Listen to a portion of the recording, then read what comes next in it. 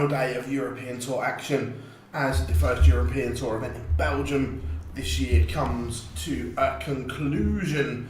How are we all this morning? Hope everyone is good.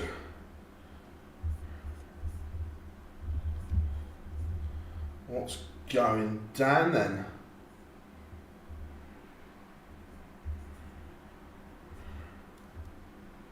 I'm just getting a few bits set up, ready to go, ready to rock and roll.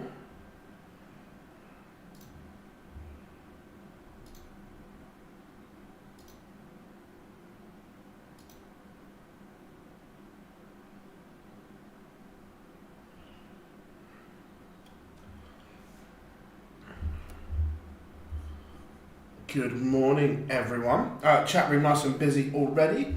Good to have you in. How we doing? Malachi, Daniel, Joe, Sandra is in. Bruce, how we doing? Dan, good afternoon. How are we all?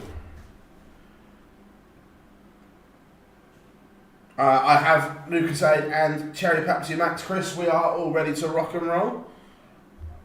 It is all good. Let's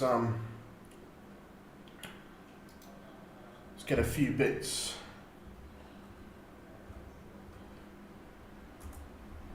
ready. I haven't seen much of the any of the women's series this morning. Kate Shelton is currently 3-2 up on Cassidy Winnekainen. Pineapple will be back for the Pro Tour, mate. Don't worry about that.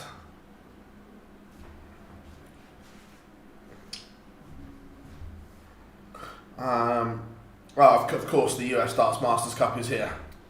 I heard Evan Van's cooking for a roast dinner. To be fair, I spoke to someone yesterday actually, but no roast dinner.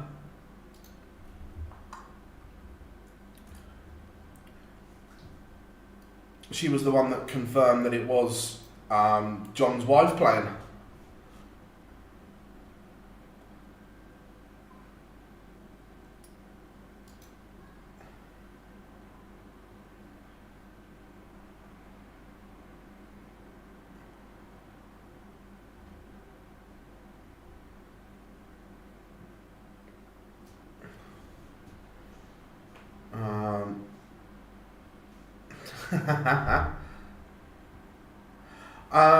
The shirt next to Dimmy's is Glenn Durrant's match shirt from one of his World Seniors. It's the one in York where he lost to Jim McEwen.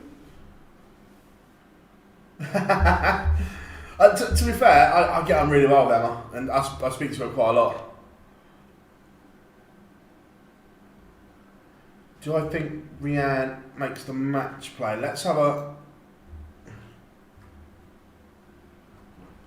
It would be a shame if she didn't. Let's see what the...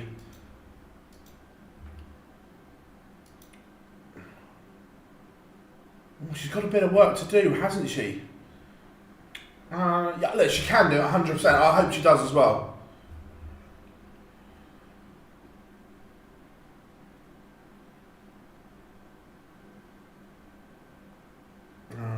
Going for a go. Look, Gezi was incredible yesterday, wasn't he? Absolutely stunning performance from the Iceman, Gerwin Price.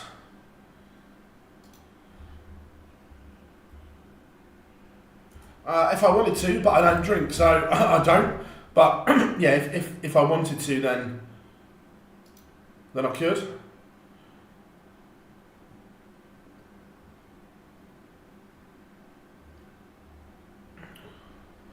Yeah, Chris, Lorraine's one that she picks and chooses, doesn't she? Though that she doesn't kind of commit to one tour or the other.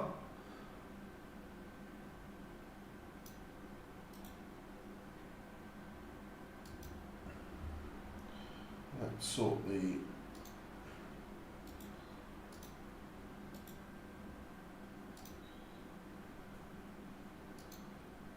fixtures out now on the screen as Mike De Decker walks on. Malachi just started as obviously where we work late and so on, and I'm always driving, it was kind of like I just didn't have time and didn't want to. And then it got to a year, and I was like, I just feel better for it. And it'll be 3 years at the end of May. Like no particular reason other than I just couldn't be bothered.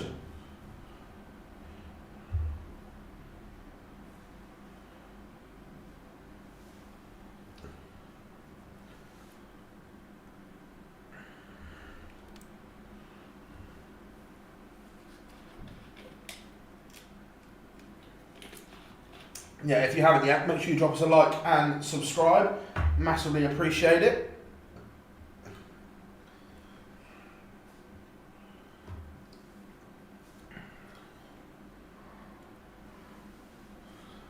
But we've got a busy day ahead. It is cup collection day.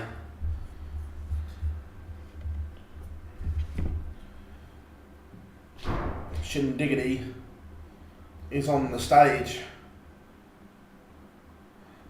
Yeah, that'd be good if we get to 42k by the end of the month. I'd be buzzing with that.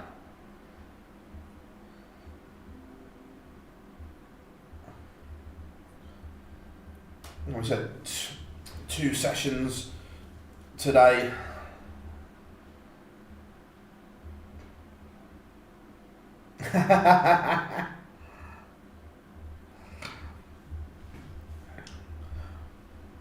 Picked up a lot of new subscribers over the last couple of days, which is really nice. Welcome to you one and all, and of course our ever faithfuls that have been here from day one. We've got this.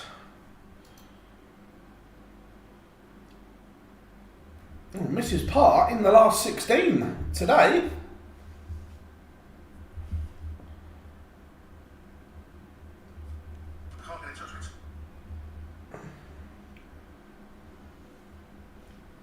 Cheers, Chris. How are we doing? Excuse me. How are we doing, Dave? Good to have you in, buddy. I haven't warmed up the old vocal cords yet.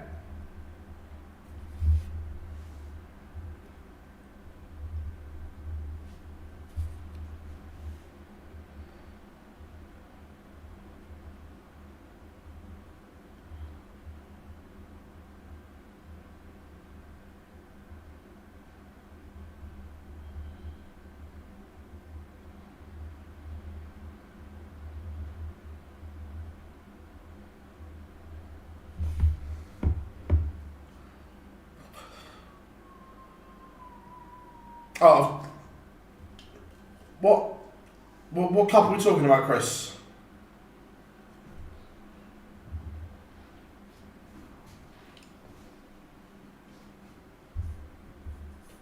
Remember, everyone smashed it yesterday. 2 sessions today. Cup collection session this evening.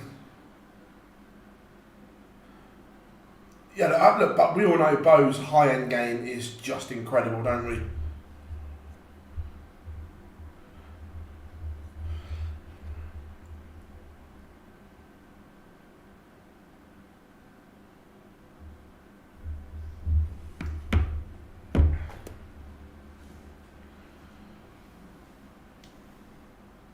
De Decker played brilliantly to beat Luke Humphries yesterday. Can he back it up again today?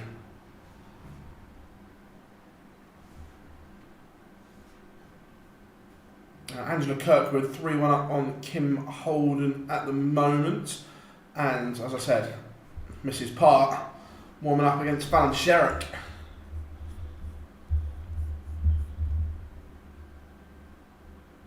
This would be a bit of a steal for Shindy.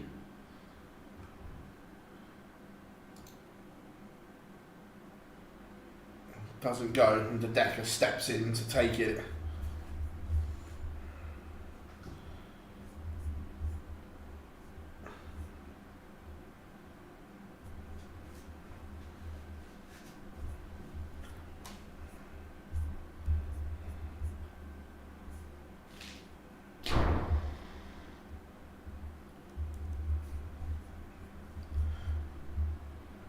De Decker going through the gears a little bit here. He's got the Schindler throw under early pressure.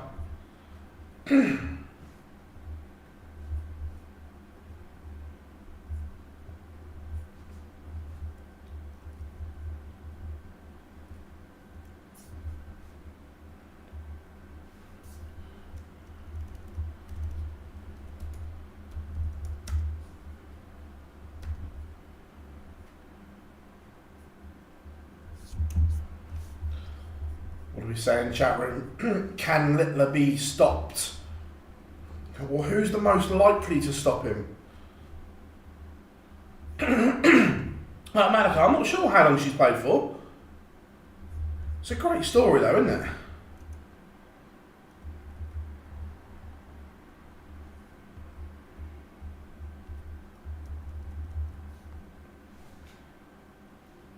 But the Decker looking poised to break the Schindler throw here.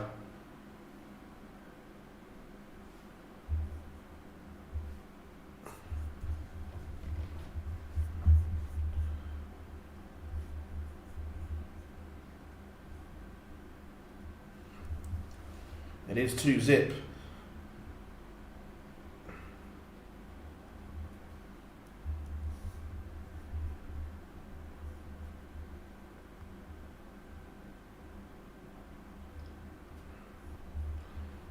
The Decker certainly growing into this tournament where he was pretty poor, to be fair, in his opening round game, but then he was sublime to beat Luke Humphries, and he's backing it up here as well. The numbers are good. I can't remember who it was yesterday, but someone asked about the CDC dates, and we can now tell you cross-border is the 11th and 12th of May, and the Continental Cup is the 17th and 18th of October. And then they have 6 weekend tour events as well. May, June, July, August, 2 in August and September for the CDC. Great news for darts in North America. Peter, Anthony and all the boys doing an incredible job.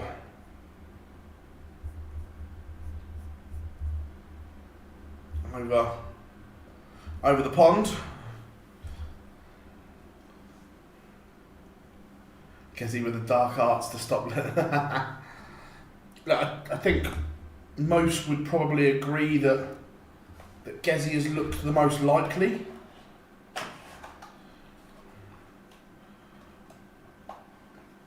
How are we doing, Darryl? Good to have you in, buddy.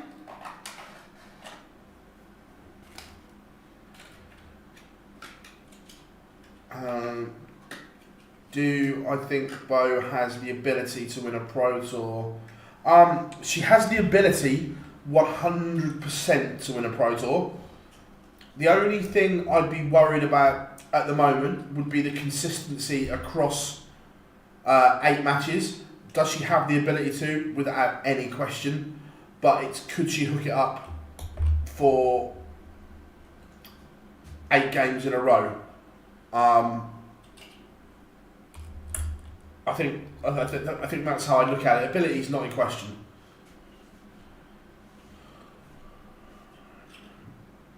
Tom, who do I think will win today? Look, saying Littler is boring.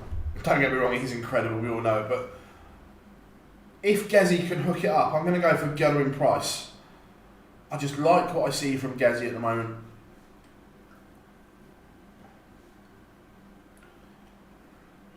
Schindler, importantly, held there. So I'm not sure that Schindler is 100% comfortable with his new equipment yet.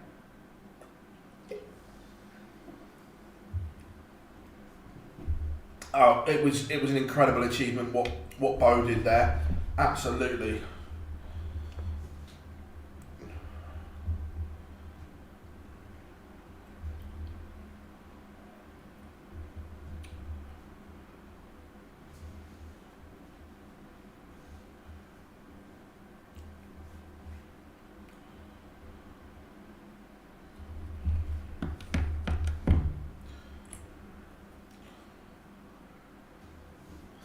And all of a sudden Martin Schindler has pinged a 1-2-6 and he has broken back and we are level once again.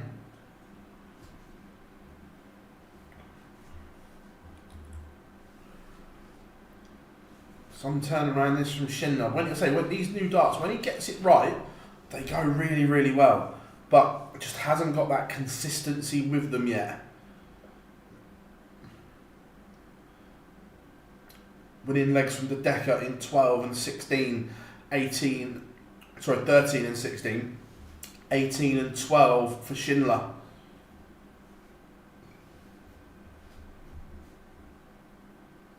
Oh, that's a great question, Joe. Prime Anderson and MVG versus Luke and Luke. Who wins? Prime Anderson and MVG in a last leg decider.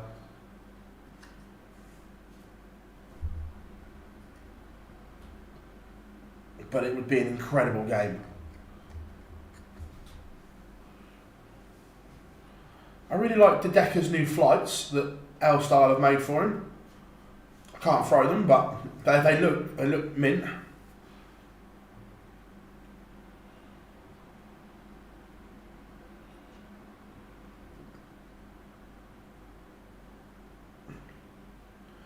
I don't think Boris can maintain it over. Look, he was superb yesterday, but I get the feeling he's going to throw in a low 90s average at some point.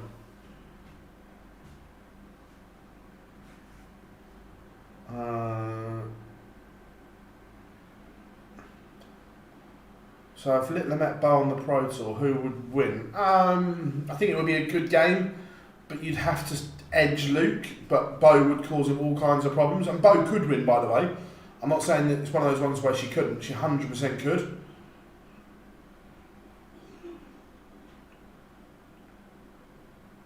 Schindler has then fluffed his lines after getting level.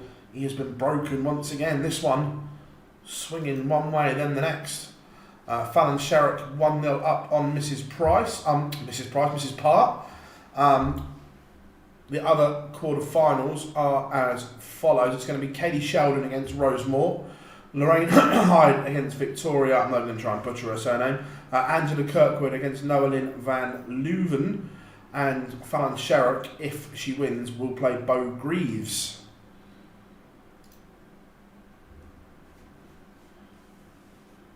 How long before? When you say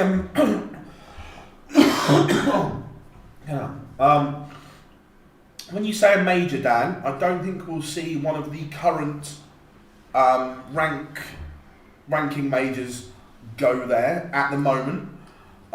Could I see a World Series event there soon? I think maybe 2026 or 2027 potentially. We could see a World Series event in Saudi. Florian's a weird one because he has so much ability, but a little inconsistent. Look, I think he could be a top 32 player 100%.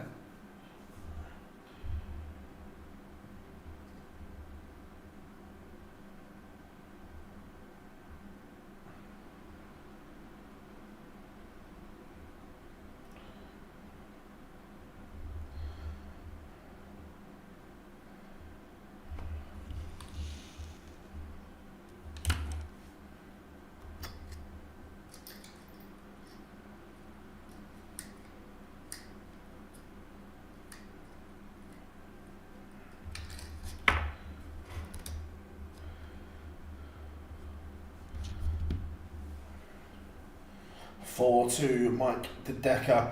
This game has gone in two-leg bursts. 2-0 De Decker, 2-2, and then 4-2.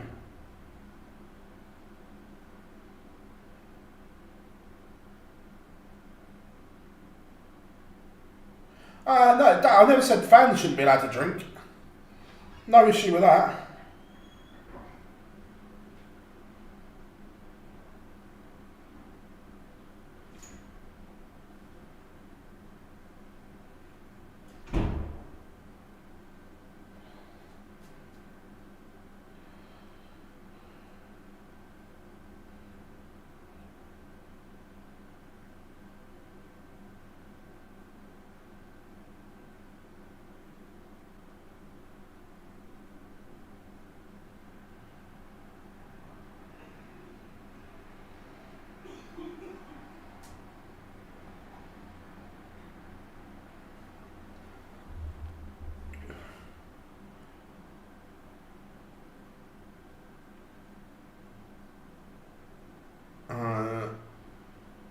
yeah, not just Foster's Malachi, you got Fireball as well. Fireball.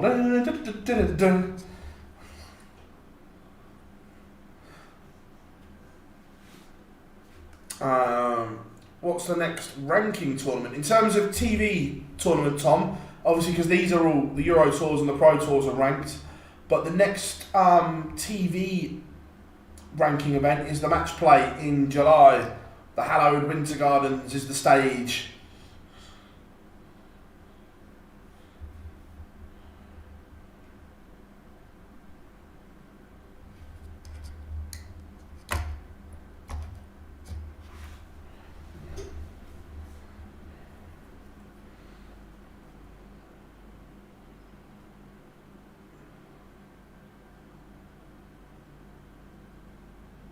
But nothing wrong with that, Bruce.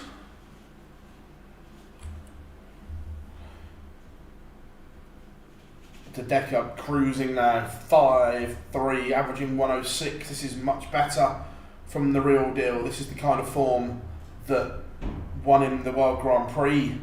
Schindler also averaging 10, just dropped now to 100, but in complete control. How are we doing, Antoine? I hope you are good. No, Daniel, you couldn't do 64 in a week. That they won't change the match play.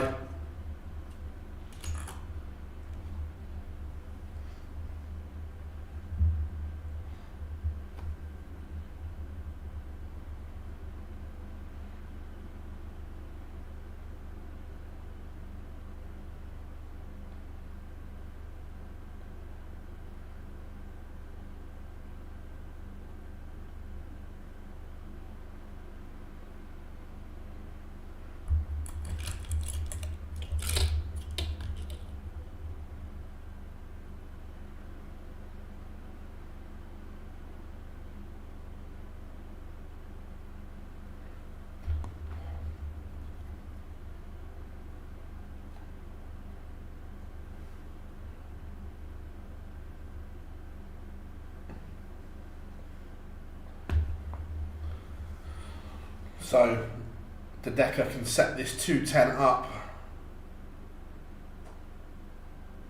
Yeah, I just said I WhatsApp through, that was all.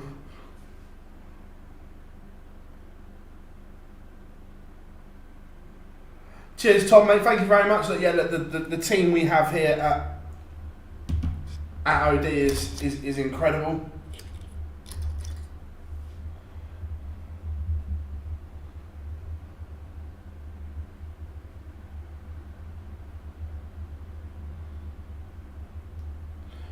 But the Decker has missed a match dart.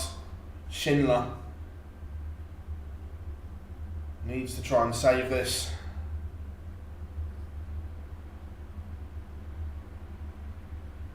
Double, or whichever one he missed.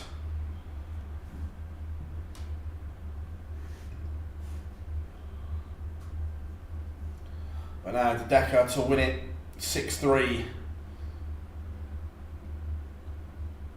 Last start in hand, Mike de Decker.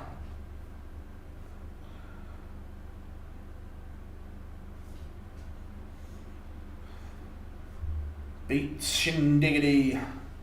The Belgian crowd go wild. Their home hero is still flying in this tournament. He started slow, but now the real deal is going through the gears. Schindler is out. Fallon made light work of Mrs. Part. Sets up a dance date with Bo Greaves next. Coming up next on the European Tour, it is Damon Heta against the Iceman, Gurney Price. What are we saying, chat room? Afternoon, Max. Yeah, look, an afternoon of a Sunday of darts. What more could you want? Should we do what we did yesterday? Should we have a little shuffle in between? I think it's like there. No, that's probably more.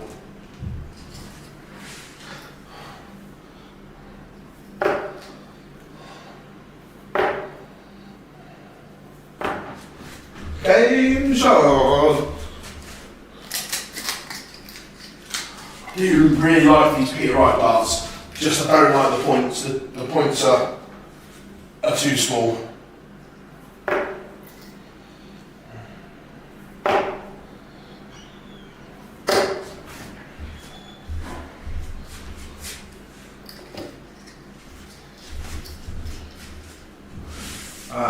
Price, Adriano Southern, but not that I'm aware of.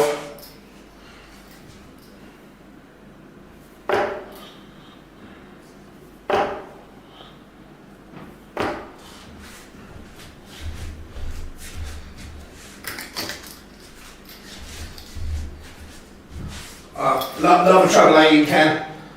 Gets you out of jail so much.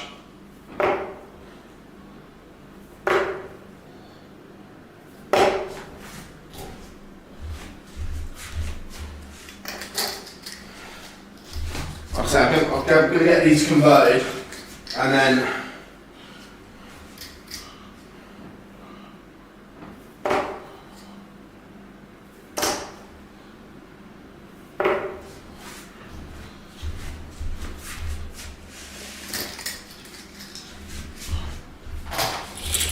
I've just put some Fusion number 6 shape in these as well, but I think I might be a little bit short.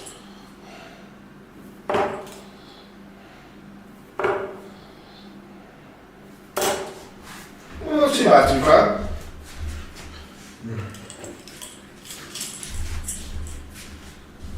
The big fish.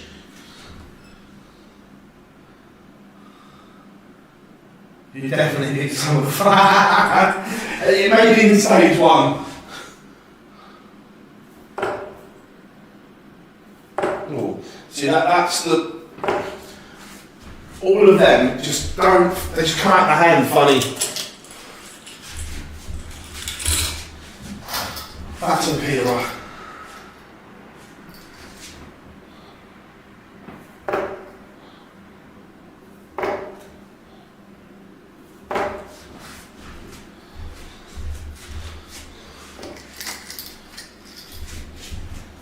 I need to stop the autofocus on that, I've just realised. What were you saying, chat room?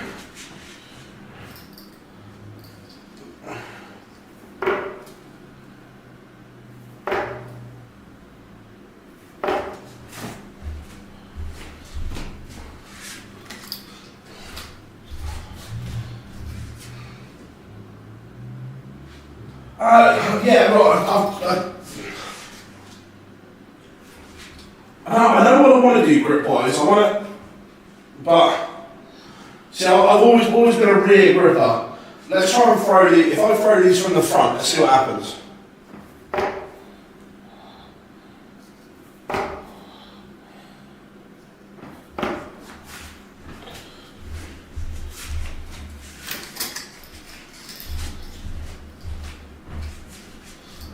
Waiting for prize.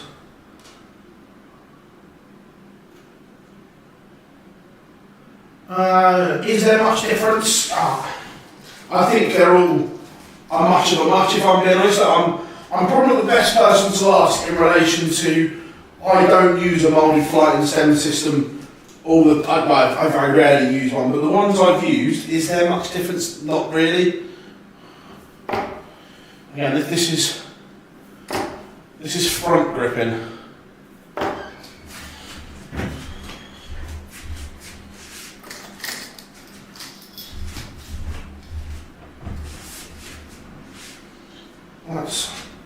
This is just 2 fingers.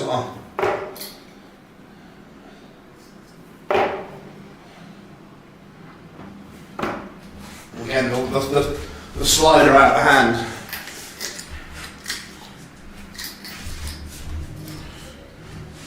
How are we doing, salesman?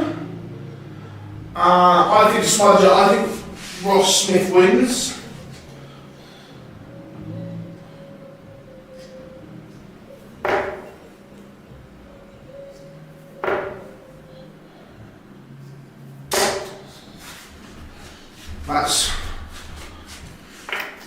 I didn't feel too bad holding it right at the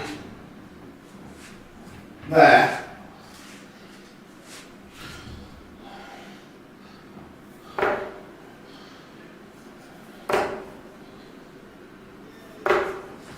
Right, we've got about 10 seconds till we get pictures back.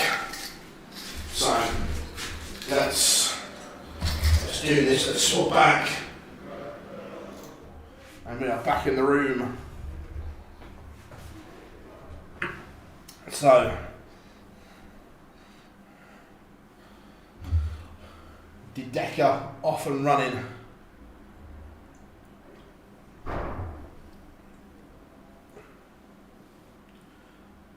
No, mate. No, I've never hit a 9. When I was half decent, the best I ever did was an 11.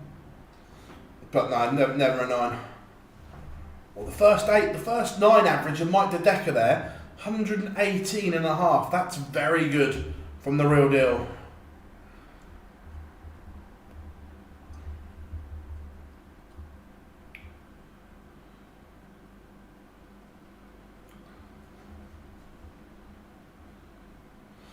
Connor Scott has signed with Red Dragon. Very, very good signing that for me. I think Mission's loss is Red Dragon's gain, 100%.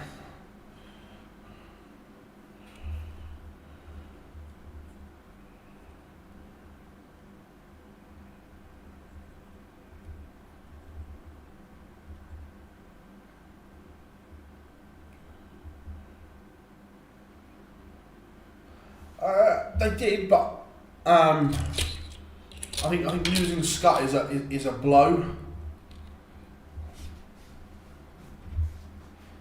The actual deal to sign the Decker was done before he won the World Grand Prix. Gathering Price about to walk on. That's I think most deals when the dart players leave are done well in advance, like literally a long way in advance. Bo and Fallon on the stream. No surprise they held that one.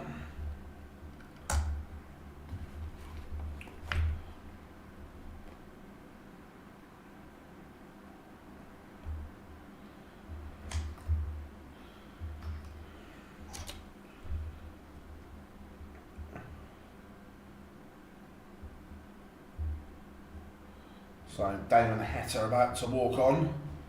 Price loving it up there. The fans loving Price in Belgium as well.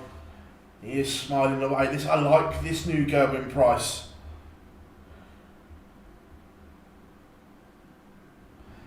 Yeah, look, there's been signs that. Oh, is that?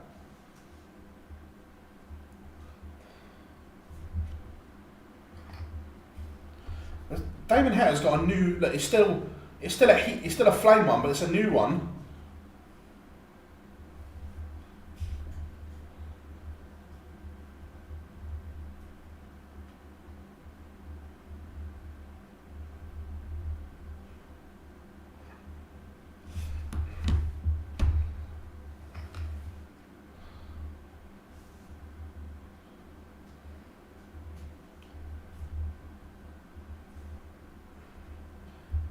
Heta is on the stage.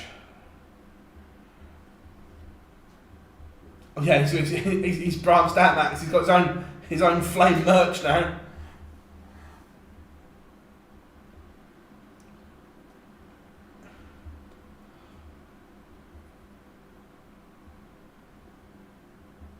Yeah, 100% Dan. Look, it's great to see, isn't it?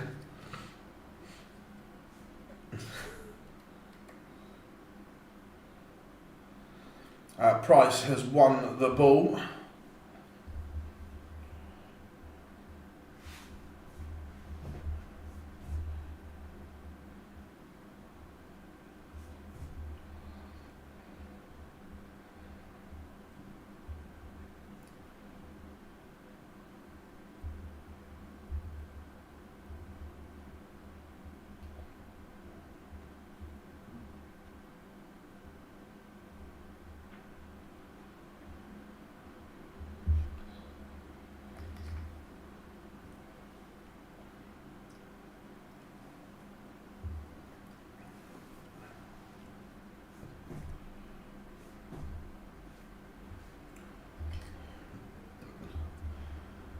Yeah, Max, I agree. I don't think they get on his back anymore, which is obviously amazing for him. No worries, Harry. You've only missed one game, mate. Mike the Decker beating Martin Schindler 6-3. Very good performance from the real deal.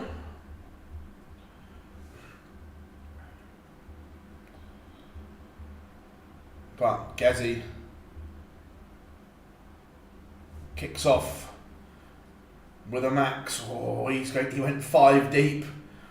Gerwin Price looks in the mood here today, and he could be the one that stops Littler.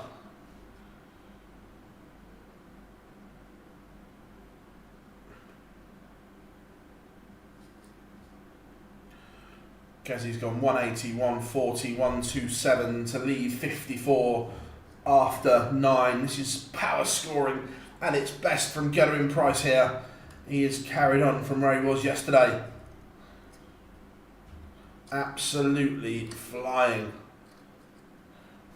And look, that bit there is the key for me. Gerwin Price hitting tops at the first time of asking.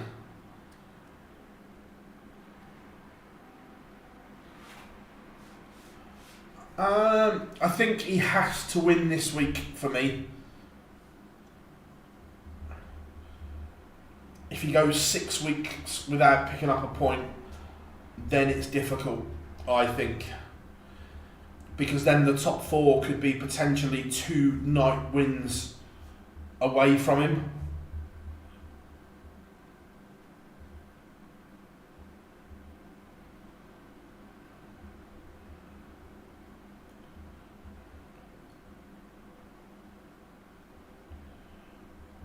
It's another maximum for Gerwin Price. I agree, Harry, they haven't been the most consistent, but the problem is he's still got to find 10 points on them. Fallon and Bow level at 1-1. Fallon missed a couple of darts to break Bow there, but a good game so far. No, Ron, of the Euro Tour is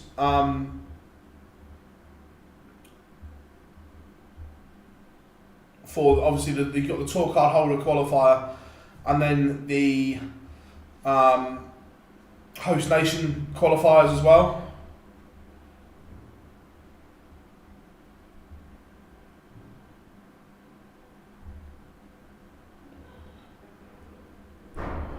Two-0 to the Iceman. He's 100% on the outer ring.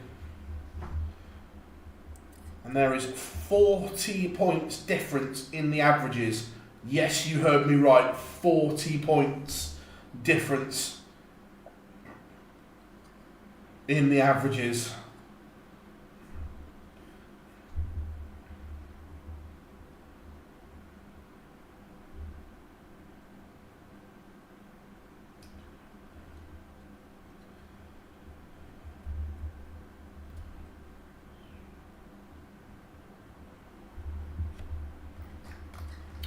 Yeah, Ron, I don't disagree. I just think I don't agree with the changes to the European Tour over the last couple of years. The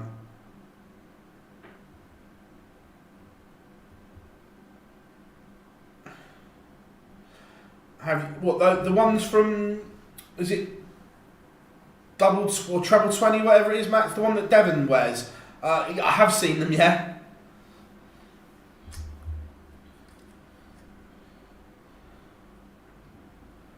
No, the Iceman is in the zone.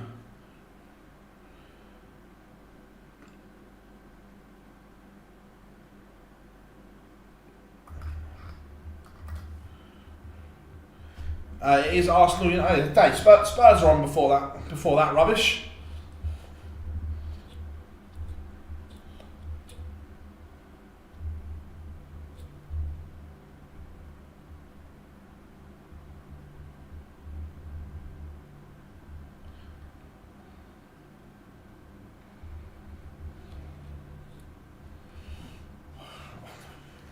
never trust Spurs to win a game.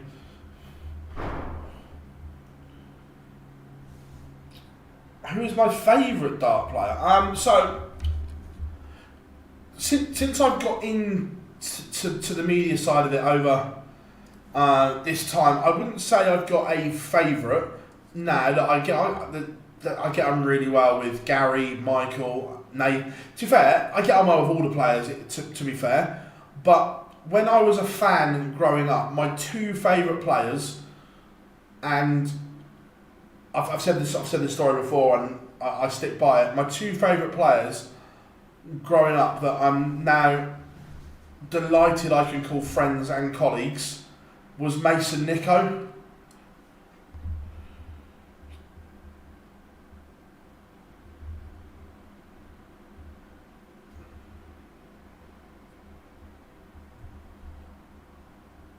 If Gerwyn Price carries on in this form, he will win TV titles, no question whatsoever.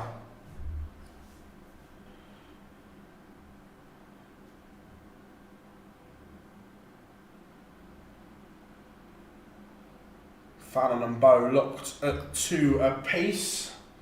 First to 5.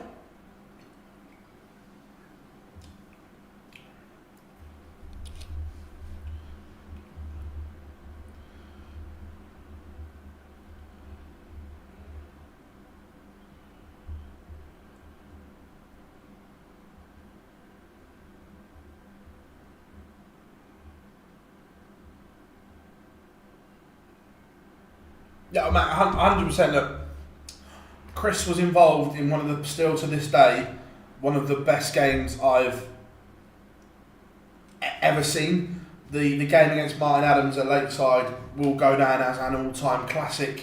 No matter what code it is, it was just sensational.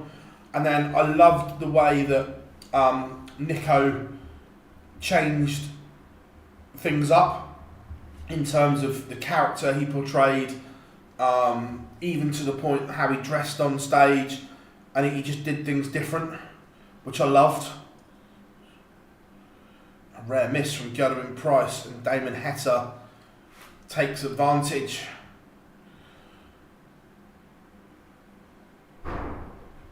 I think look, this time of year, although they want to win all the time and so on, that it all builds up to the back end of the year, doesn't it? From the match play onwards is where you need and want to hit form.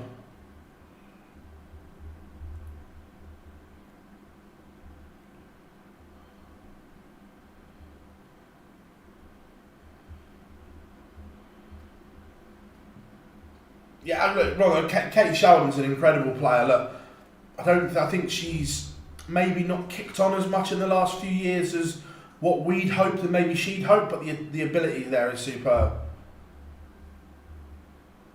Yeah, look, Wayne was superb to watch, Cheryl, as well. But yeah, I just loved what Nico did with that whole character, that whole persona that he created. I thought it was superb.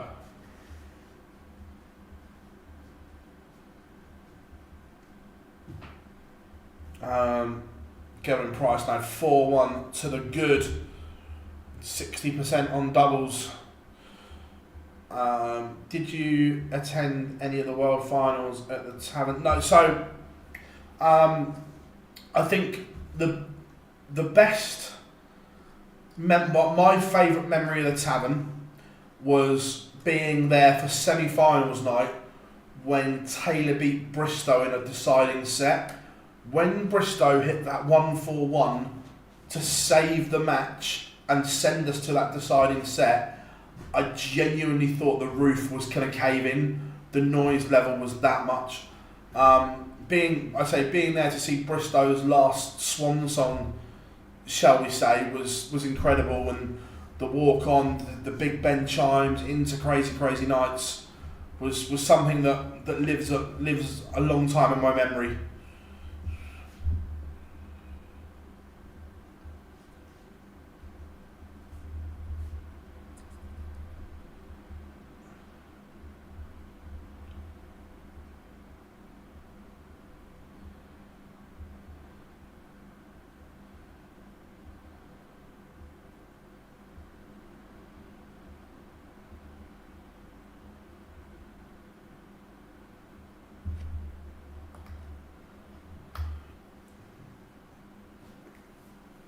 Gurney Price is battering Damon Heta into submission here.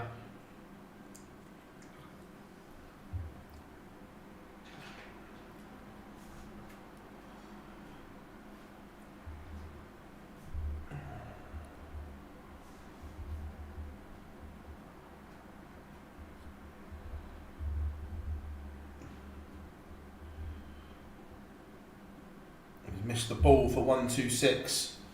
But all of a sudden, this 108 probably has to go for Heta.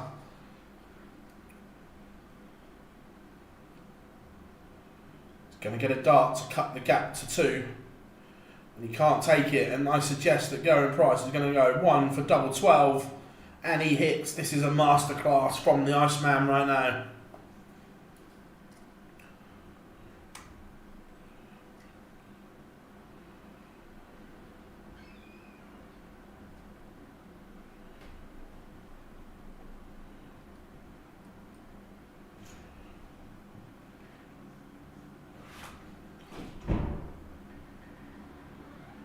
He is flying. Gurney Price is a huge danger here right now. When he's in this mood, he is so good.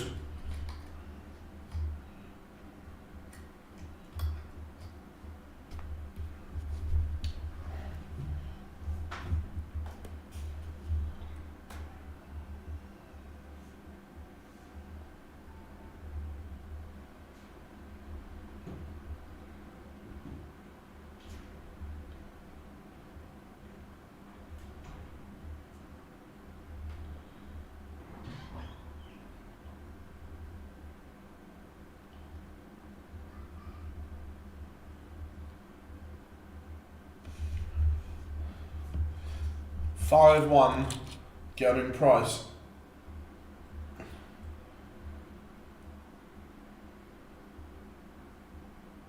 Is 60 points away from victory, and he will return to get a go at it. Nothing Damon Heta can do here apart from hit trebles and hope. He's relying on Price missing tops, which in this game so far, the old double 1, double 19 route.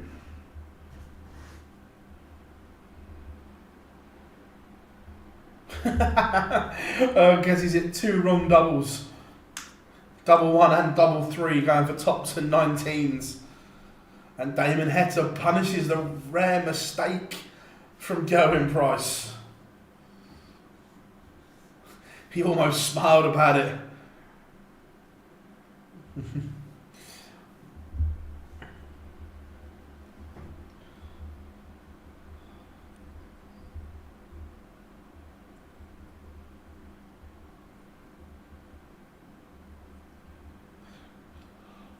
So, back to 501 points away, the Iceman. You would think that won't be the only match darts he gets playing the way he is.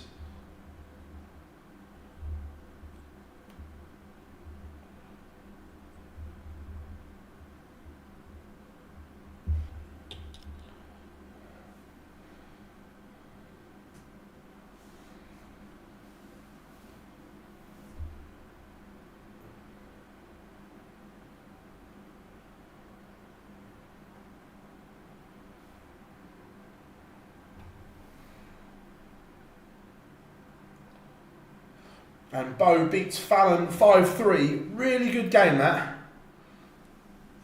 Both of them playing some lovely darts there.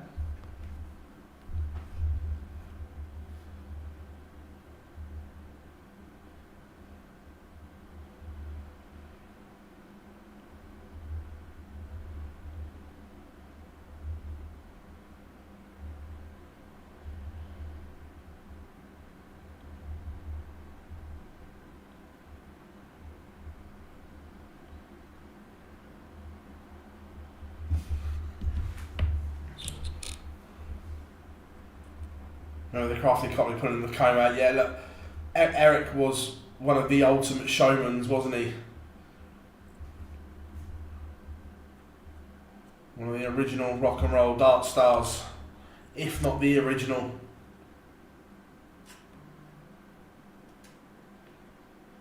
But Heta looking at double 16. misses, price to step in.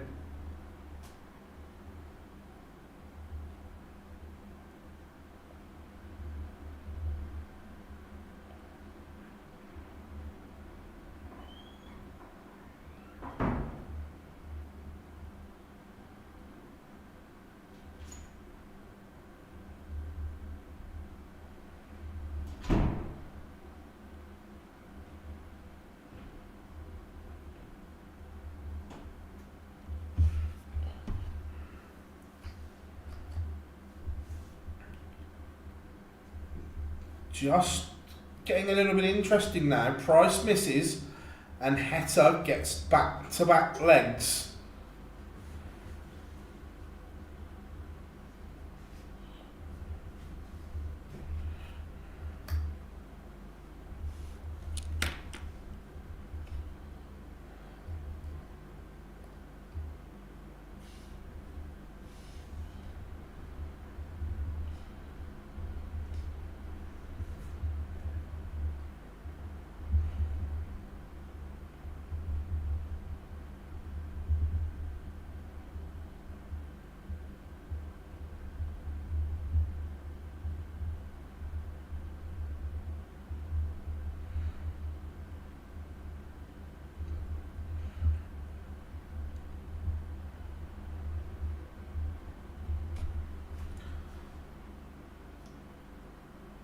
Heta leaves the fish.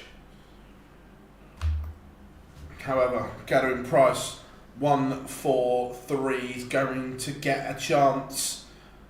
Treble 17 leaves double 16 to win it in style. That going price is magical. The 143 finished to win it 6-3. In total, it was a game that he bossed from start to finish. Let's see, I'm sure we're going to get a roar here. I'm sure of it.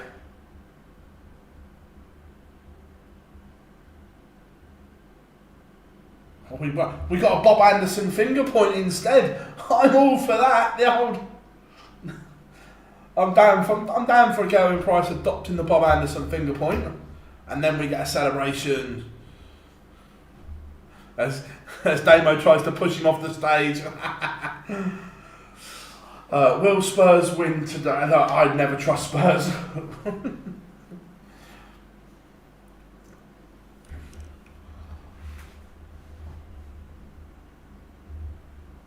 That was good from the Iceman. Gathering price freezes the heat. Coming next, Ross Smith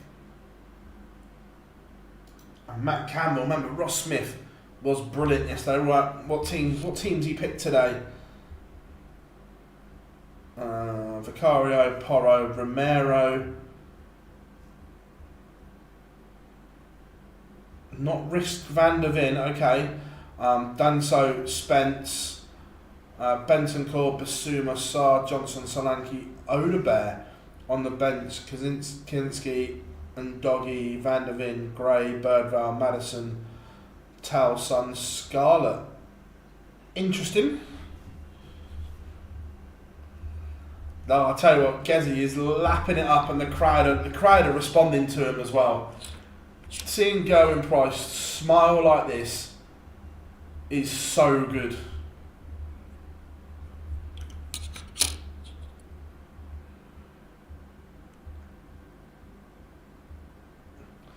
Did you know that victory for Bo means it's her 44th women's series? Nice, good stat. Love that. Ross Smith has won the ball against Matt Campbell.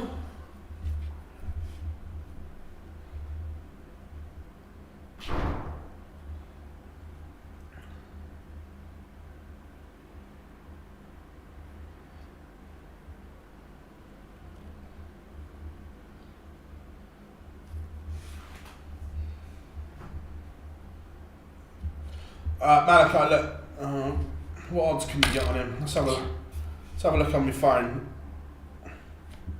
Let's have a look on odds checker, because it'll give you the best darts. Premier League.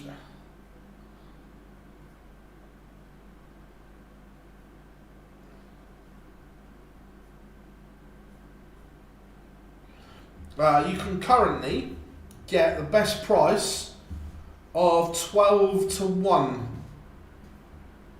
on going price.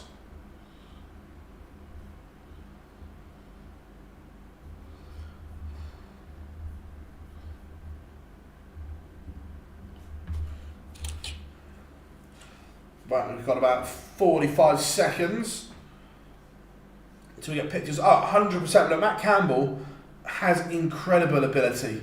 I'm a big fan of Matt Campbell, but I think that Smudgy will have a little bit too much here.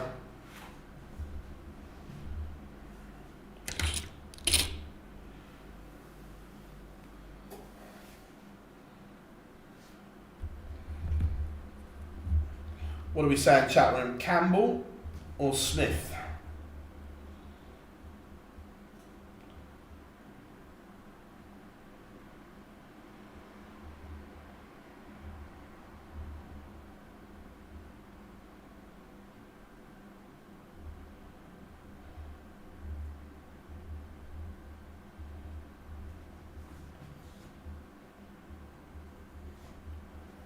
Smith 6'3".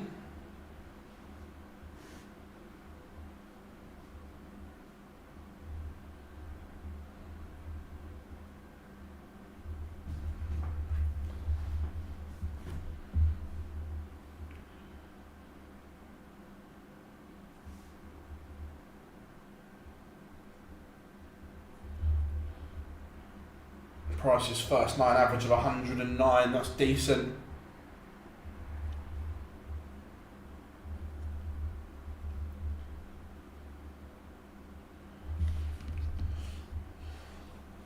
Some top quality tungsten tussles coming up. Last game of the session with Johnny Clayton against Duijvenbode. Big opportunity for both of them. The winner to play James Wade. Look, all for me, that's a chance there for that real bottom quarter.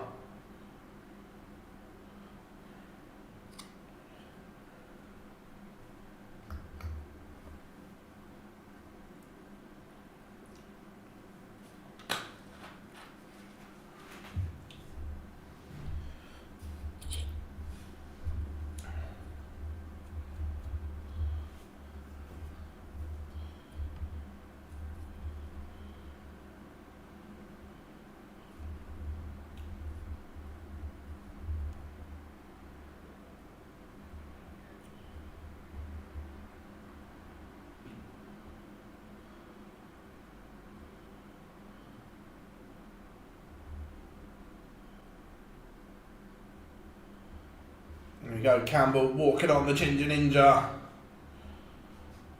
Love that, Kevin, love that.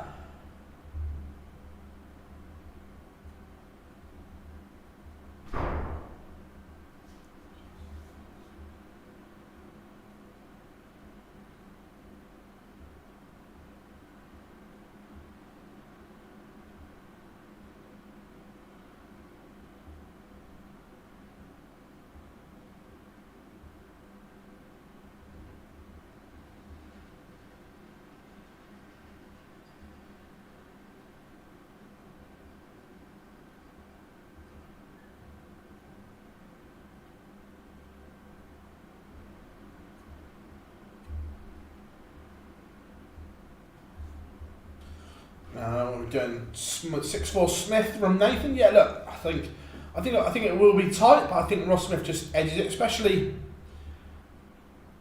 if he plays like he did yesterday. Then Matt Campbell could be up against it.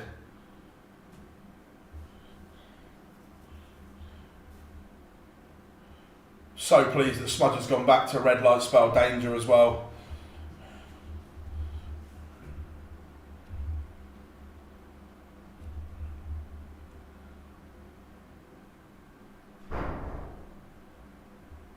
Yeah, 100%. Look, Gezi gets it.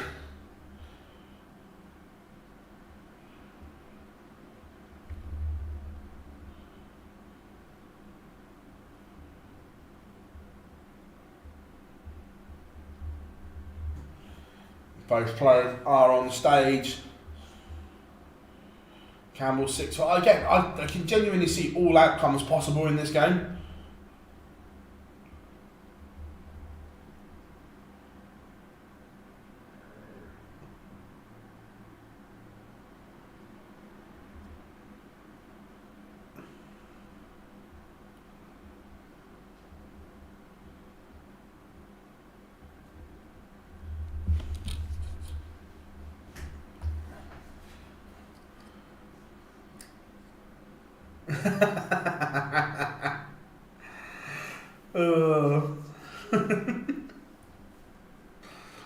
The problem is, Gezi does this in a nice little subtle way. Chizzy just like goes on clip art and goes across the bottom of his shirt.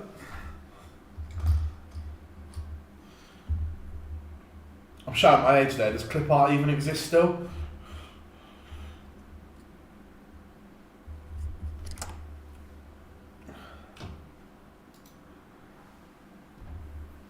Semi-finals in the Women's Series. It is Angela Kirkwood that will take on Bo Greaves. Lorraine Hyde takes on Katie Sheldon. And let's just refresh that. Big opportunity for... Look, Katie's got work to do. But if it's a big opportunity for Lorraine to cut the gap.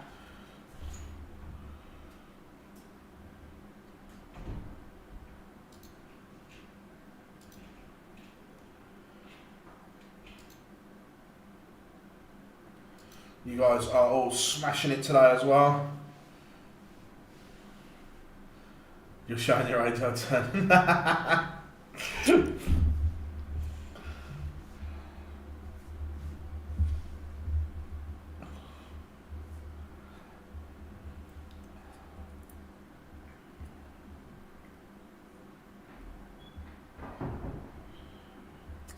Both players not settled as of yet, a little bit inconsistent until Matt Campbell finds a couple of trebles to bang in his first max of the game, and he's got the Ross Smith throw under a little bit of pressure here early on. Timing is everything from the Ginger Ninja.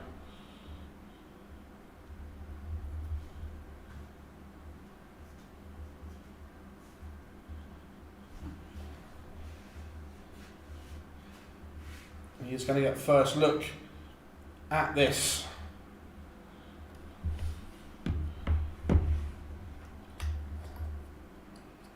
Katie Sheldon and Lorraine Hyde on the stream for the semi-finals.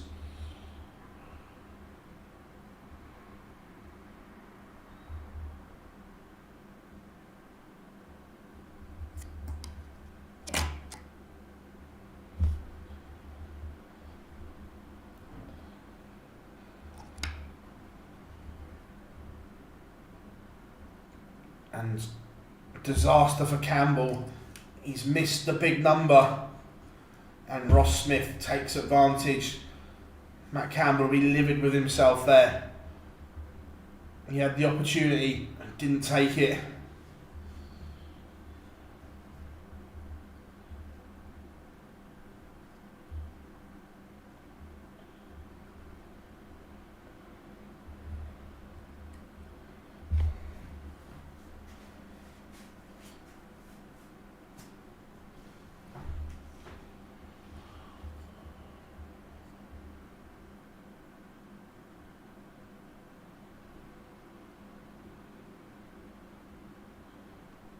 One on the floor for Campbell, but he's in control on his own darts at the moment. I know he's 1-0 up, but I actually think Matt Campbell's settled better than Ross Smith here at the moment.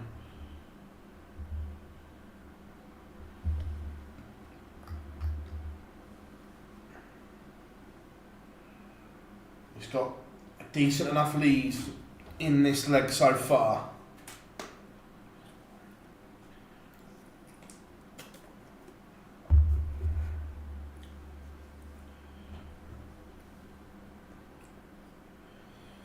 Ross Smith, not in the same vein he was yesterday. Look, to back up 112 average is difficult, but it's the drop, it's the range in the performance of some of these players at the moment. We know they've got the eye-catching stuff, but it's when they don't replicate that. Ross Smith is down at 85 at the moment now.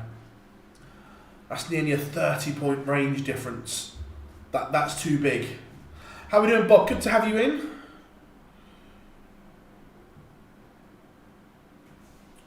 When you're in the moment and you have to, the range cannot be like that. You have to narrow that gap.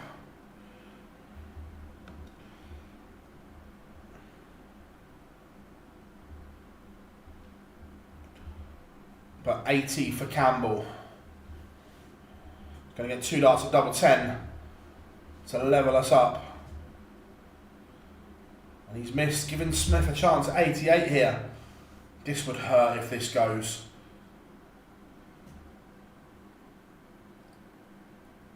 He's going to get 2 at double 14. Oh, punished to the maximum. Matt Campbell has had opportunities to win the opening 2 legs. Hasn't taken either of them, and Ross Smith leads 2-0 and now has the darts for 3-0.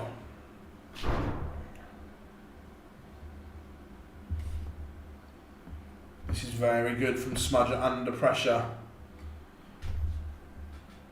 Angela Kirkwood looks like she'll get a women's match play spot. Yeah, Angela Kirkwood's playing.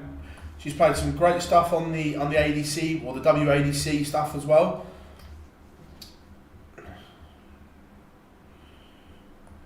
Very talented player. And again, it's organisation or it's events like the Women's Series, organisations like the ADC, the WADC that are giving ladies more opportunities to play.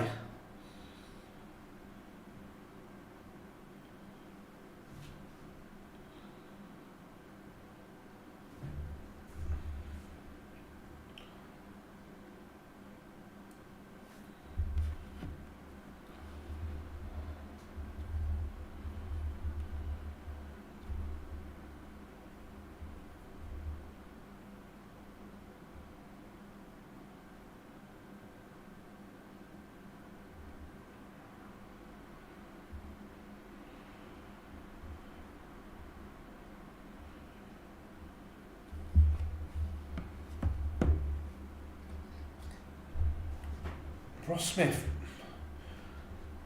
he's winning without doing anything spectacular at the moment. Doesn't leave a finish, so there's a chance here for Campbell to break straight back. Would love another treble, finds one, down to 1-2-1. Opportunities here for the Canadian.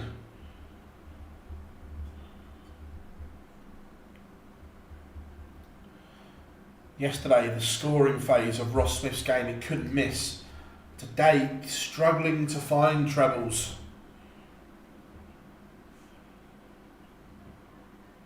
Bullseye for Campbell. Brilliant. Takes out the 1-2-1 and we are back on throw.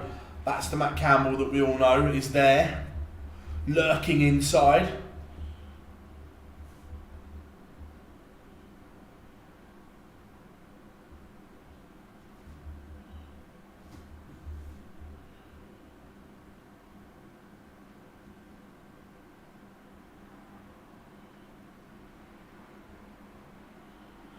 Yeah, Matt and Abby commentating the Women's Series.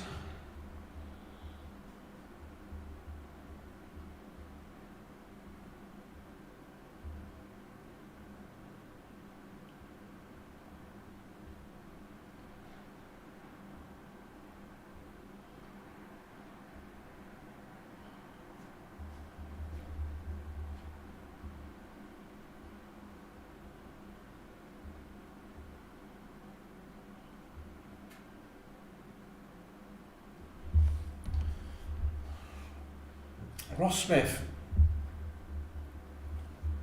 is not playing well here compared to yesterday. Matt Campbell's now upped his average to nearly 96. This is much better from the Ginger Ninja.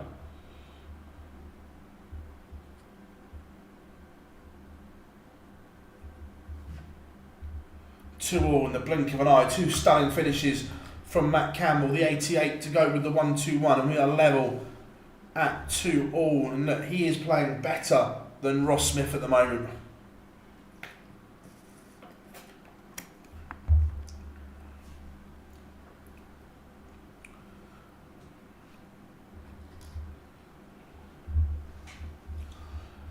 This is a fabulous show of form from Campbell.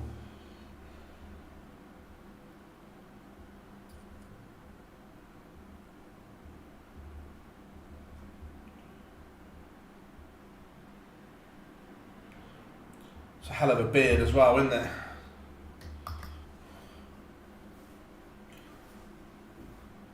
Well, 7-7, and he's got Ross Smith thinking here.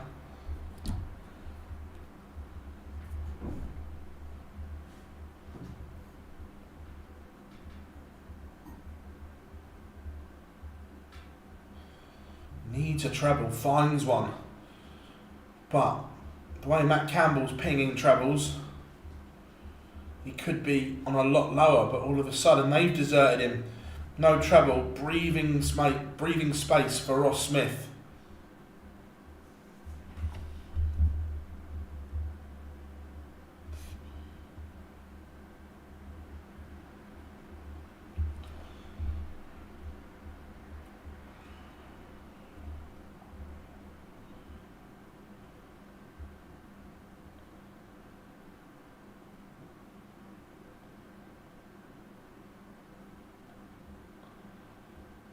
$108 Smith, 102 Campbell.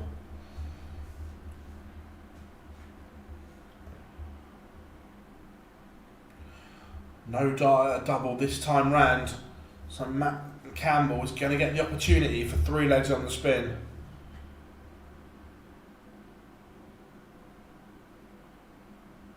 He needs a treble. Treble 14, or does he stay? Treble 18 doesn't hit. So, Ross Smith will be breathing a sigh of relief here as he goes back in front, but it's not convincing. He's keeping Matt Campbell at bay here at the moment.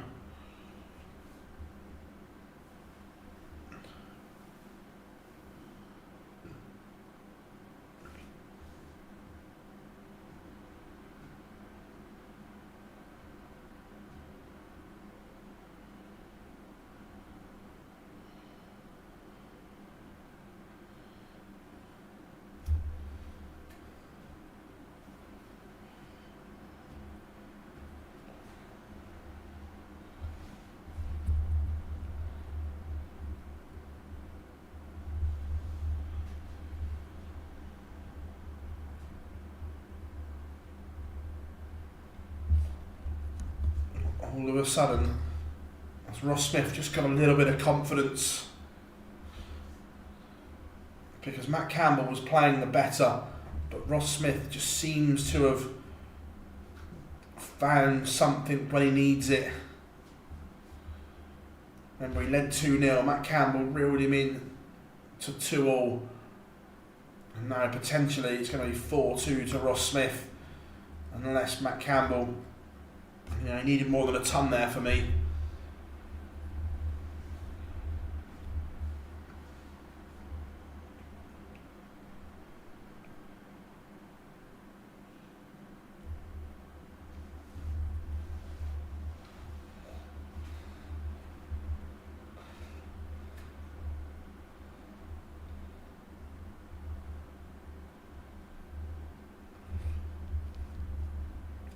Ross Smith, again,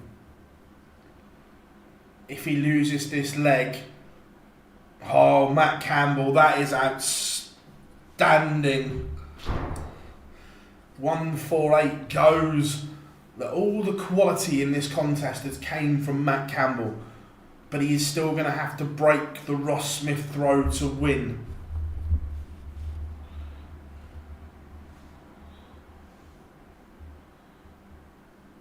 Yeah, Malachi, filth is the word.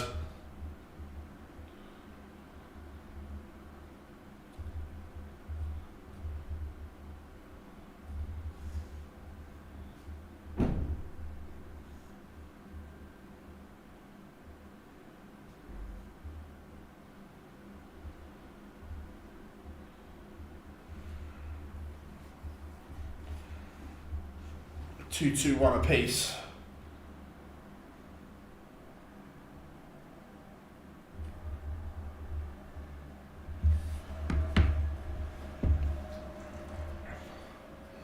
Ross Smith has come alive in the last couple of legs, but Matt Campbell's boosted his average to over a ton right now. But it's still advantage Ross Smith. How big could winning that ball backstage be? 96 for Smith to lead once more. It's not going to go. Campbell's just taken out 148. Can he add a cheeky little 125 to the equation? No, he can't. So Ross Smith coming back for tops.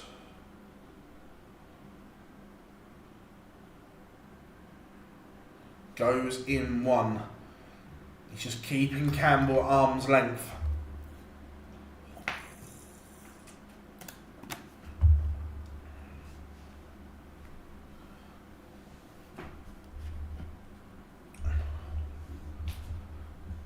Love the clip there, Matt Campbell telling his darts what to do.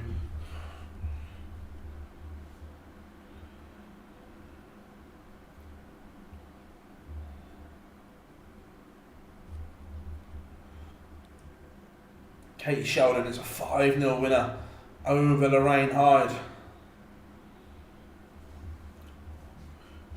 The young Irish star is into the final.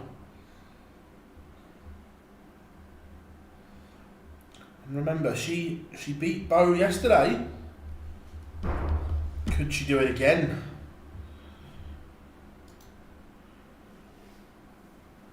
You'd have to say that Bo's going to have to drop her level significantly, but you never know.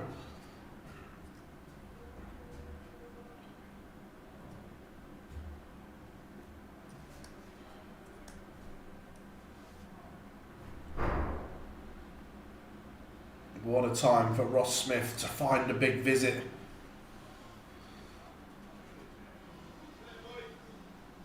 He leaves 1-2-1, Campbell on 1-6-7. This is a big ask.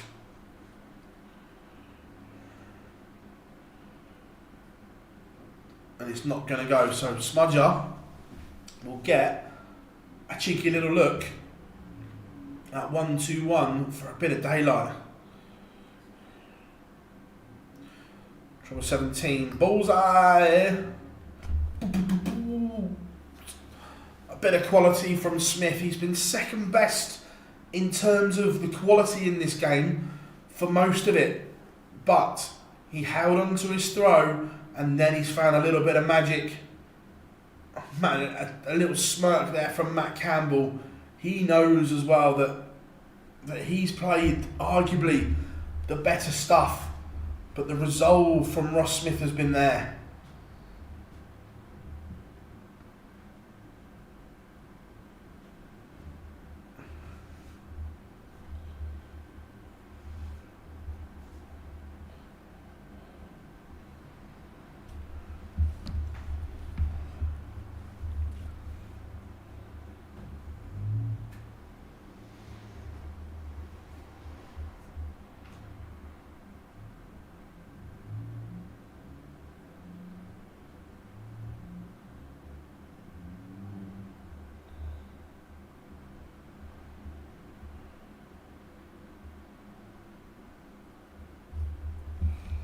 Looks as if that's all she wrote. And look, if this scoreline says Ross Smith 6, Matt Campbell 3, that does not tell the story of this game.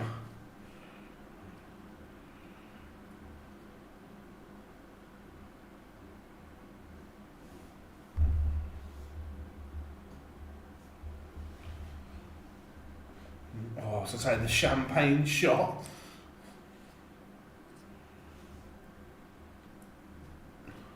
Yeah, 83% for Ross Smith at the moment.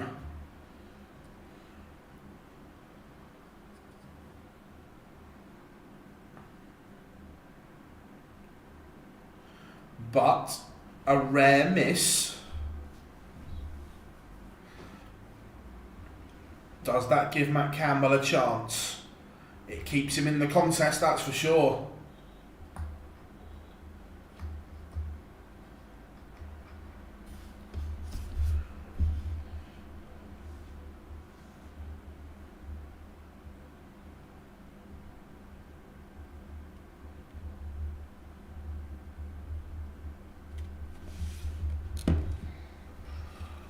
Been the first real mistake from Ross Smith on the outer ring, and Campbell keeps his hopes alive, but a 180 from Smudger.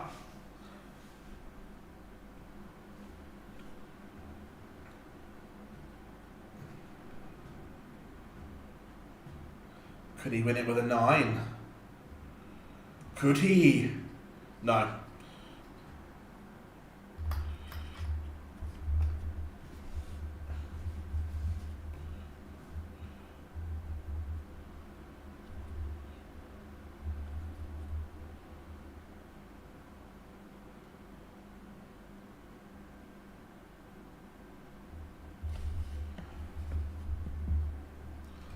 So Ross Smith is going to get another match-winning opportunity.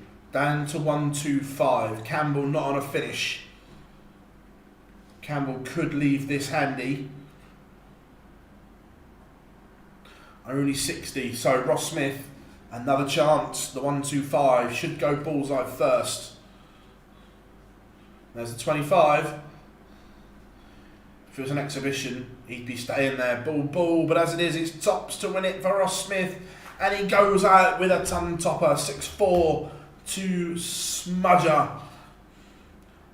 And look, he upped his levels considerably the back end of that game. He averages 99 in the end.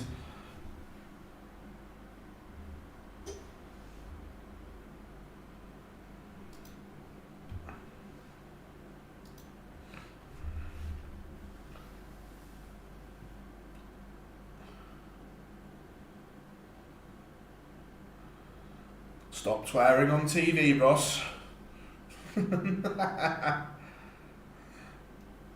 Good display all round from both players, to be fair. It was a decent game.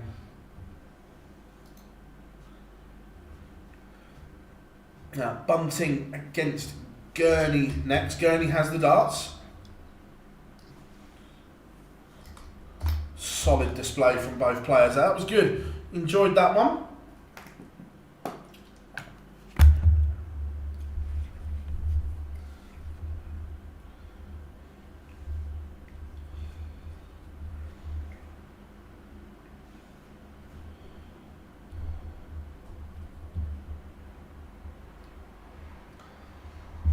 Six-five Bunting.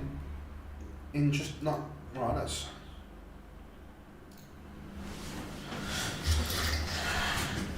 let's have another little chuck. I like the old chat and chuck bit.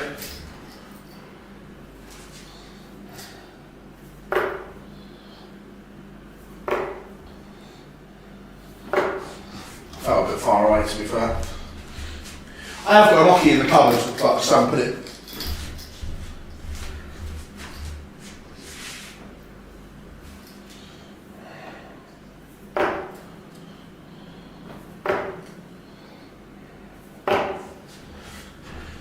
Time for a Sweet Caroline.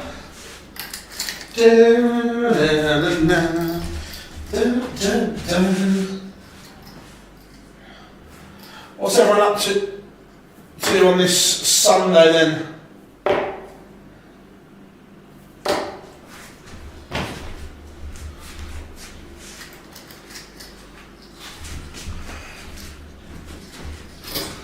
What else have we got in the rack?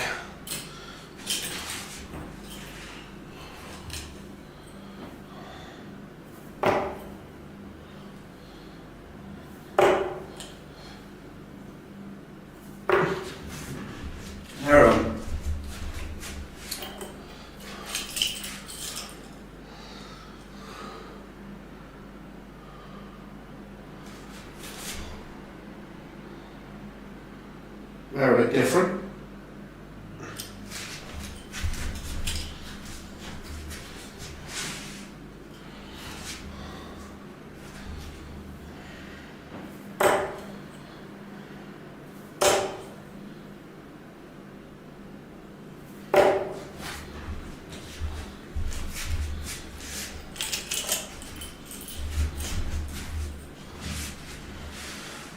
watching eye, unfortunately. We are so. To be fair, I'm going to have the football on in here. Depending on what time the session finishes, obviously we've got the session this evening as well, so.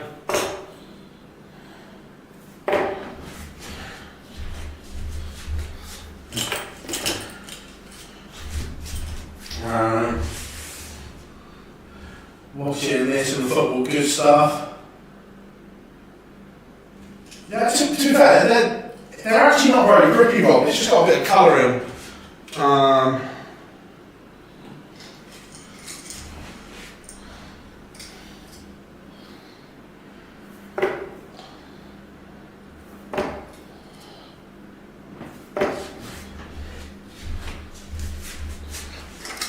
Again, these are not grippy either.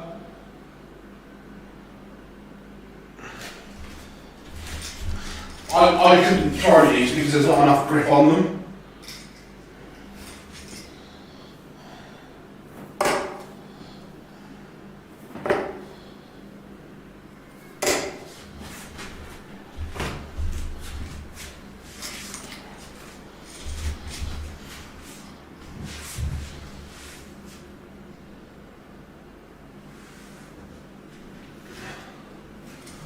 How tall am I? 5'9", 5'10".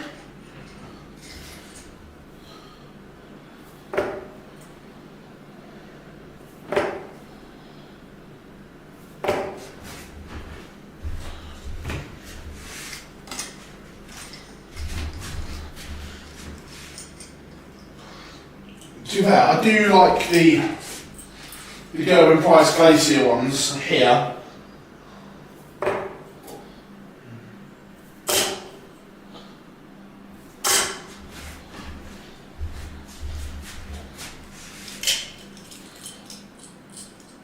They're nice.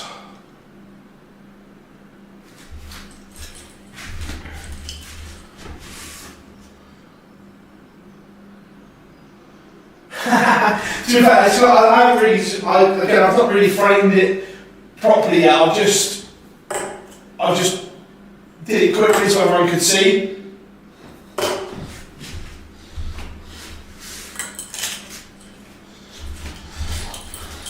I just need to frame it properly.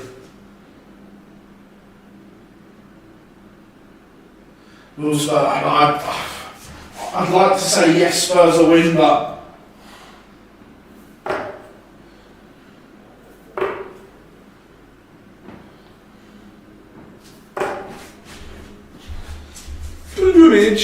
right.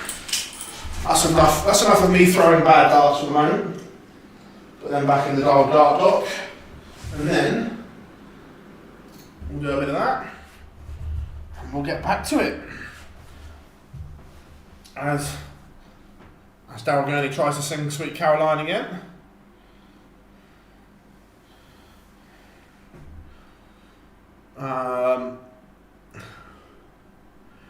What's your favourite finish? My favourite to watch and have a go at. I love the 1-3-2, the champagne shot.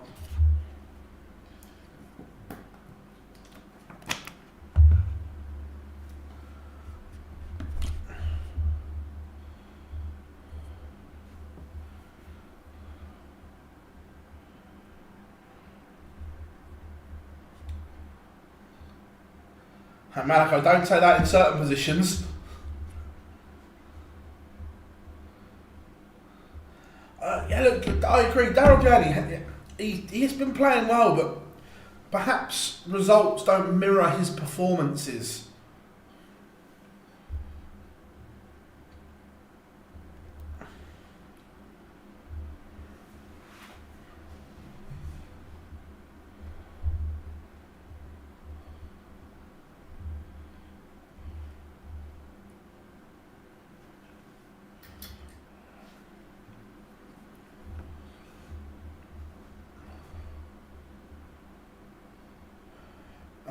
What old school wrestling theme tunes would you give to some players? Oh, good question, Joe. So, if you are, I think that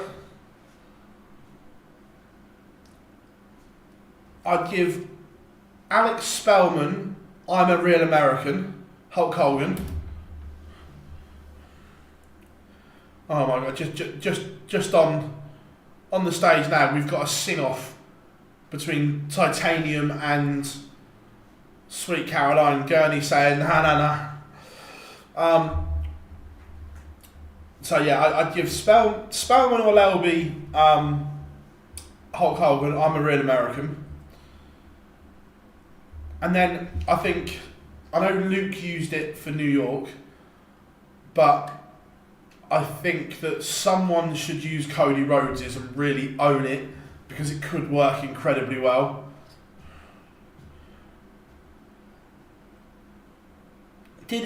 Speaking of walk-ons and so on, did anyone watch the boxing on Friday night from the Royal Albert Hall? If so, that walk-on bit, the whole video wall in that semicircular arch, how cool did that look? And could you imagine darts doing the same, where you have the player, like the lights go down, the walk-on hits, and that video wall all lights up, and the player walks out.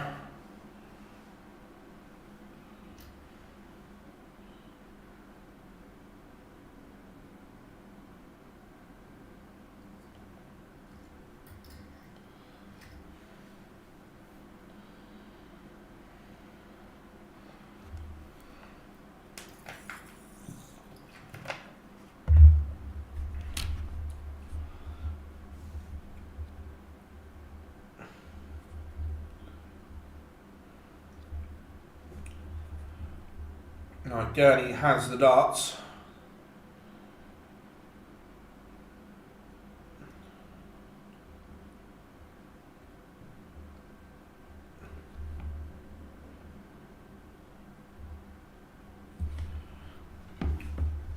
Right, game on. We are ready to rock and roll.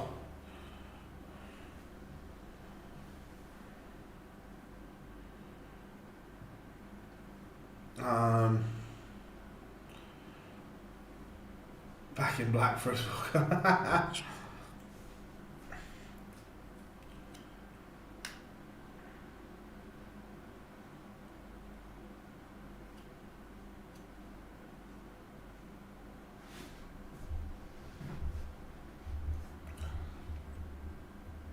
Promising start from Gurney, but that slip has just opened the door for Bunting here.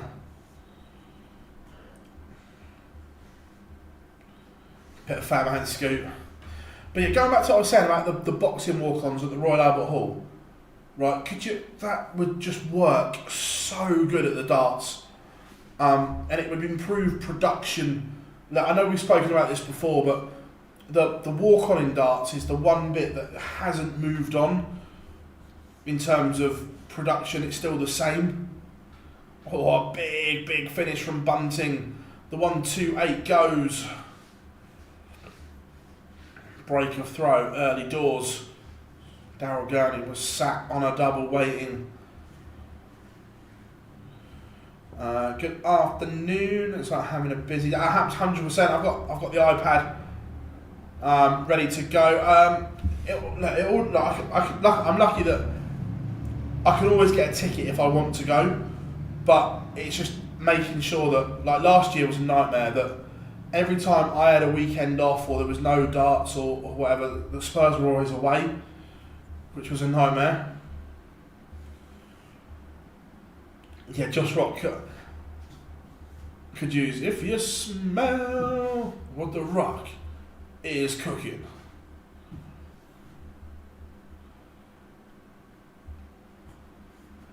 I know we're only in leg 2, but these averages are astronomical.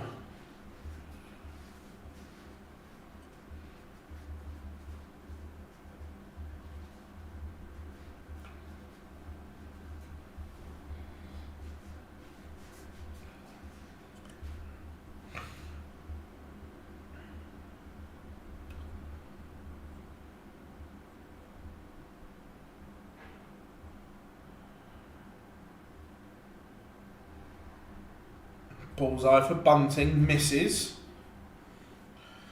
But 161's a tough ask for Daryl Gurney. It's not going to go. So Bunting will return to tidy off this 25.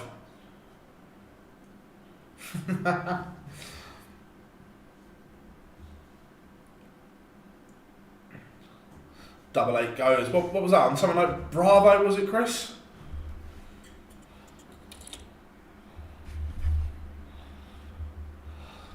Daryl Gurney, 2-0 down. Done very little wrong, but it's still up against it.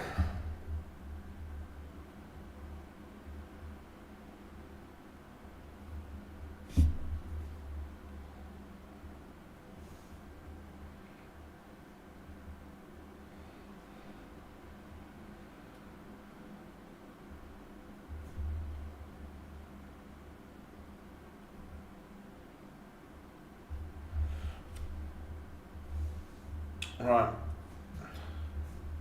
Oh, hello. Hello, Stephen. Hello, Stephen. Oh my, it's on. It's on, everyone. Calm down. Calm down. He's gone back to back. He's just on a 9. I'm just saying he's on a 9. Ah.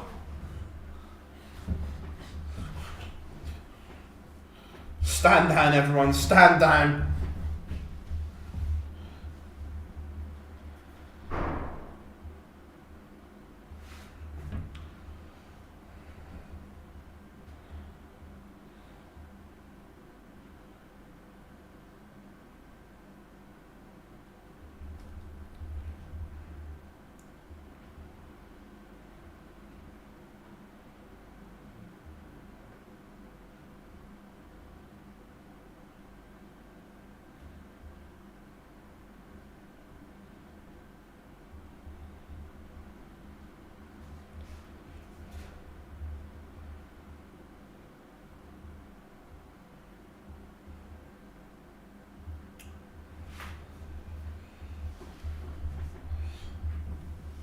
So, it's 3-0 and it's harsh on Daryl Gurney.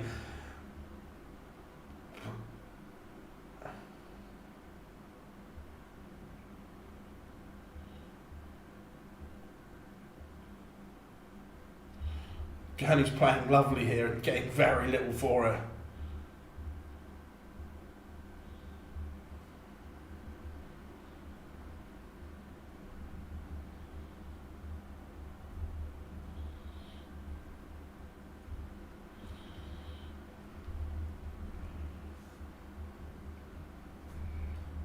But again, Stephen Bunting was struggling a little bit. How much has that one win, a bit like Nathan Aspinall, just reignited that confidence?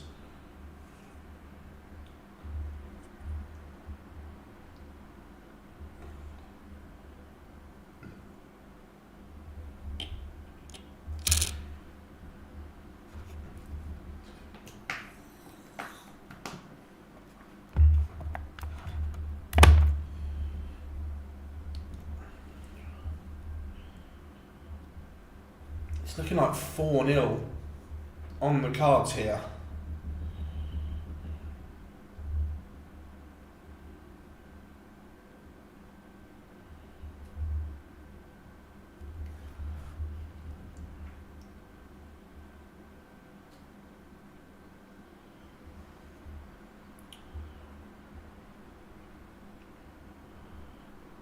Daryl Gurney's averaging 104 and could get bageled.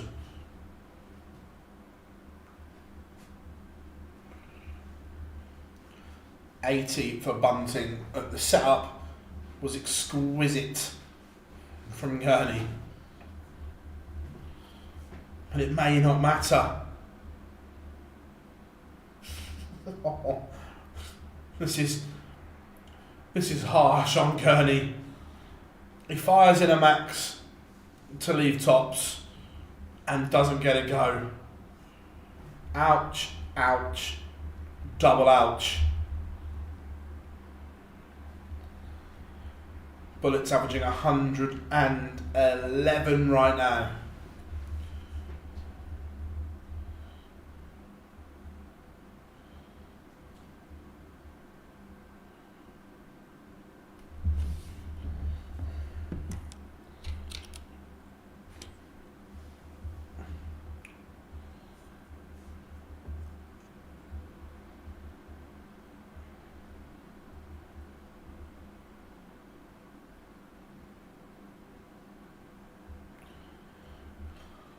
Do you think this will give?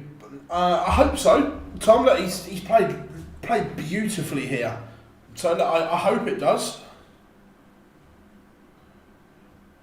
We saw what a win did for Nathan Aspinall in Dublin. It's completely changed his approach and changed him around.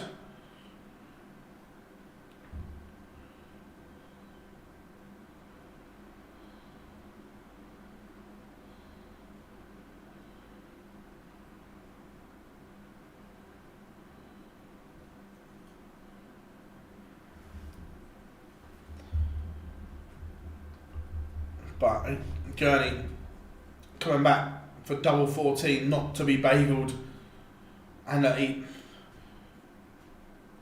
didn't deserve.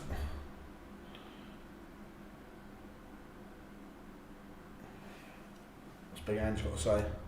After almost 3 months out, Dom Solanke's made it through injury. How big a positive is all this? Yeah, massive for us.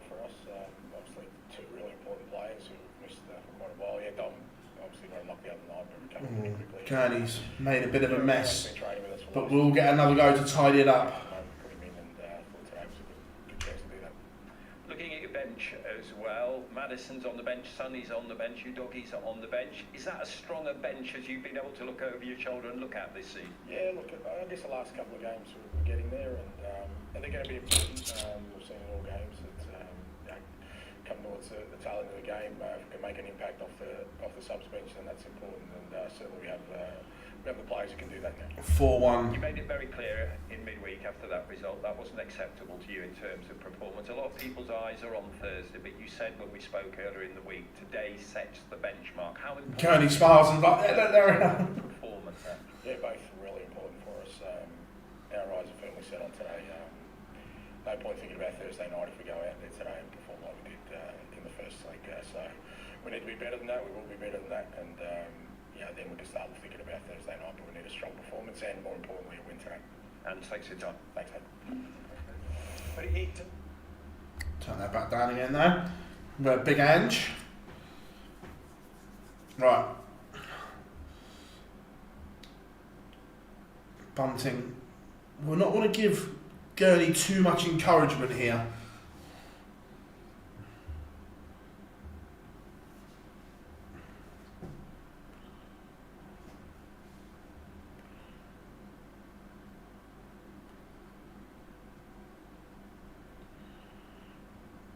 So 220 for Bunting. What he'd give for a max like Gurney had when he had the same score a couple of legs ago. It's not going to go. Second prize of a 140 to leave 80. Gurney not in the same street at the moment.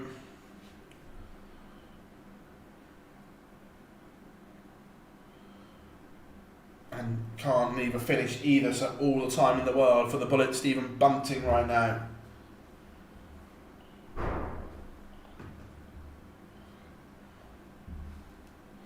And again, I just question the board management there. Gurney's not on a finish. Should not have been going round the houses.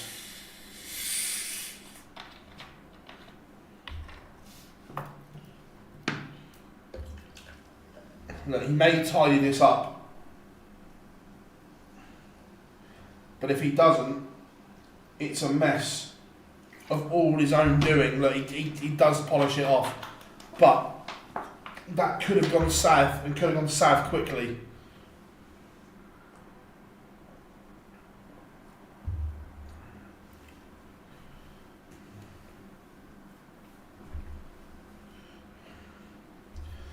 Do question some of the players' board management choices at times.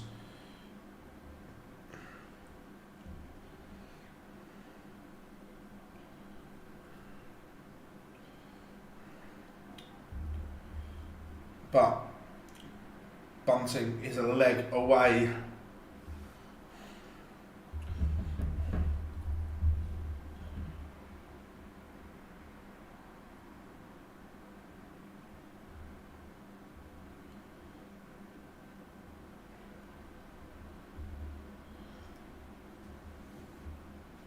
.304 for Gurney, 3.24 for Bunting.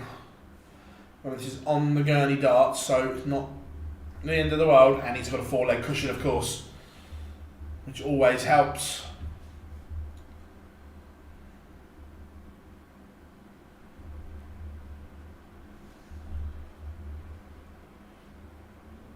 You would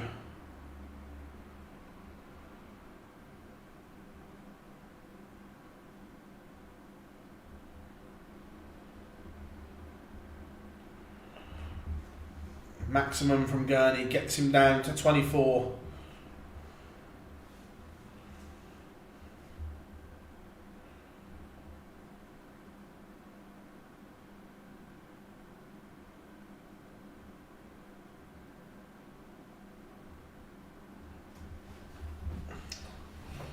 Five, 2, 1 leg back for Super Chin.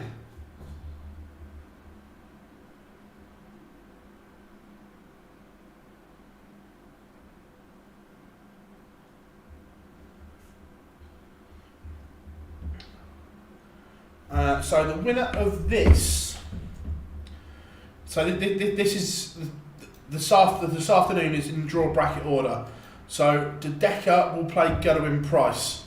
The winner of this will play Ross Smith. Then Luke Littler or Luke Woodhouse will play Dave Chisnall or Richie Edhouse. The winner of Krcmar Wade will play Clayton or Van Duijvenbode.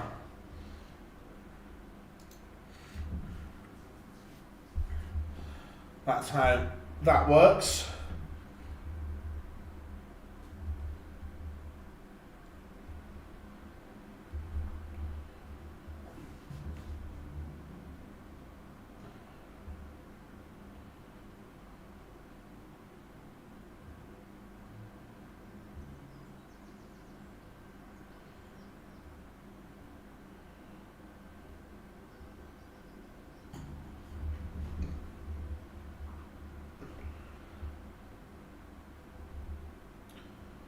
So, Bunting looking set to get the job done here in this leg. Again, 6-2 says demolition job, but Gurney has played his part in this.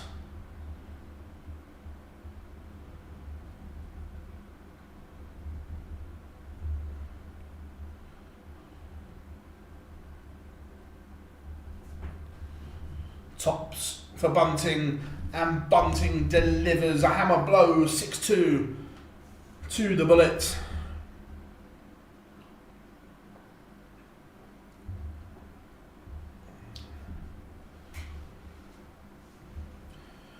Gurney departs.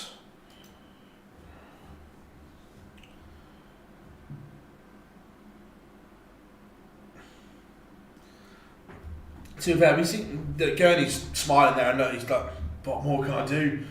I've played all right here. Wasn't enough." But also,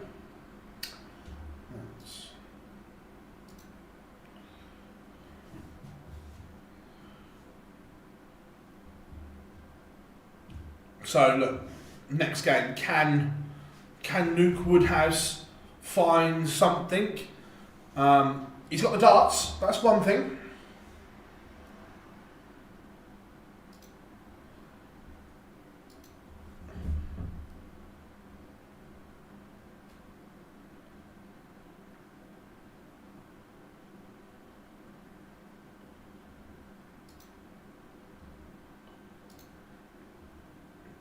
Should we do it? Should we launch the nuke? Oh, go on then.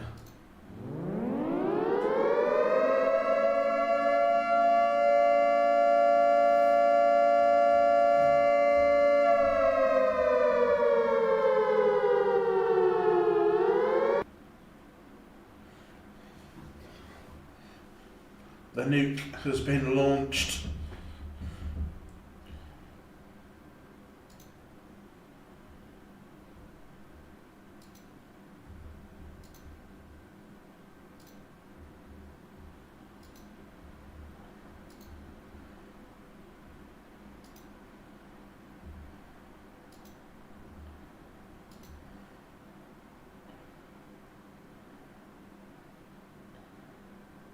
So, scoreline prediction then. Can Luke Woodhouse cause an upset?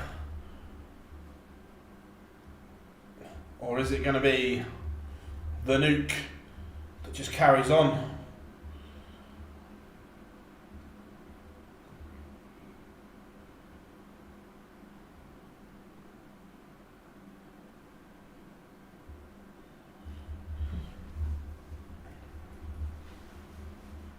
Six now. Another Luke Derby, yeah, look. So you got to have the name Luke, haven't you?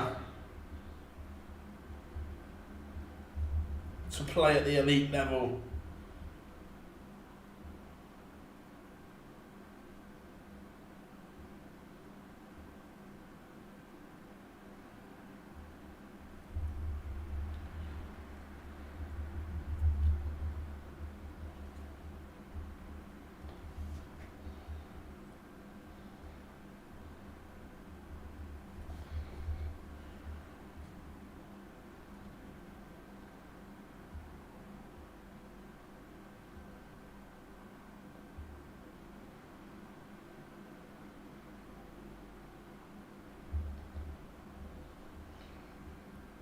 And we are going to the break, so not long.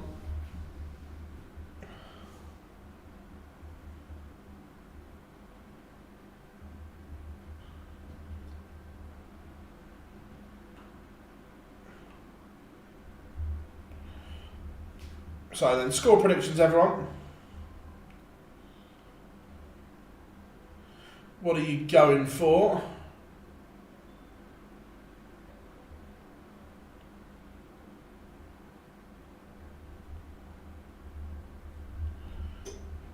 Got one in from Bob, 6-3 Littler.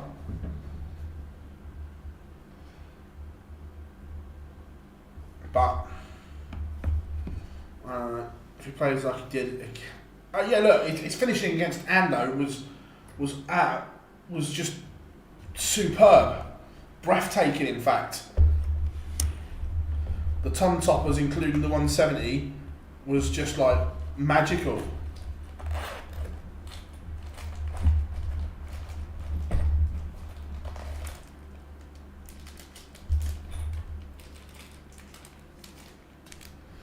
We need to do it again.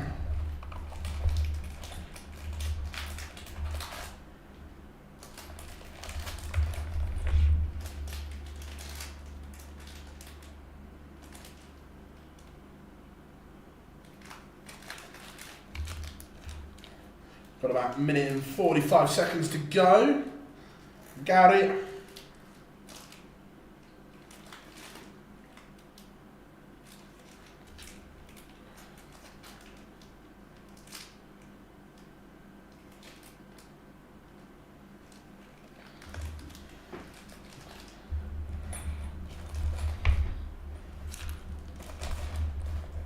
So, ready to rock and roll. Bottom half of the draw now. Top half is all done and dusted.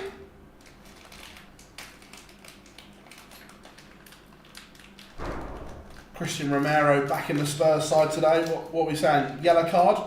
How long till Romero gets booked?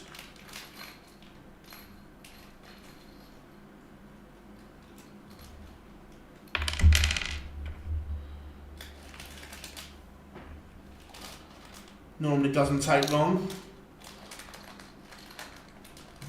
Own goal, fair enough.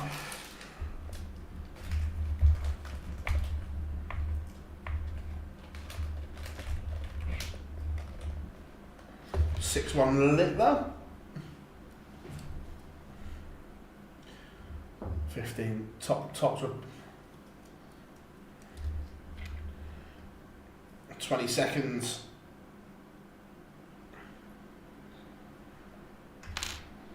To go.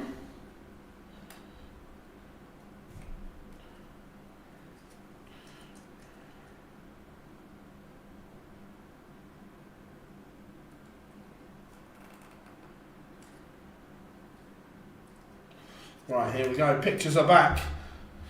So we are ready. It's time to oh.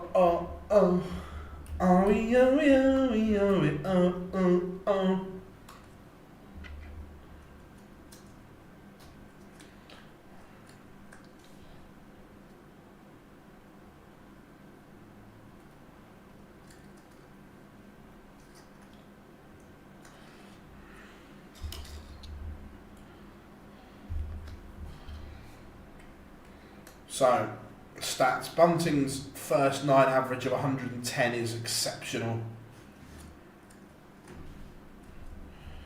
But going through from the top half, Mike De Decker, Gurney, Price, Ross Smith and Stephen Bunting is your quarter-final lineup.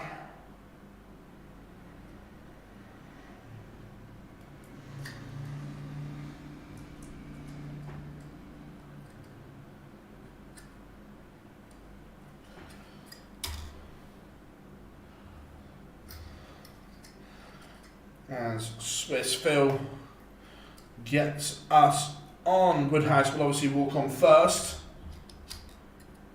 Pompey beat Leeds. Wow, I didn't see that coming. To be fair, every time I look, Burnley don't seem to lose many games, Rob.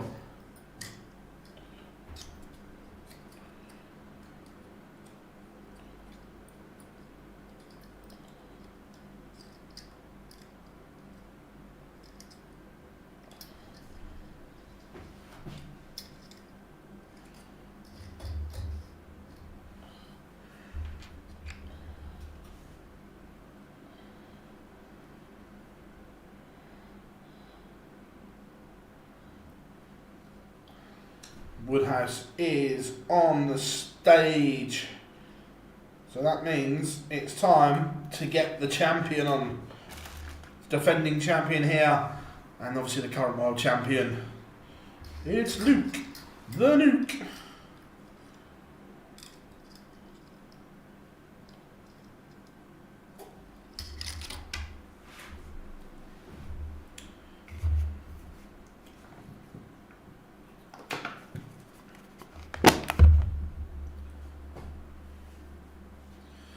Here he comes.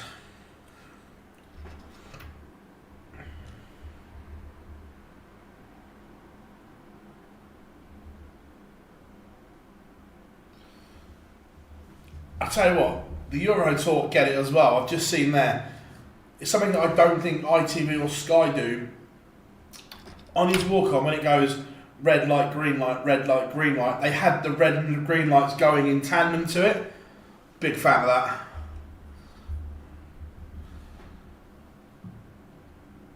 Until recently, I was just winning 1-0 or drawing. Burnley only lost twice all season. That's a good stat.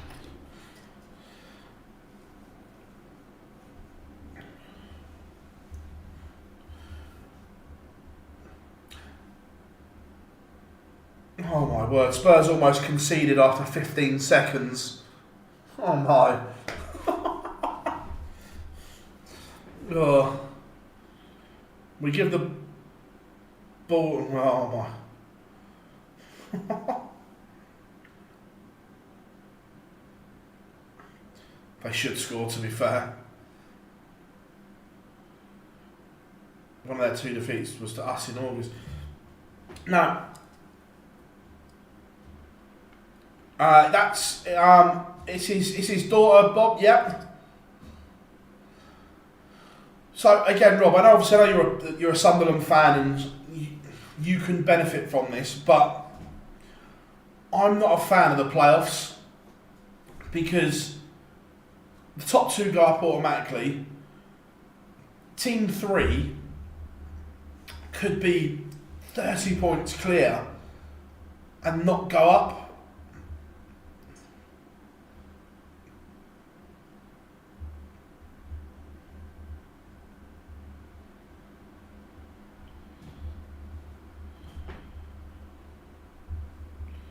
Right, here we go. Can Luke Woodhouse produce?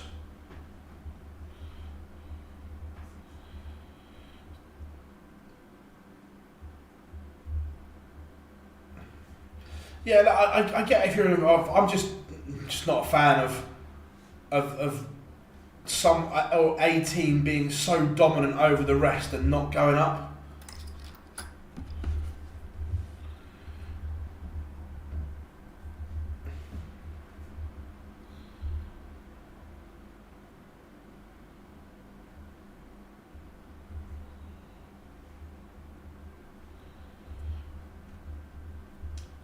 But back to Littler is already threatening the Woodhouse throw.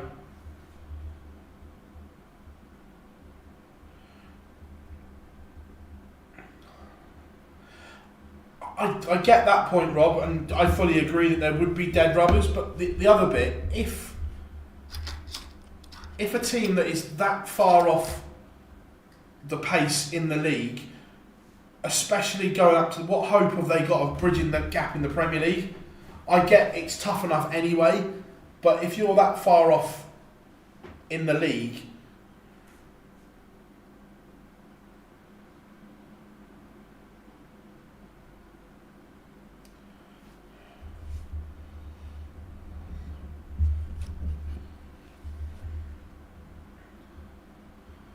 no, Bob, that game's done. Pompey beat Leeds 1-0.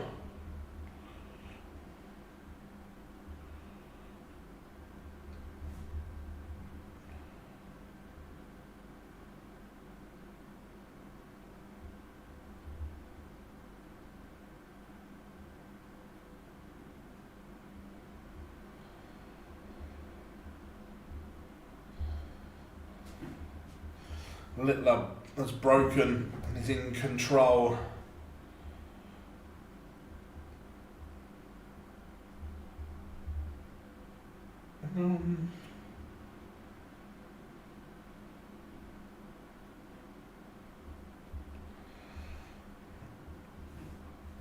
Woodhouse not playing with the same intensity.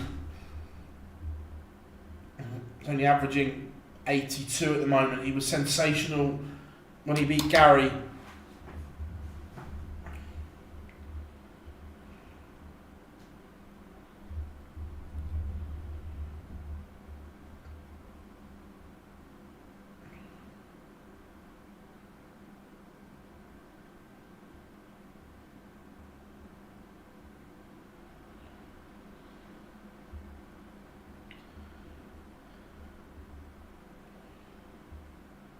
It's looking like it could be a procession at the moment unless Luke Woodhouse can raise his game like that, finding a max. Littler was having it all of his own way.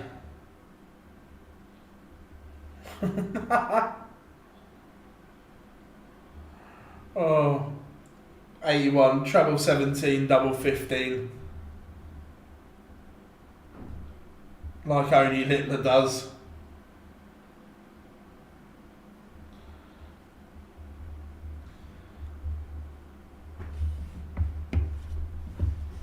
But it is 2-0 to the Nuke.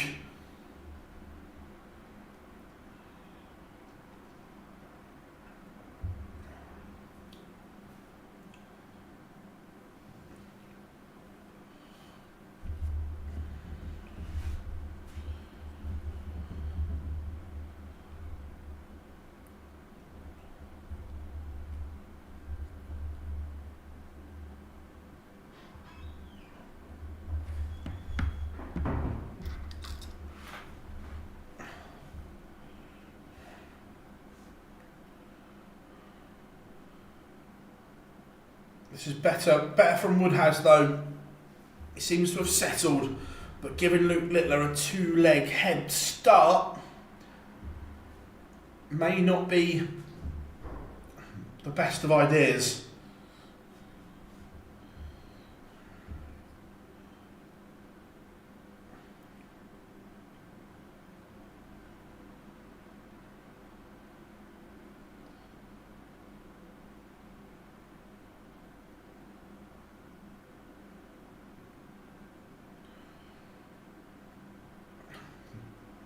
Because Tops is going to have to go. It's going to have to. And it does. Huge moment there for Luke Woodhouse. Another ton topper for him, and he is in this game. He's got something to build on. It's bad enough chasing Luke Littler anyway, but a double break would have been disastrous. As the Nuke is averaging 107 at the moment. Woodhouse has upped his average to nearly 97.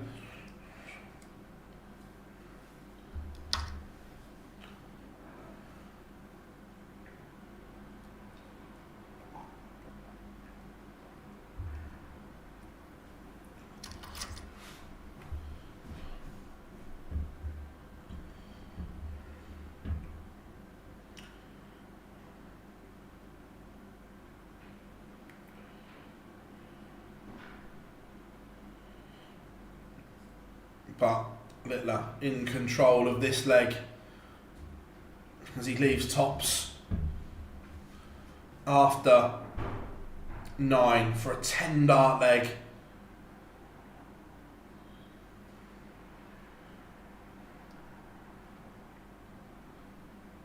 I'm sure he'll take 12.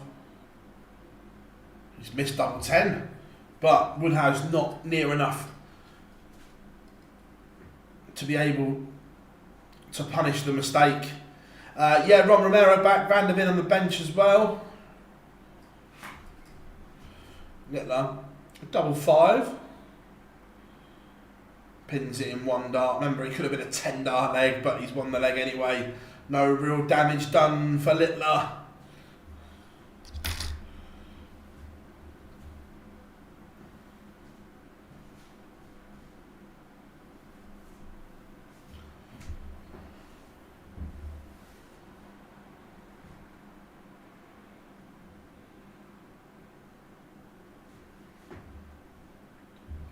(3-1) to the Nuke. No treble, it's just opened the door.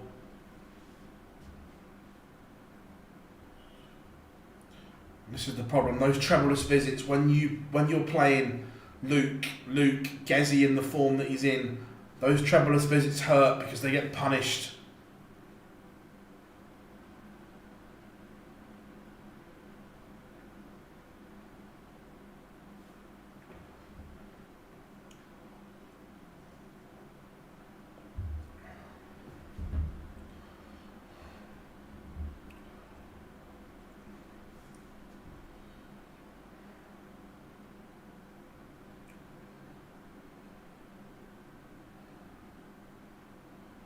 Littler down to a finish first on the Woodhouse throw. Stretch my legs a bit. He has 103, Woodhouse 167. If this had been against Gary, this would have gone. He couldn't miss the ton plus finishes against Gary. But only 60, 103 for Littler for a 4-1 double break.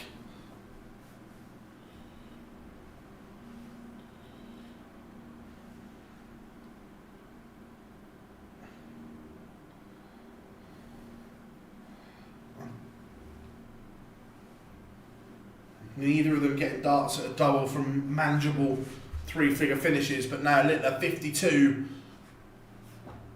12 and Tops is the MO. Double 10, Littler's den. 2 legs in a row. He's missed double 10. What's going on here? Are things changing? Double 16 for Woodhouse. And he hits. He's accepted the gift that Littler gave him. Game on once again. Shake of the head from the Nuke.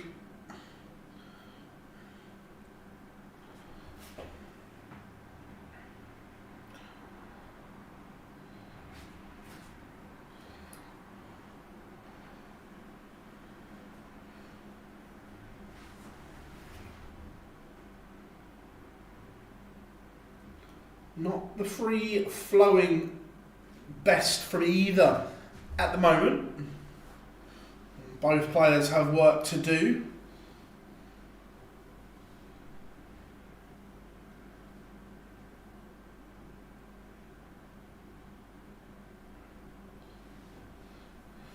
Just a little bit of pressure here from Luke Woodhouse on the littler darts.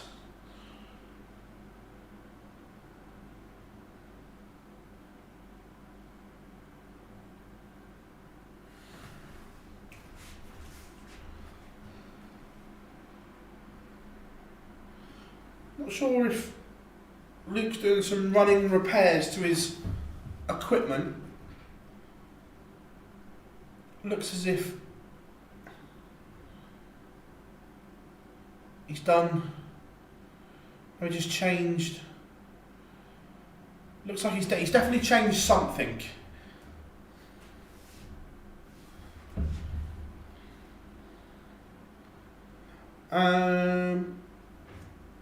The next European Tour event is in a couple of weeks' time, I think. Oh, it looks like he's changed barrels. Great shot from the cameraman for Clayton there. They managed to get an overhead shot of his case. It looks like he's changed barrels.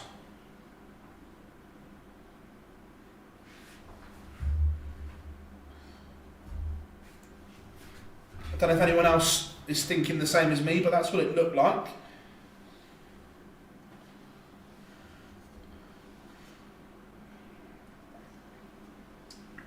It looked like a dart change, but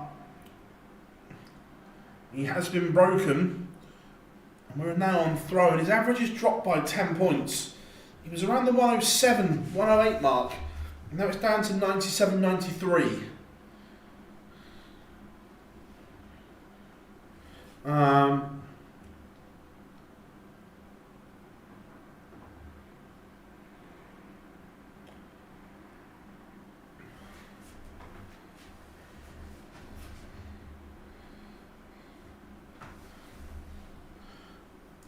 To be fair, but I've not really not fussed about the Isle of Man, to be fair. The shot after showed him screwing them together, so it's possible. Yeah, Brad, 100%. Look, Luke Woodhouse is improving all the time. He is playing well. And now, all of a sudden, his favourites go in front for the first time. Just a few question marks at the moment that the Nuke is going to have to answer here.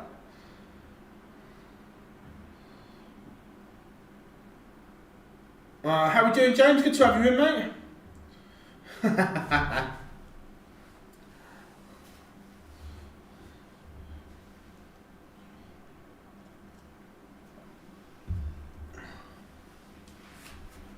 So, double 16 for Woodhouse to hold and go 4-3 up.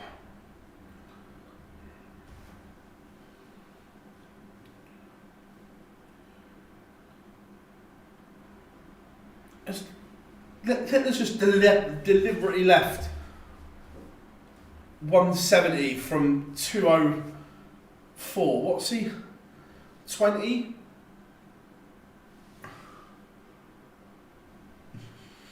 Love it. Big 11 to leave 170. I'm a fan. Oh no, stop it. Oh, he's missed the ball for it after deliberately leaving it. That would have been absolute filth.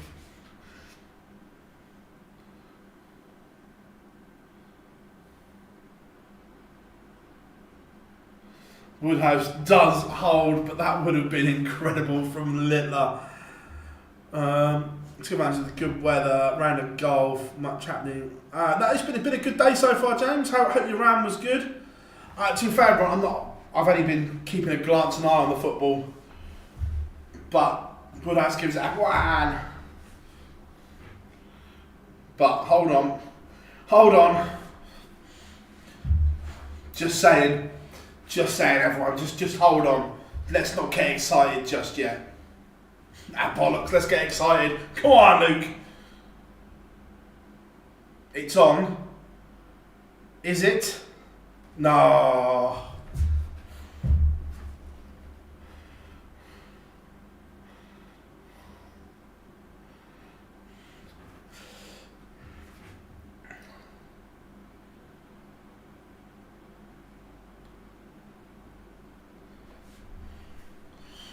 But he does level up at 4-all.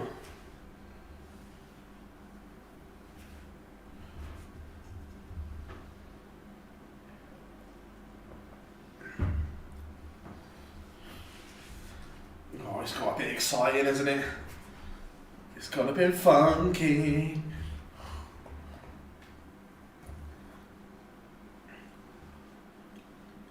Those darts that Littler switched to seem to be doing the trick.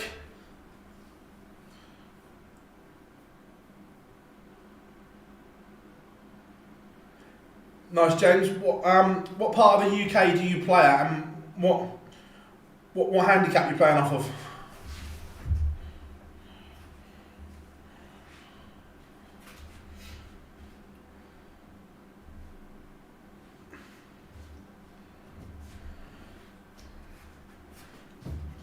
Littler has pressed the turbocharge button. He's upped his average back to nearly 103 at the moment, and when he goes to that place, there's only certain players that can live with it.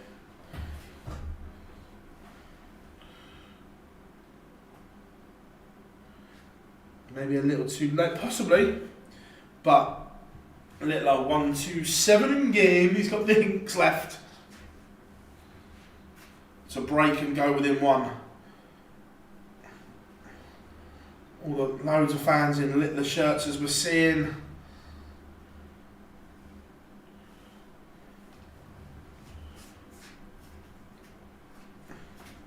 Misses the ball for the hinks, but he will return. But it's under some pressure. Woodhouse has left double 8, but it's double 10. Littler's den. And of course it goes. He missed it earlier on. He's not missing it again. Luke Littler 5-4 in front, everyone.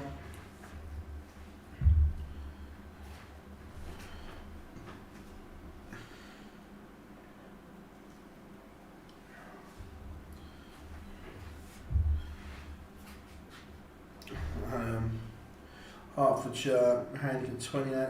I am a casual golf fan. I love watching the Ryder Cup. I watch the Masters and a bit of the Open, but all my mates play, so I am going to have some lessons.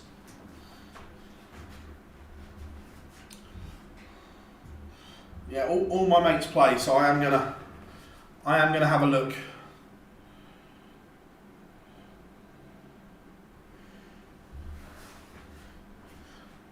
That treble just keeps Woodhouse interested in this leg.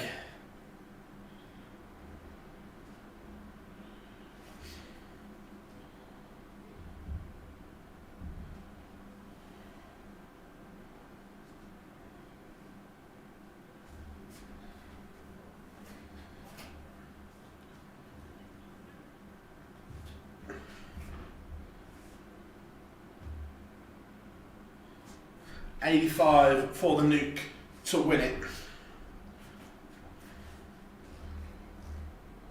Nothing Woodhouse can do.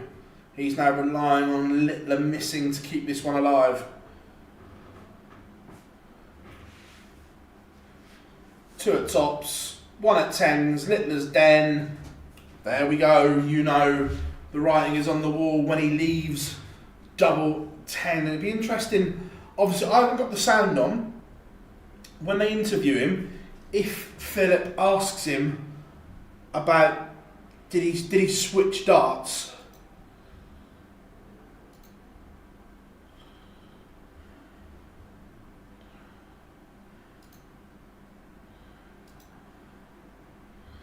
we've got Chizzy and Edhouse coming next.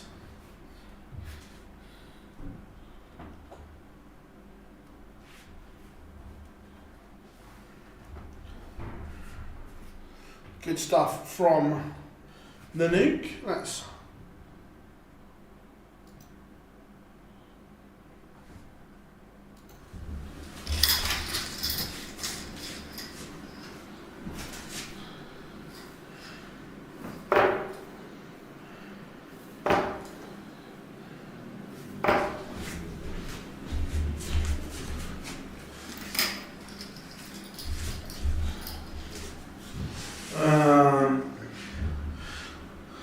Well, yeah, that's what he does, isn't it? He hasn't played his best, but it's still a 102 average. Luke will play the winner of this next game against Chisnall or Edhouse.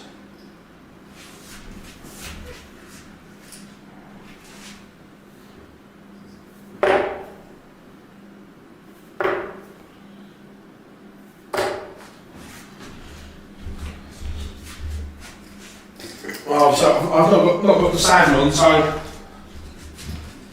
interesting if he talks about his darts. If he doesn't, let me know and I'll message him and find out.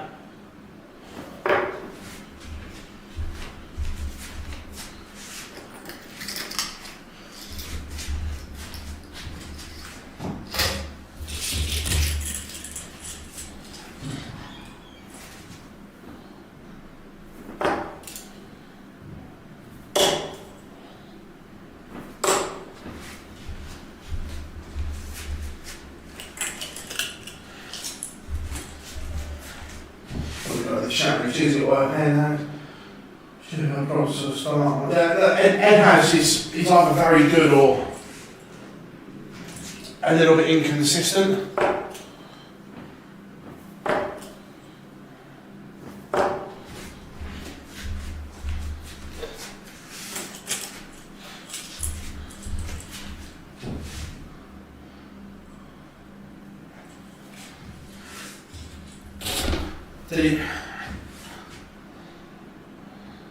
I'll drop him on. See if he answers.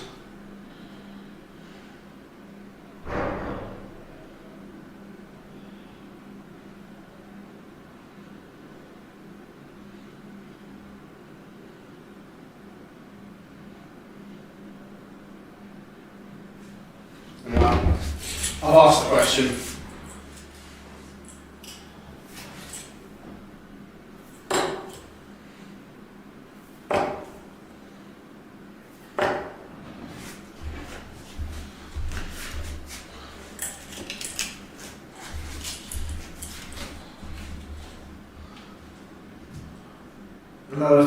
Nice, good stuff.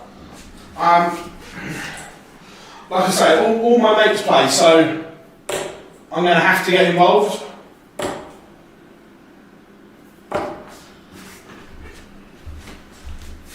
Spraying them around all over the place, though.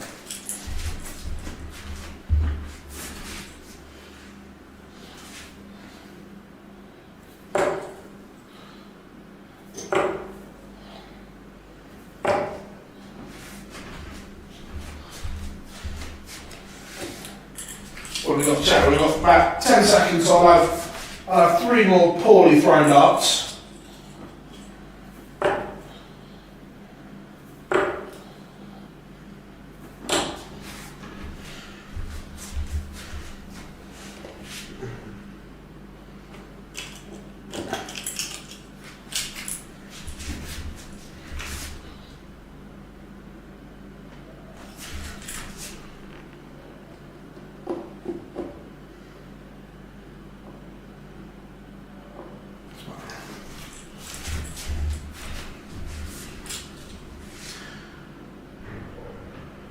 Do you think they have found during the 100%?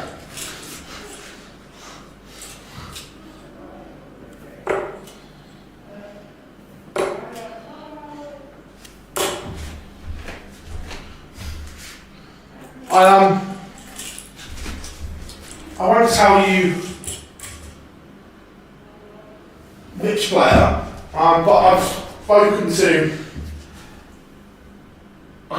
to be fair, a couple of players during or in the breaks in the Premier League in between their games. So yeah, 100%.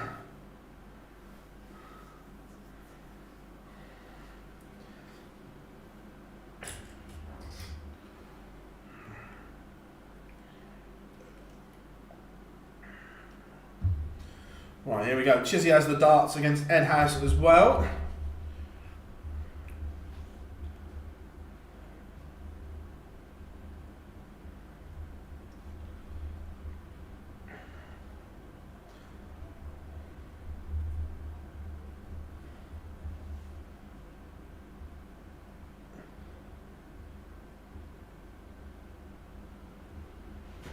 To be fair, it looks wonky on the camera as well because I haven't got it set properly.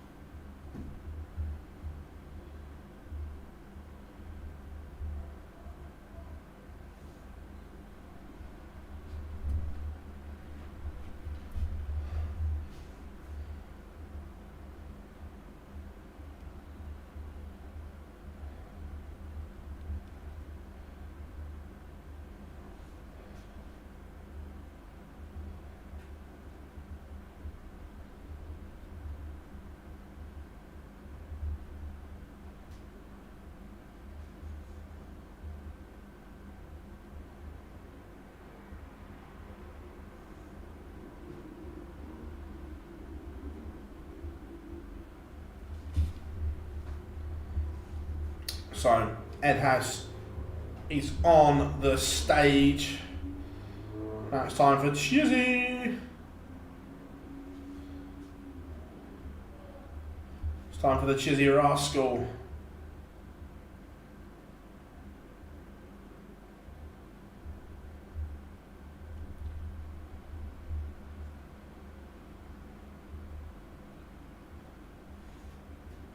Cole Palmer penalty was saved. Interesting.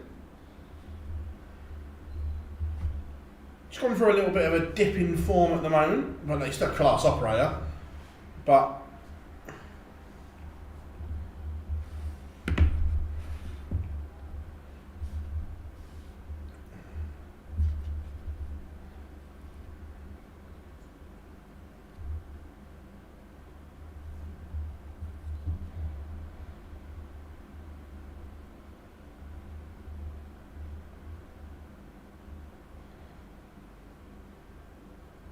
so players are on the stage. Get your score predictions in then, folks. What are we saying?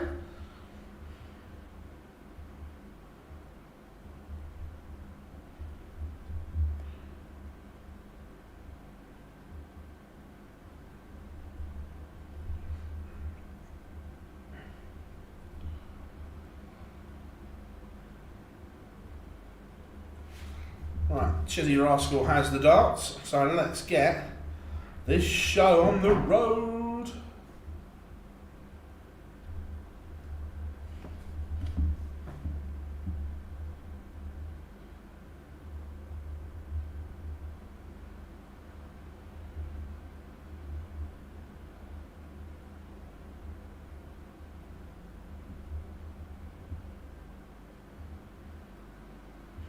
We have had a reply, ladies and gentlemen.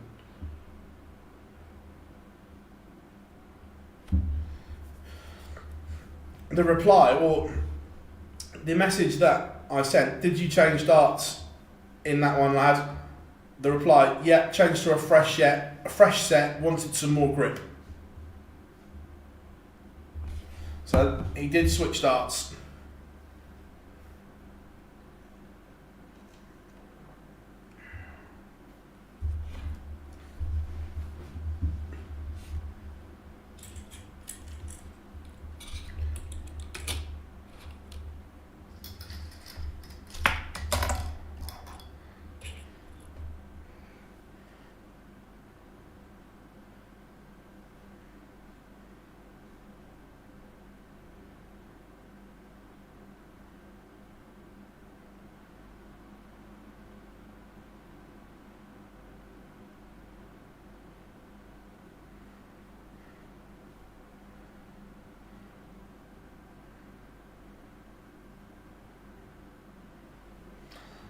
So there we have it.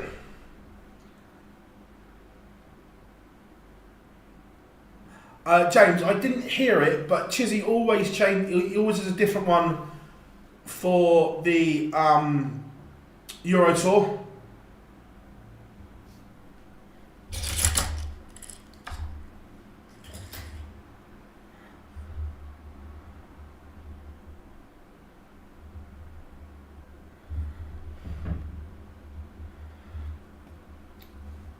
So yeah, we have confirmation that the nuke did change his darts, and bullseye for Edhouse and a break of throw in leg one Doesn't pin it. So Chizzy breathes again. 58, 2 at tops. Pins it last start in hand.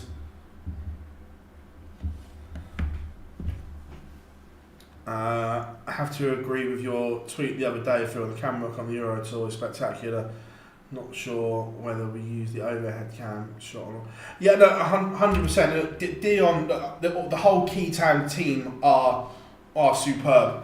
I don't know who's doing what they're doing. I presume Dion is directing, who is the best darts director in the world. He is incredible.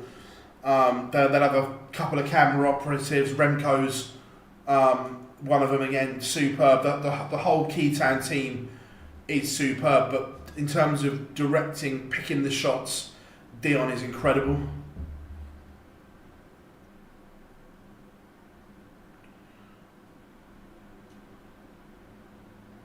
It's up there, Brad, isn't it? Yeah.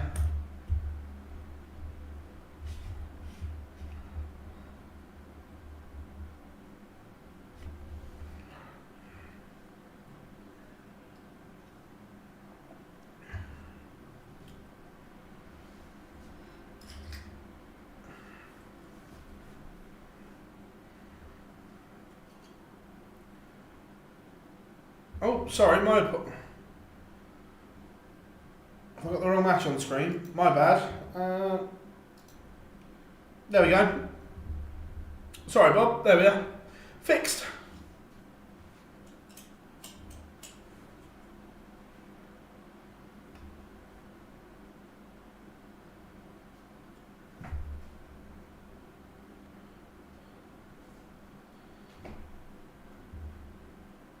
So, the big fish for Chizzy and a break. It's not going to go. So, Edhouse coming back for 60, just to level us up at 1-1.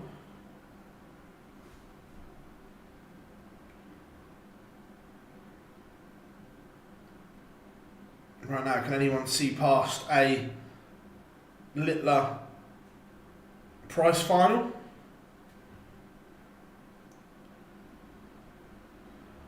Oh, Brad, that's a very good question. And the answer is I don't know.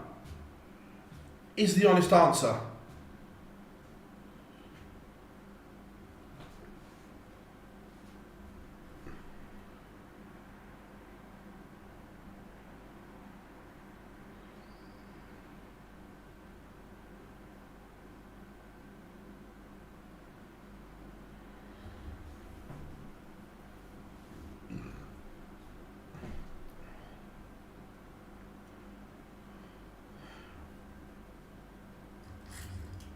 Obviously, Eddie's chairman of Matchroom as a whole, isn't he? But I'm not sure he'd have time to run darts as well as boxing and so on.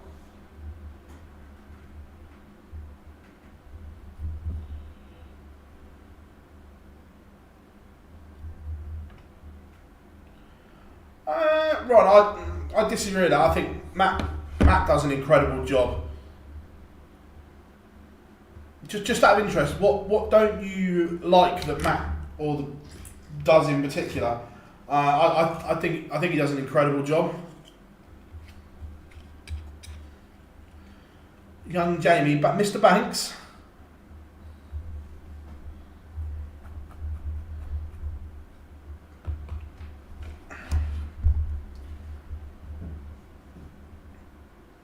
So Chizzy looking at 84, just to go back in front once again. Not been nothing in this game particularly.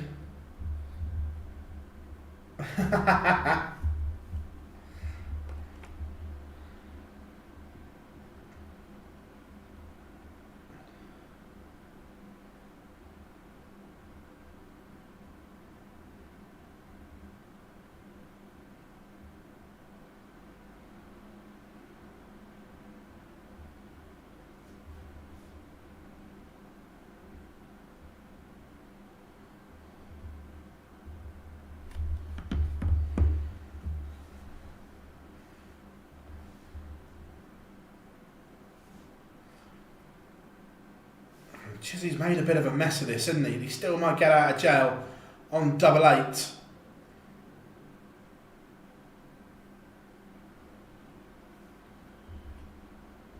He's gone round the houses. Chance for Edhouse. It was a leg that Chizzy was in control of on his own throw. But now he's going to have to watch Edhouse have 2 darts at 8-8 to win it. And he can't take the chance either, missing doubles all over the place.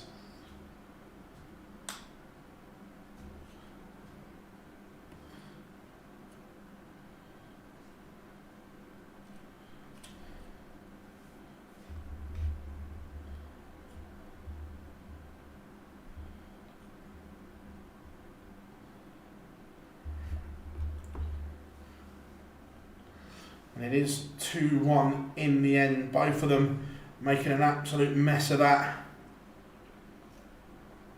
But Chizzy comes out.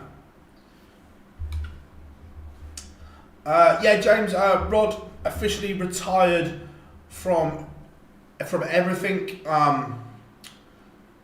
Lives life away from it. I saw him at the World Championships. He brought his grandchildren to the World Championships, but he's got a nice place in the country, out in the sticks, and a place in Spain as well. So he lives between the two. Two things. The consistently drumming out about no room in the calendar when they feel 15 weekends full of crap. Secondary and development tours should be. I'm not sure. I'm not sure I agree with it. Look, the calendar is full, but look, the World Series is still a big part of it. I know that takes up weekends and so on, but the World Series is still a big development of the sport. I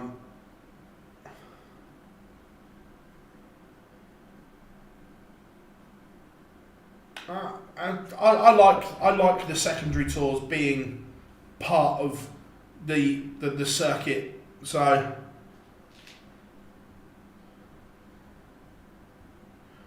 and secondly, it's the calculations and statistical attributions of both. Barry makes sure 64 players.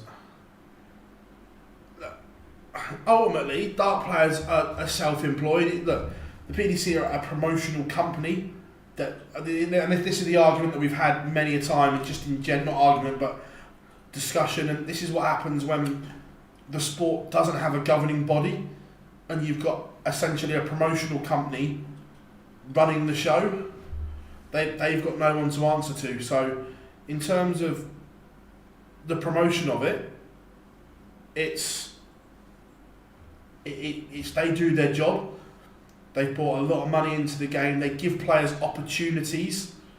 Look, by the way, I'm with you. I don't like the fact that players don't get paid anything. I know I'm with you on that, but I understand it from both sides. We're looking at it from that side, but I get it from the promotional side as well.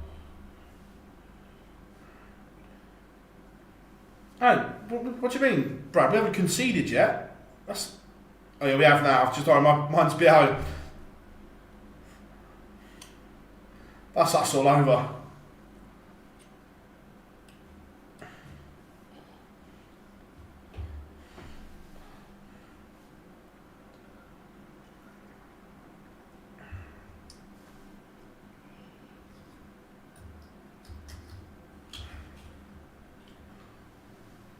Yeah, unbelievable cross.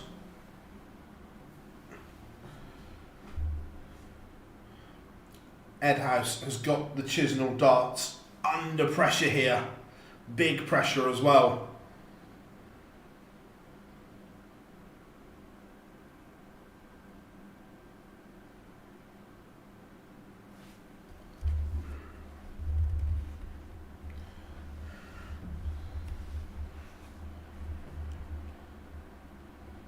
Chisnall, what a time to find the max.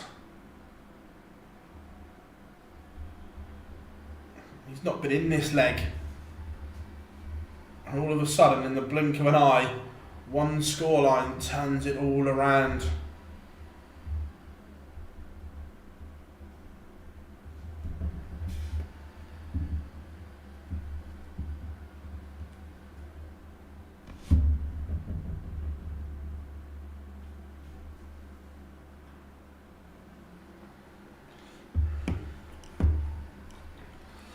First time Spurs don't score anyone, and yeah, again we just can't defend. But there is more money. The players are.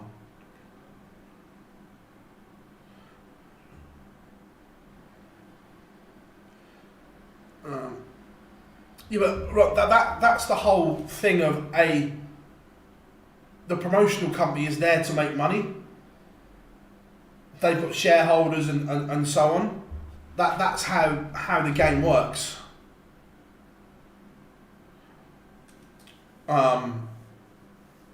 Because like you said, there's no governing body. There's no governance over it. They're allowed to promote the sport as they think is best. Is the thing, and look, the match room. You anyone that's listened or read Barry's book talks about how the matchroom staff are incentivised, and the bonuses are judged on how much profit the company makes and so on. So that's always going to be the case.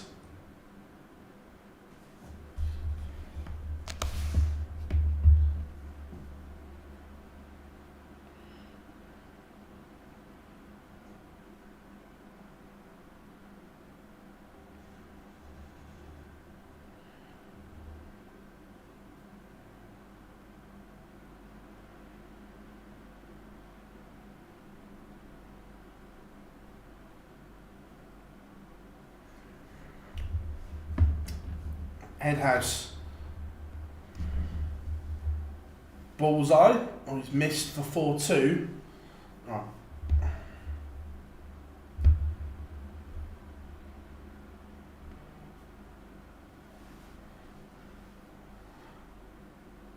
Carragher losing the will to live with Spurs on commentary. Is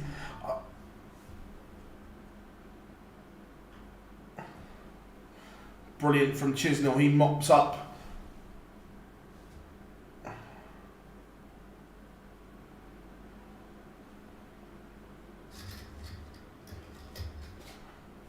But you say PDC referees get paid more than the players. How can you can say that about Premier League, as in Premier League referees? Some of those Premier League referees are on 250 grand a year, which is probably more than some of the lower end.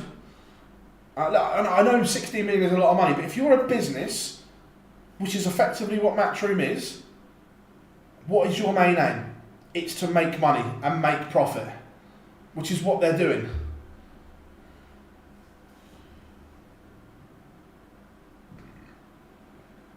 I see Simon Jordan said he knows the people who invested 300 into Matchroom last year. Eddie said it in one of his recent interviews as well, that they sold part of Matchroom for a large sum of money as an investment. In terms of sports promoters and promoting, one of the best we've seen.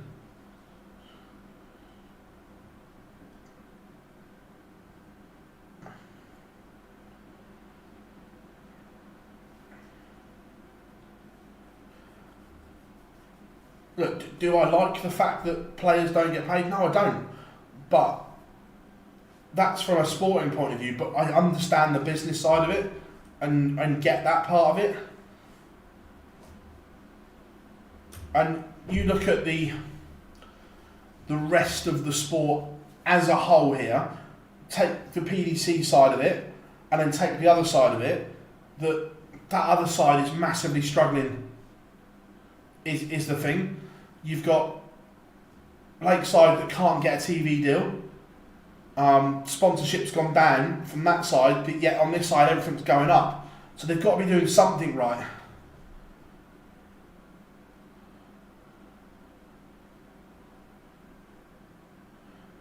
No, they are using and taking darts money to make... I disagree with that, Ron.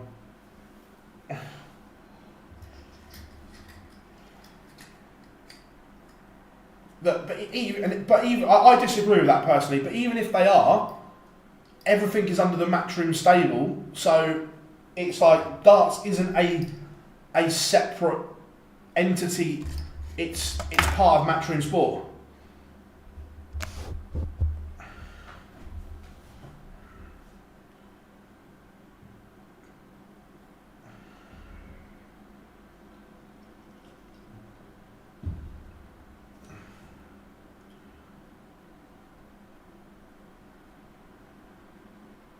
Yeah, I'm with you. I'm Brad. I'm with you on that one. It's part of it's under the Matchroom umbrella. So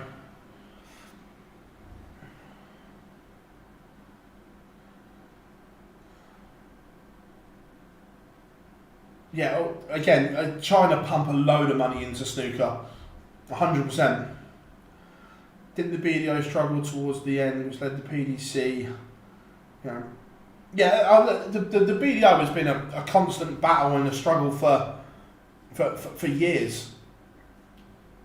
Is the thing, and that's what I mean, that you've got one part of the sport that is thriving and is flourishing, and you've got another part that isn't. Now, which part's doing it right? Edhouse levels up. We are 4 apiece in this one. So top tungsten tussle. And by the way, I am all for players getting first round losers money. I want to see that. I'm not saying I don't.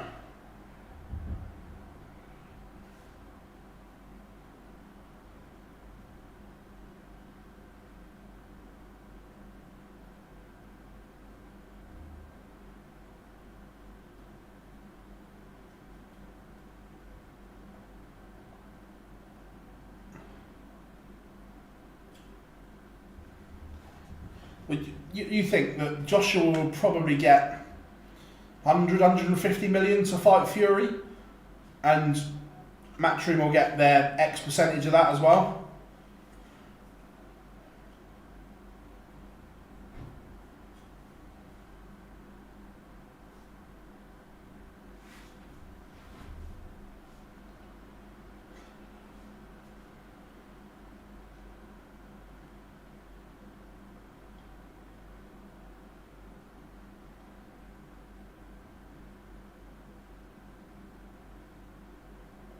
But again, some of the financial deals that Matchroom, Matt Porter, Barry Hearn have negotiated for darts in recent years have been incredible. Like the new Sky deal, what a deal that is. Look at the other sponsorship deals, Paddy Power and so on.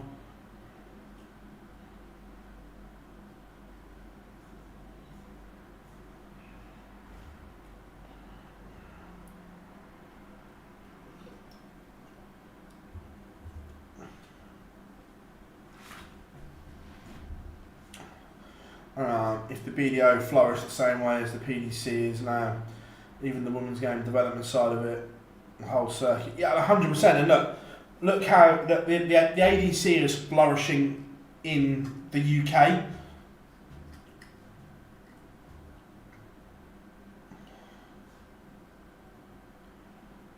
Well, what Fury says and what Fury does, though, James, is another thing that I don't believe Tyson Fury is going to leave 150 million on the table.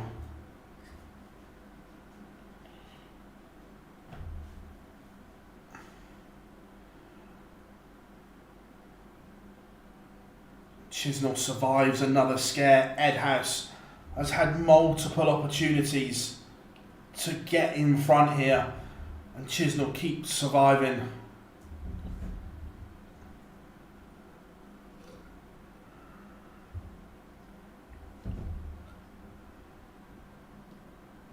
Yeah, I'm with you, Craig. Look, he's not going to leave that money on the table, I don't think.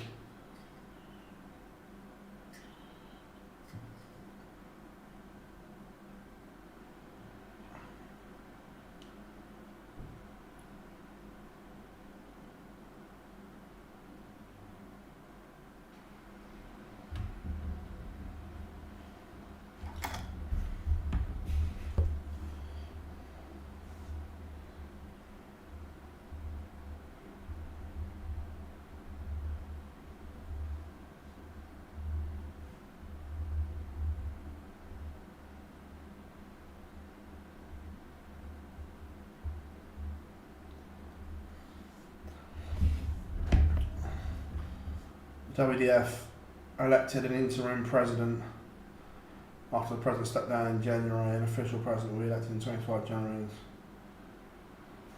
Look, you've got some good people at the WDF, but they're just fighting against the current.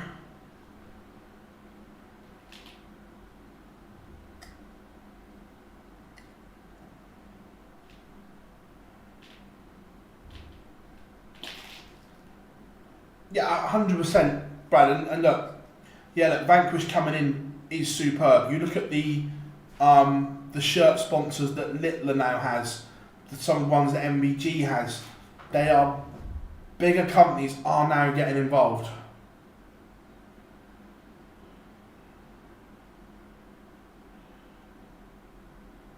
So Edhouse looking at double 12 to send us to a last leg decider.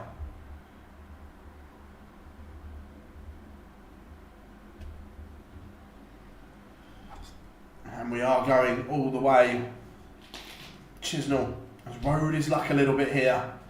Edhouse for me has been the better player, but how big could winning the ball be backstage?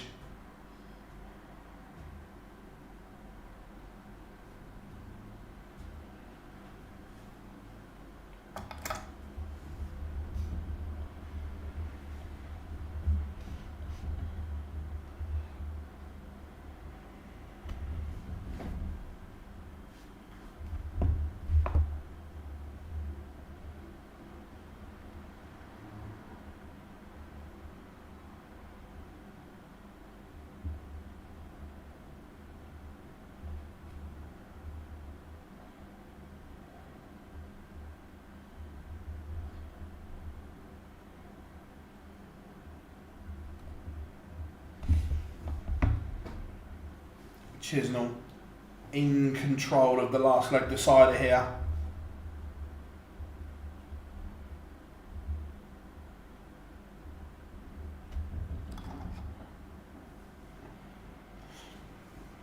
If ever Richie Edhouse needed a 180, it's now. It's not going to be. So it looks like Chizzy is going to survive a scare. And not happy at half time. I've not really watched it, so I've been fleeting. I think Madison will be on ASAP.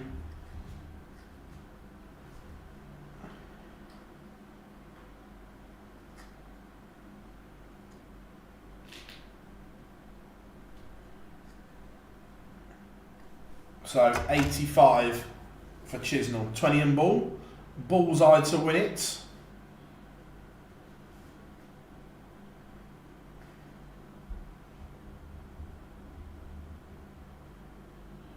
Chisnall misses. Double for Edhouse. Tops. Oh, they both missed a match dart. They both had an opportunity. Couldn't take it.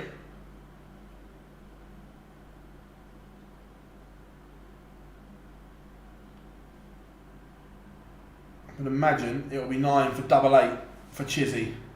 There's the 9.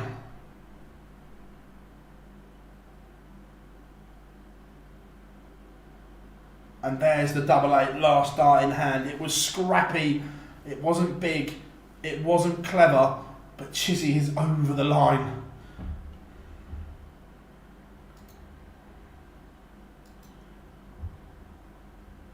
He's going to have to up those levels considerably to get anywhere near Littler. Well, the first dart, double 8 from Chizzy is wild. Absolutely wild.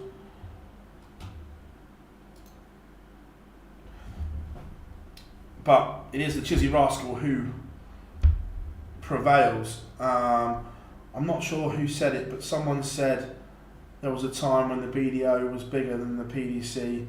If the BDO didn't drop off, James, 100%. At one point, the BDO was on par, stroke bigger than the PDC, 100%.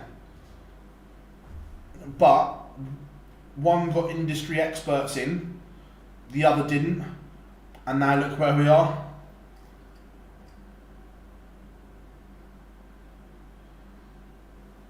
So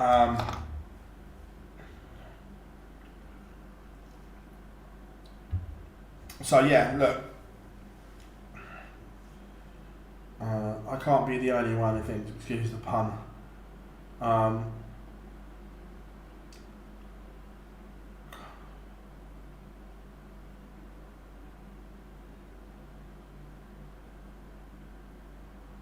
Yeah, look, it would make sense, wouldn't it? But you look at some of the companies now on like Littler's shirt, and MVG's got Kapinski, a massive 5-star hotel chain.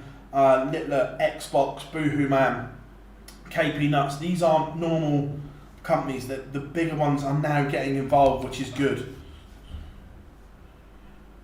Quick question: what year did Chizzy last play Premier League darts? Ooh. Off the top of my head, 2019 maybe? I don't know that looking. That's just a guess. 2017. I'd say, yeah, I knew it was, it's been a while.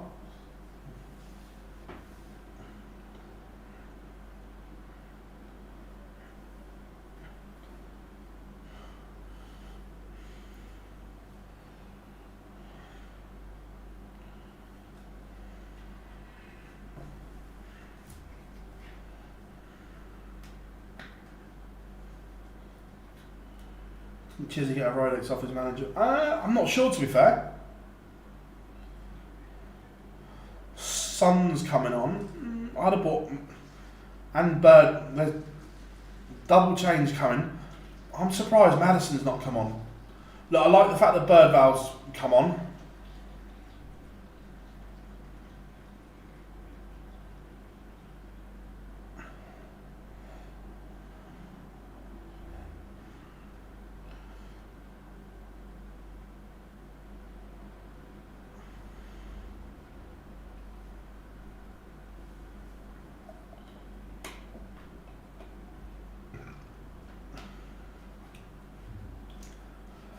To be fair, Rob, his legs have kind of gone a little bit. It's not the same Hyun-Min Son of last year. So, Brendan Johnson for Son.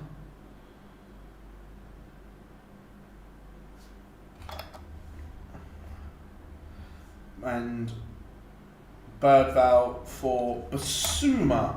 I'm surprised Madison wasn't one of them. Don't get me wrong, Birdval I think he's going to be an incredible player. 5th in the rankings, can't even get in.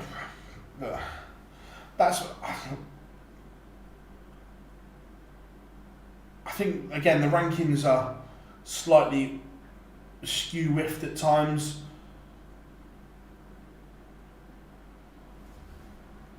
I know it'll never happen, but it's a shame they can't work together. 100%. Look, you think if we, for the amateur game, if we could get the WDF and the ADC working alongside each other for the best of the amateur game, and then then they both work with the PDC. I agree, but it will never happen. Yeah, it's mad. Missed out a few years. When it was the Taylor years, PDC. 100%. Look, and also the way the PDC have developed, and look, they put a lot of money back into Australia, Asia, North America, and so on.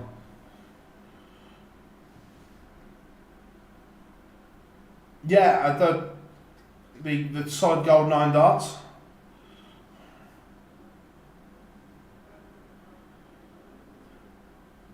Yeah, I think the final nail in the coffin for me, Rob, is when Barney made the switch. That was the beginning of the end.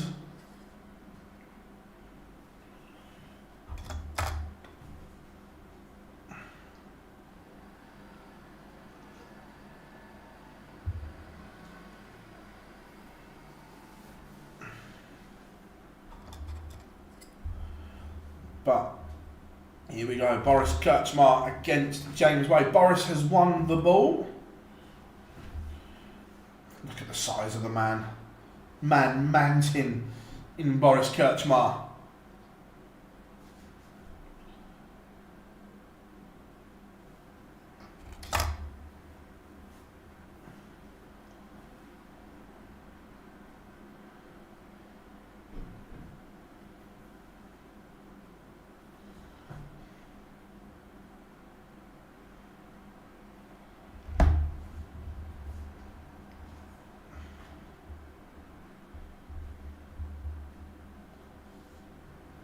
I love WWE.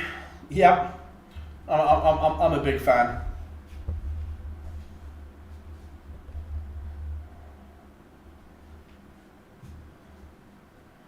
Was the last time the Windsor guy? It was Bob.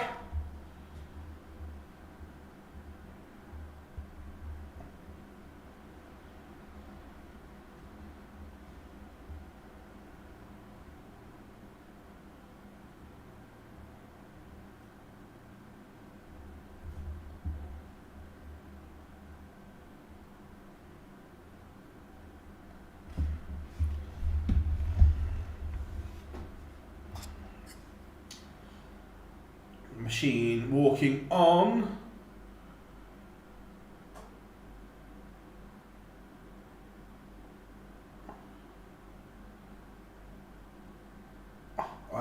Boris is a giant beast, 100%.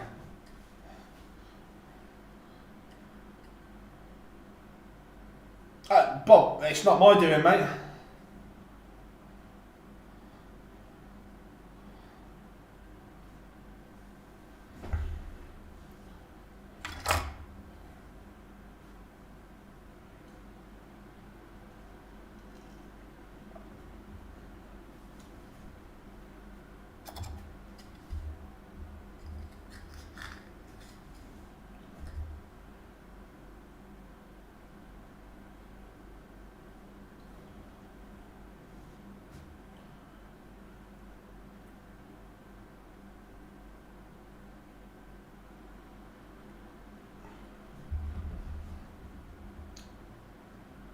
So what we saying, score predictions then everyone, chat room.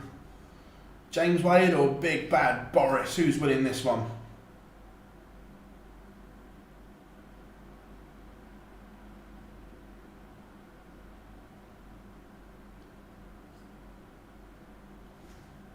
.65 Wade, Boris is a teddy bear. He probably is, but he's still huge, isn't he?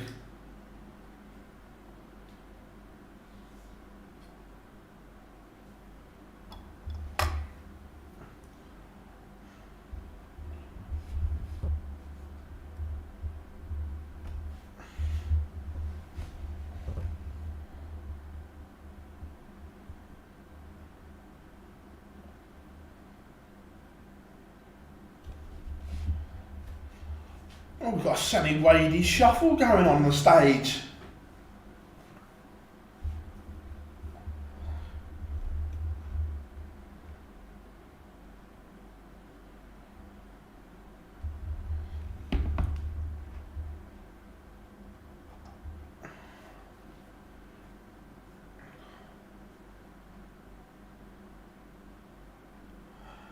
To be fair, Bob, I haven't got an issue.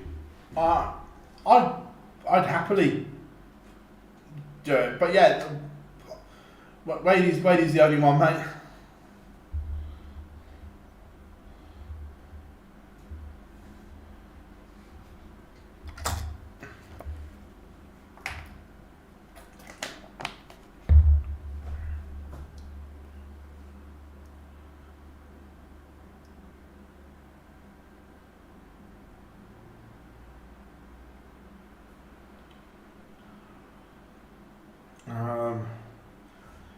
If darts players, management stroke agents, I'm mostly disappointed in if they have lost millions not doing their jobs properly.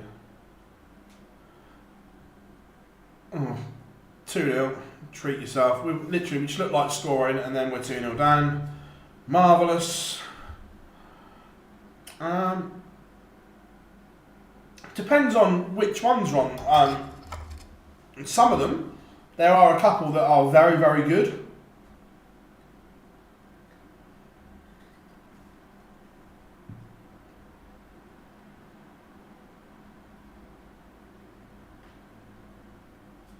Or we might be offside.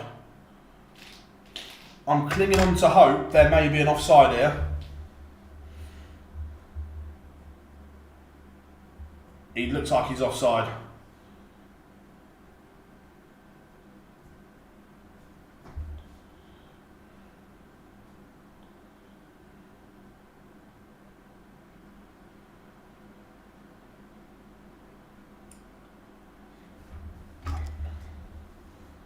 Oh, thank God for that.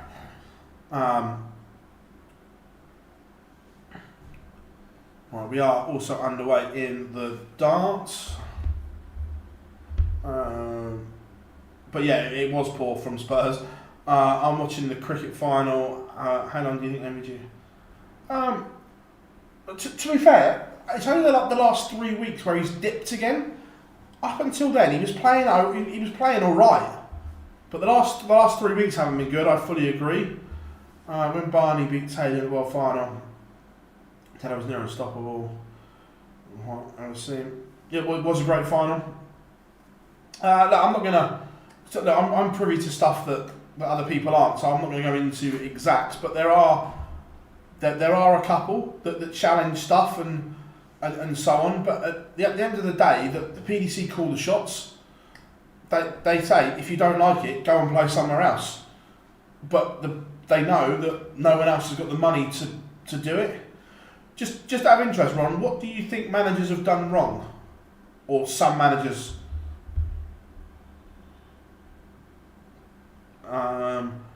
Barney for me this year has proven players in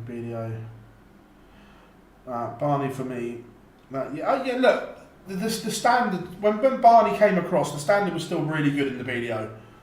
And it still had moments of, imagine that Glendarrant winning 3 Lakeside titles.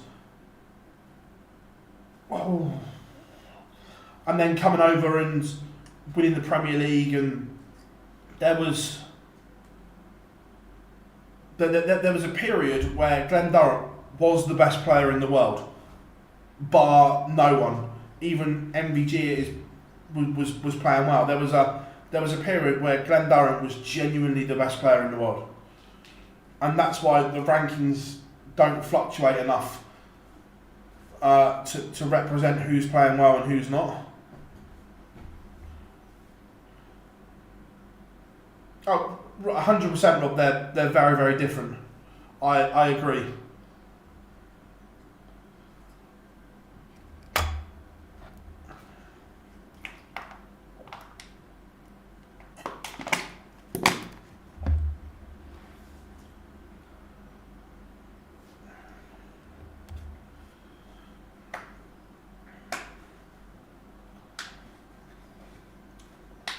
You look as well, there was a period where Scott Waits decided to stay but should have come over.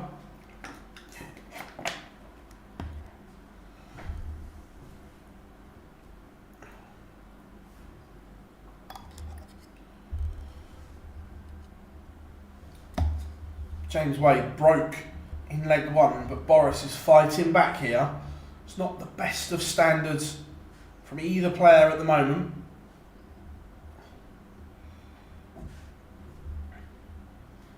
Boris is going to get 6 if he needs them to break back here. James Wade not on a finish.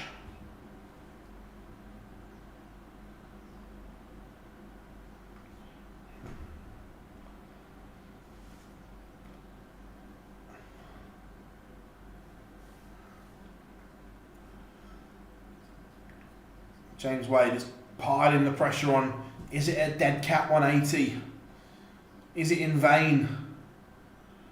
Or is Boris, he is going to step in and punish?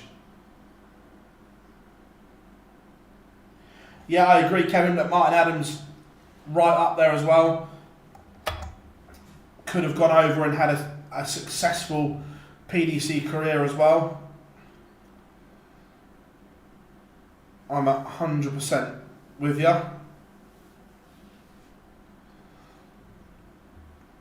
We are level 1-1.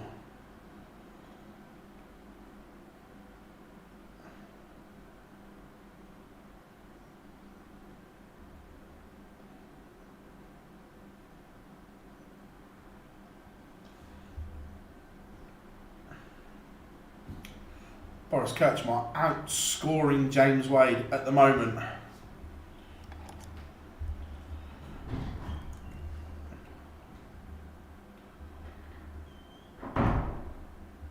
Yeah, Robert Thornton came through the BDO system, won the World Masters.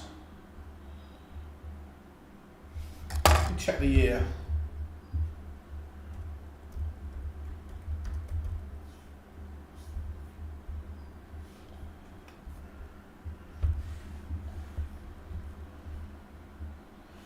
Yeah, World Masters 2007. I knew he'd won the World Masters. Couldn't remember what year.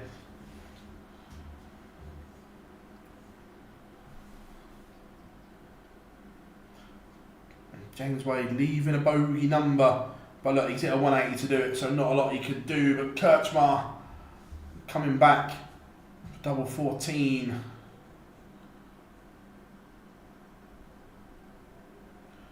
Pins it. 2-1, Big Bad Boris.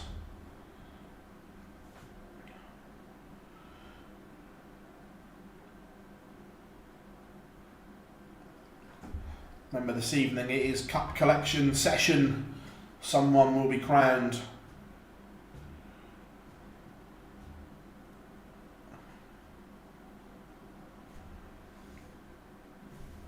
Come on, Big Boris, assigning the crowd.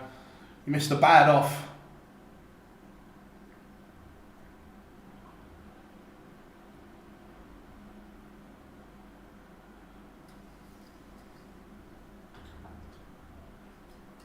Yeah, Peter Manley just couldn't beat Taylor, could he? Like can be said for a lot of players in that era, but just couldn't beat Taylor.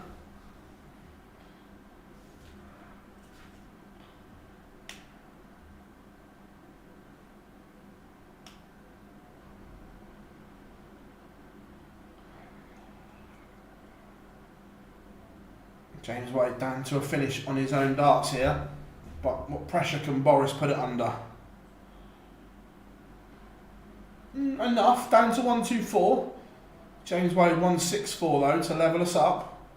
He's old school, he'll go treble 20, treble 18. Doesn't go the treble 19, treble 19 route, but leaves double 12. Krcmar.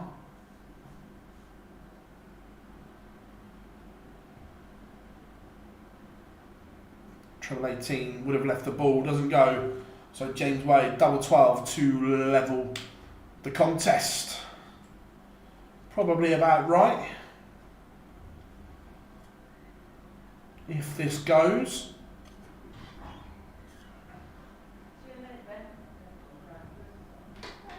But James Wade goes inside. Gives Boris a chance for a 3-1 lead. Disastrous first dart. He's only going to get a dart at the bullseye. Can't take it, so James breathes a sigh of relief after missing 3. He's going to get another go. And double 6 is right next to 10s, which is Wadey's den. And there we go. 2-2. Madison and Van der Ven coming on. Van der Ven for Romero, which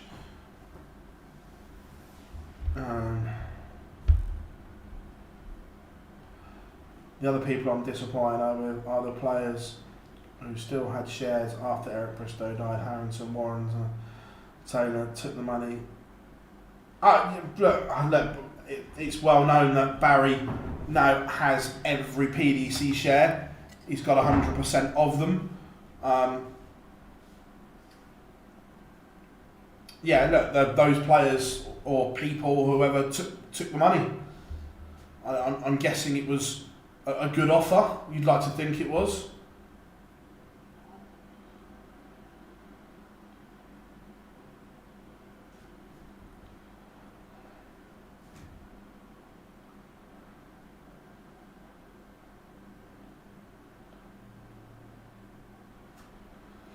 Thing is, I get the point, Ron, but also at that point, wouldn't you look after yourself and make sure that you and your family are okay?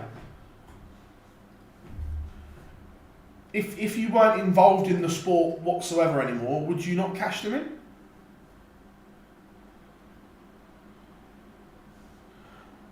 Yeah, Boris has got 8 there for his soft tip achievements. Oh, Simon, there is many a Gary Anderson dart in that lakeside lake.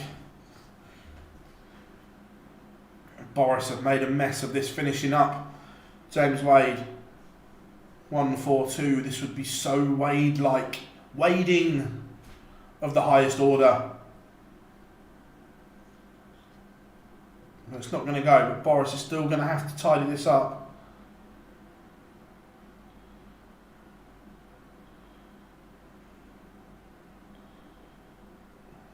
Double 4. There we go. 3-2 to Boris.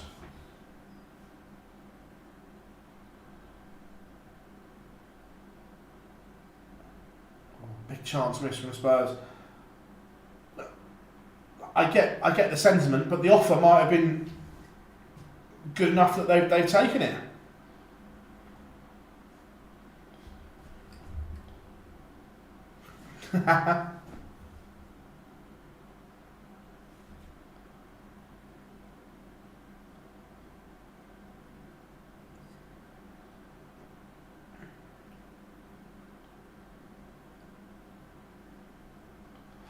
I get you're not a fan, but you've also got, well, without Barry Hearn, darts would not be where it is now. As not just the PDC, as a whole. Because you think the PDC, when they first started, were losing money all over the place. Players were paid in shares and were given cheques and asked not to cash them until certain times. So without Barry, darts wouldn't be where it is now.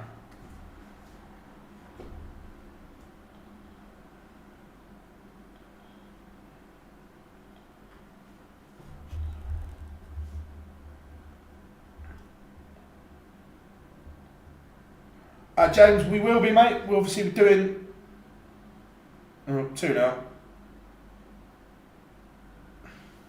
Marvellous. Yeah, we'll be at this session and then back live at 6 for the final session. Ron, there was crowds of 4,000 in the 70s, but 1, the money wasn't there as it is now, and 2, the late 90s, early 2000s, darts was on its arse when Barry came in.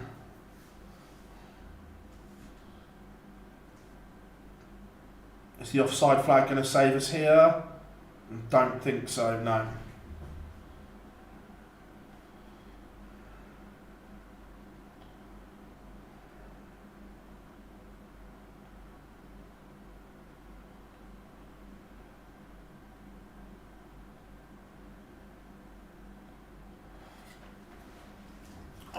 Again, though, Ron, I go back to the point where it's a promotional company. If players aren't happy, they're self-employed.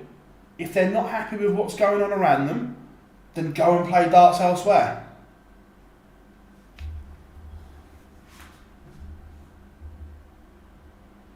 They're not forced to play darts within the PDC system. Martin Adams stuck to his guns and never went over. If the players aren't happy, they don't have to play there.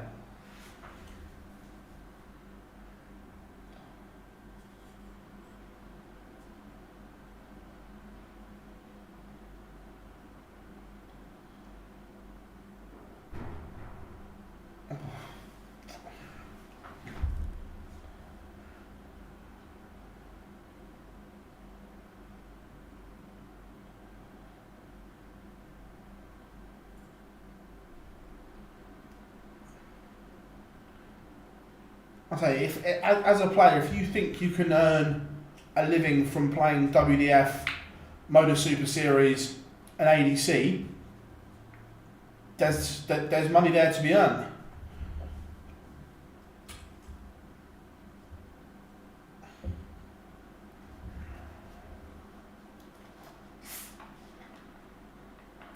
Krcmar has first look at this 59. Wade poised on 106. One. Got one back.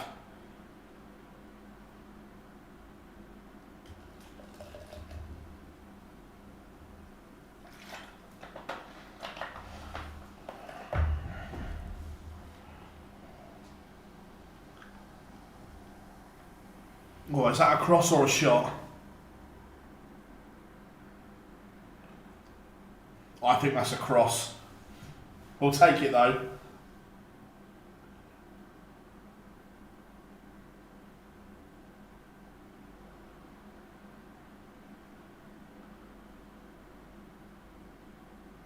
Yes, they will. I don't. Look, some will. I agree with you, Ron. But I think the majority will always want to play the PDC. You look at John Henderson's a prime example.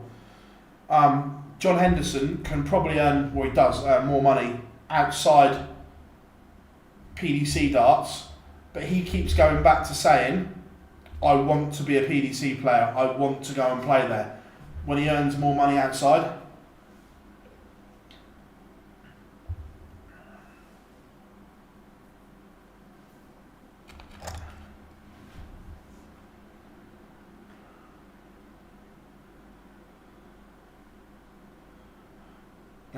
As an ex-PDC player was unhappy that after he retired, I'm not saying he doesn't, but not that I'm aware of.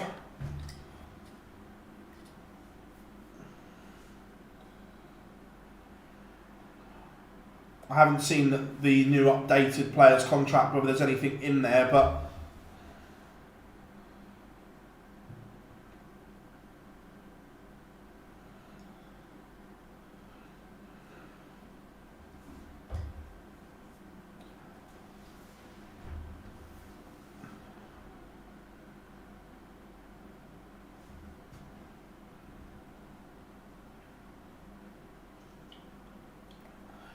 if you want to be on TV regular, everything like that, yeah, look, because look, the MODUS Super Series is obviously televised, which is good, but outside of that, Lakeside can't get a regular TV deal from anyone.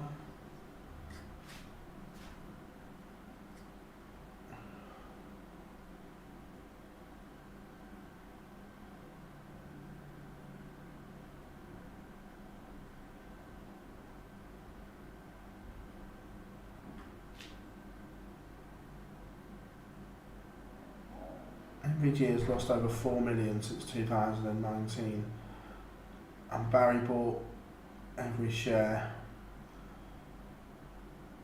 from 2018 payout structure.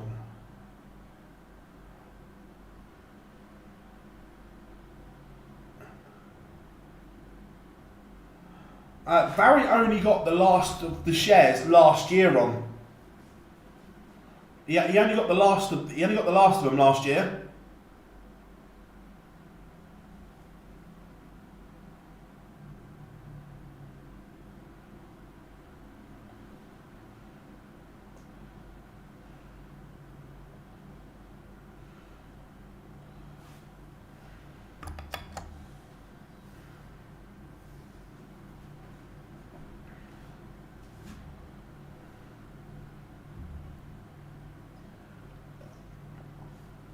This one.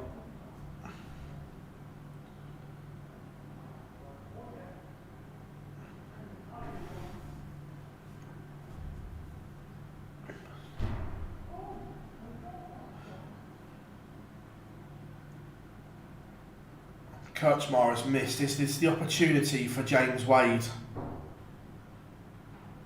You'd expect him to get darts here, and he's going to two at tops. Big moments here, and James Wade hits the first time Boris has given him a glimmer, and he's taken it.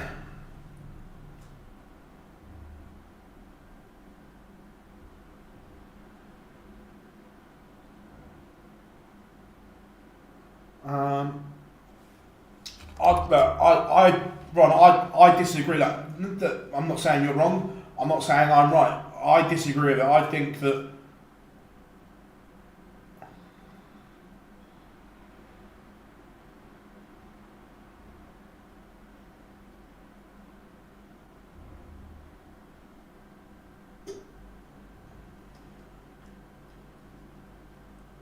Wade knows that was a big moment as well.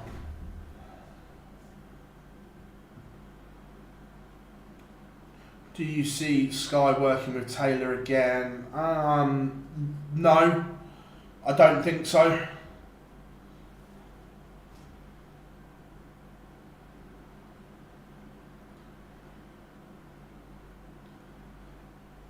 Boris.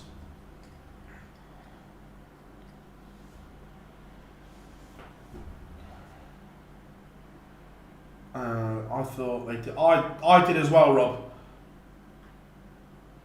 I'm not sure that. Oh, Bournemouth just hit the post. I thought that was done away a long time ago as well.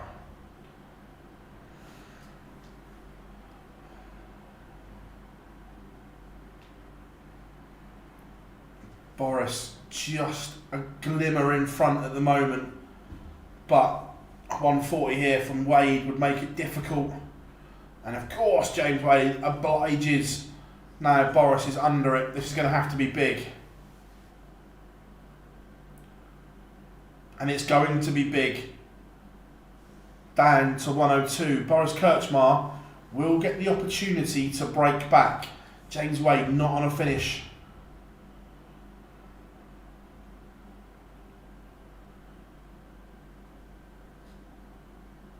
But he is now 81. Krcmar 102. He's going to get a dart as well. And that dart is going to be at double 16. And again he's missed. He's passed up the opportunity. Boris misses. Will James Wade hit 81 for the machine? 12 for Bull. Bullseye to win it.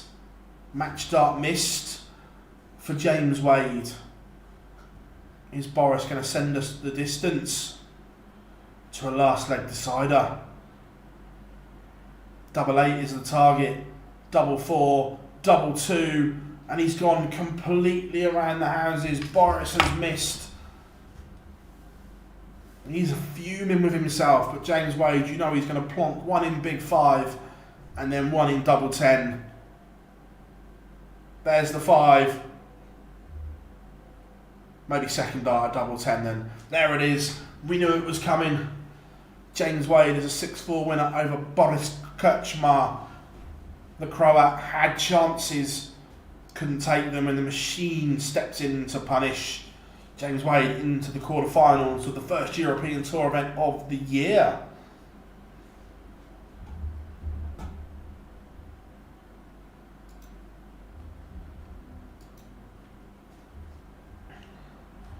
Final game of the session is going to be Johnny Clayton against Duijvenbode.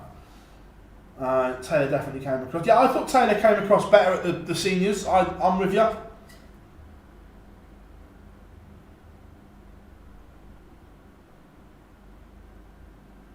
Oh, look, under pressure, James Wade just hits, doesn't he? Huey, this evening's session is live from 6 o'clock. Here on our channel, mate.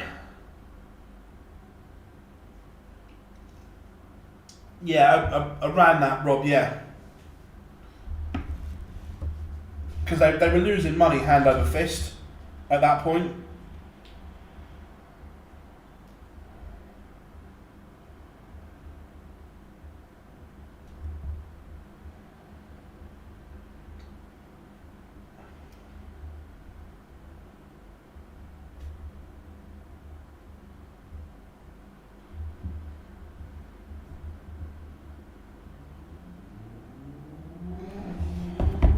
Whilst we're in the break, let's have a little check-in on the second Women's Series event. Kind of neglected it a little bit because I was watching Spurs play badly.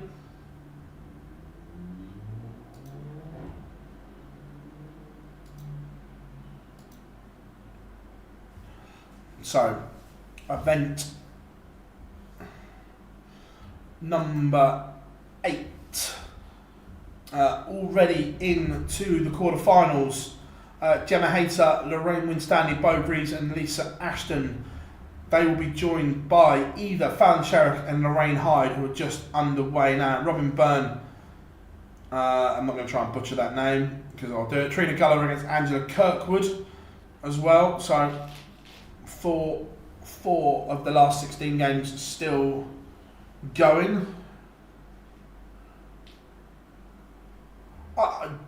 Bruce, I've said this for a while, that the standard at the top has dipped over the last 3 years. For me, the true, the best, the glory days were 2014 to 2019. Those 5 years were incredible.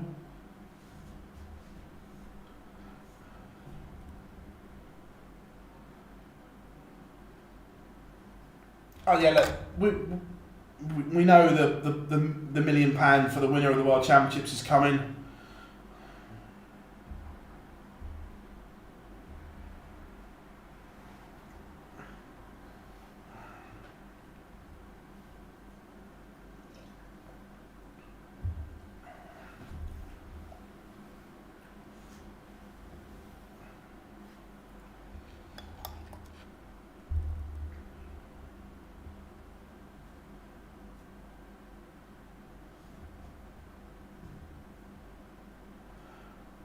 Was it 2019? MVG's World Championship was just insane. Didn't he have a World Championship average about 106-ish?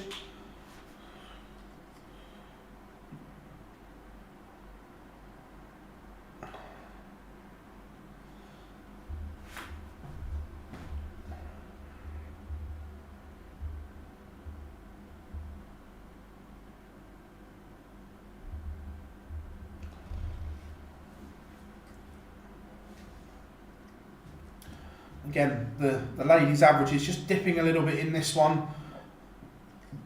End of a long weekend. Final of 4 events. Some tired darts.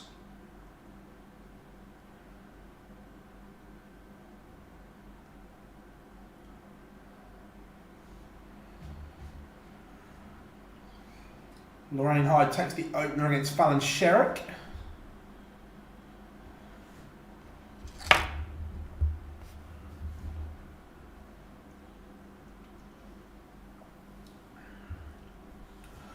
Looking at obviously Boris and James Wade's first 9 average, it's not really going to be.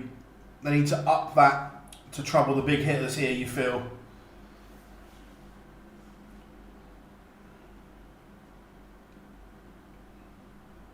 But 1 game to go in the session. Johnny Clayton against Dirk van Duijvenbode to complete the quarter-final lineup. Yeah, at the moment, James 100%. MVG is struggling.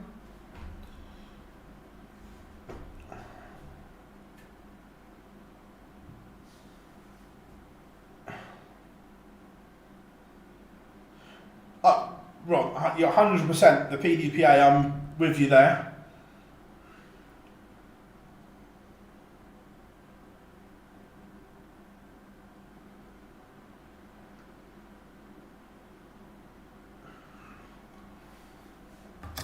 The PDPA 100% need to do a lot more.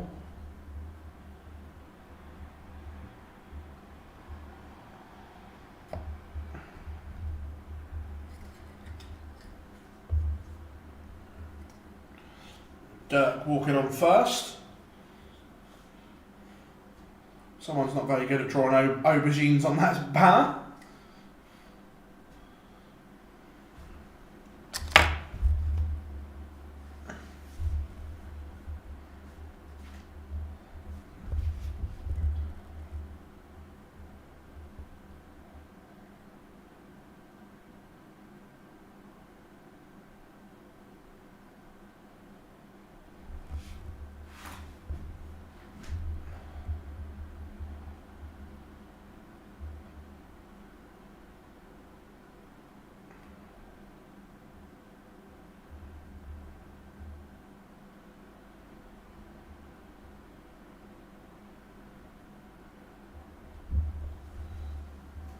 Crowd loving Dirk's walk on.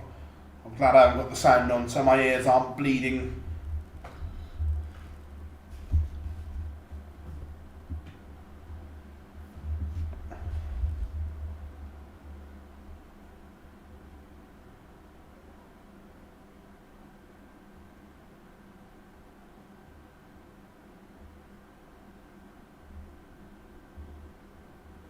Have they given a penalty to Spurs here?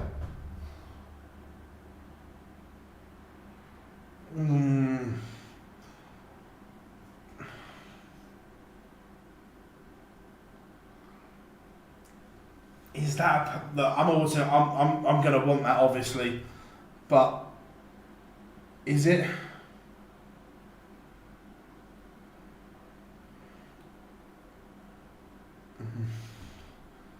I think it's soft.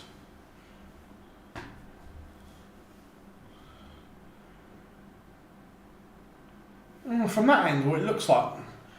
Again, this is one of the ones where it's about the angles. I see one angle and I don't think so. I see another one and it is.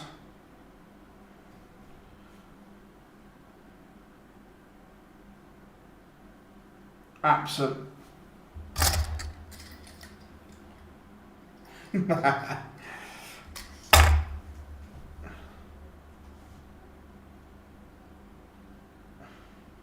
Oh, Dominic Solanke with the ball.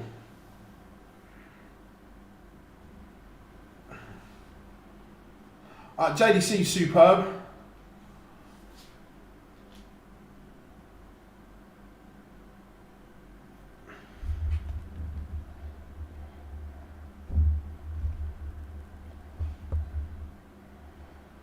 But they're also part funded by the PDC.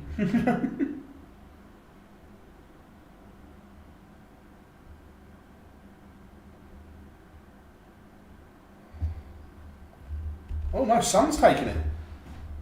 Oh, did he take the ball off Solanke? Because Solanke had it in his hands. Interesting. Oh, what a shocker of a penalty, but it's gone in.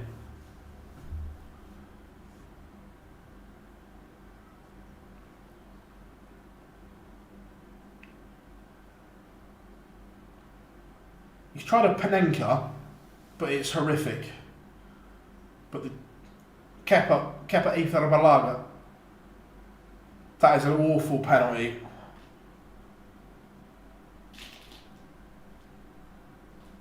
Oh, good job the keeper moved. That's a shocker. Yeah, Ron, they receive funding from the PDC, mate.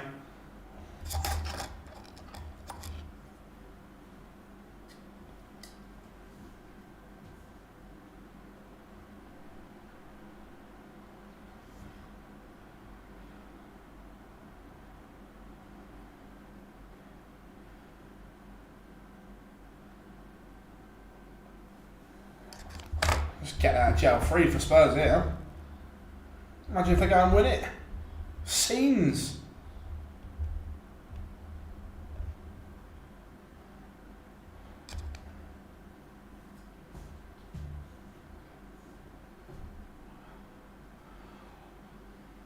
Lorraine Hyde, 2-1 up on Fallon Sherrick.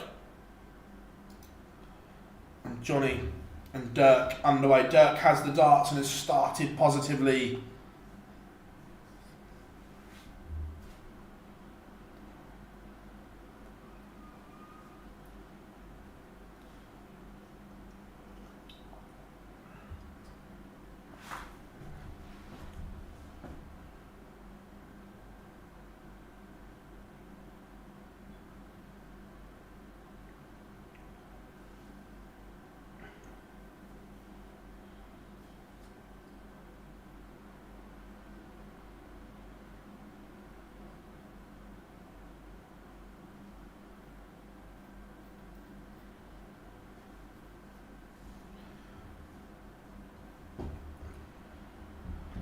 Johnny's going to get... Oh, Johnny, you've chased the treble. Make sure of the big number. He's made a mess of it, and Dirk is going to come back 2 at double 8 and polishes it off. And a seam.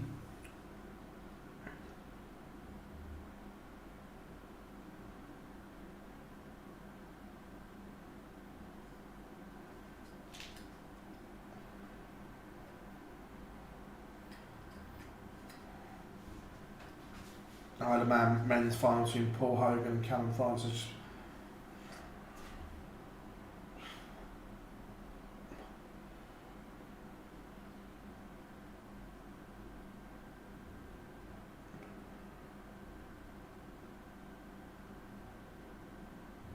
Johnny just needs to grow into this a little bit.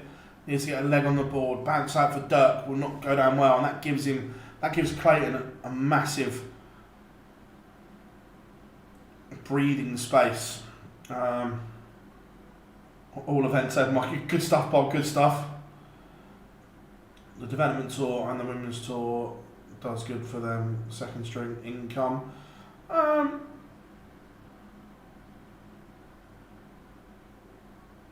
Yeah, look, it obviously brings money in, but there's expenditure that goes with it as well. I'm sure any broadcaster paying a dollar. 100%. And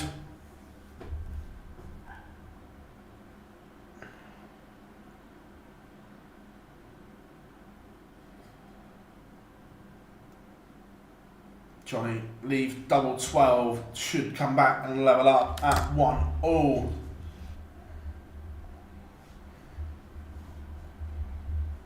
Dirk a mile off in this leg. Johnny all the time in the world to make it 1-all. And 1-all he does. Dirk's going to have to up it, pour in that leg.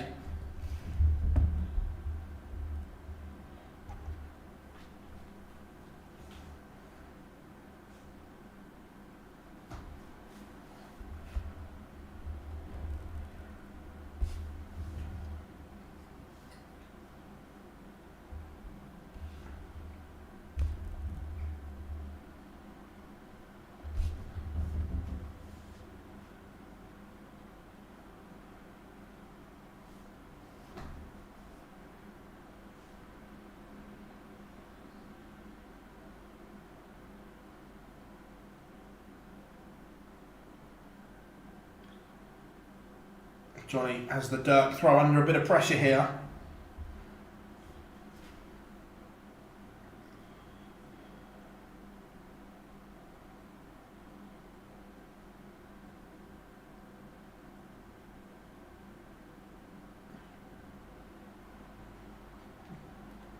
Good counting, Johnny. And so we've seen 2-6-2 go wild before.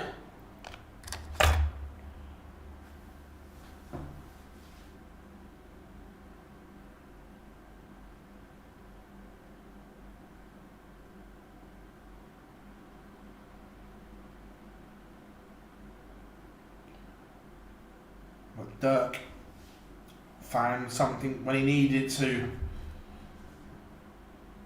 His throw was under a little bit of pressure there. Big visit from Dirk, got him out of jail.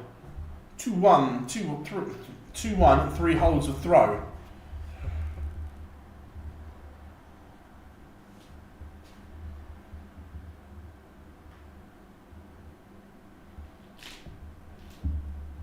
And now there's pressure on the Clayton darts.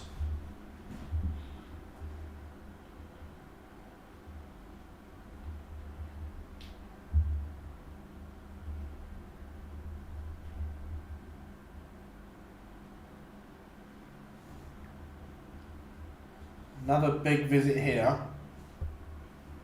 And Dirk, he's taken the darts anyway, he's about a ton in front.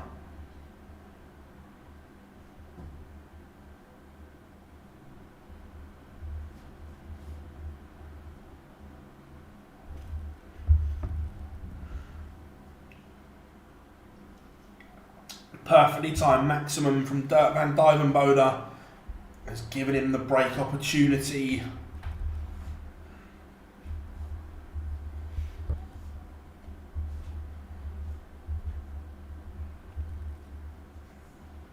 It's been a good start to the year from Dirk.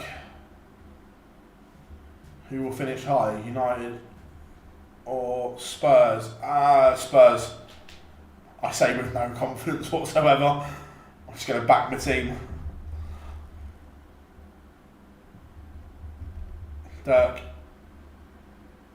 coming back for double 16. 100% wrong. I'm not even hiding the facts. And last start in hand, Dirk breaks 3-1 to the good.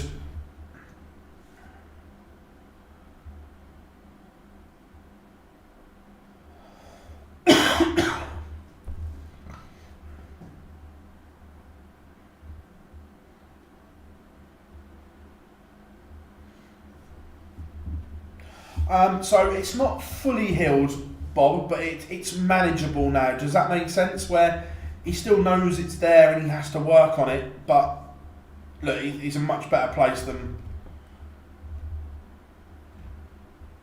where he was, and that's showing.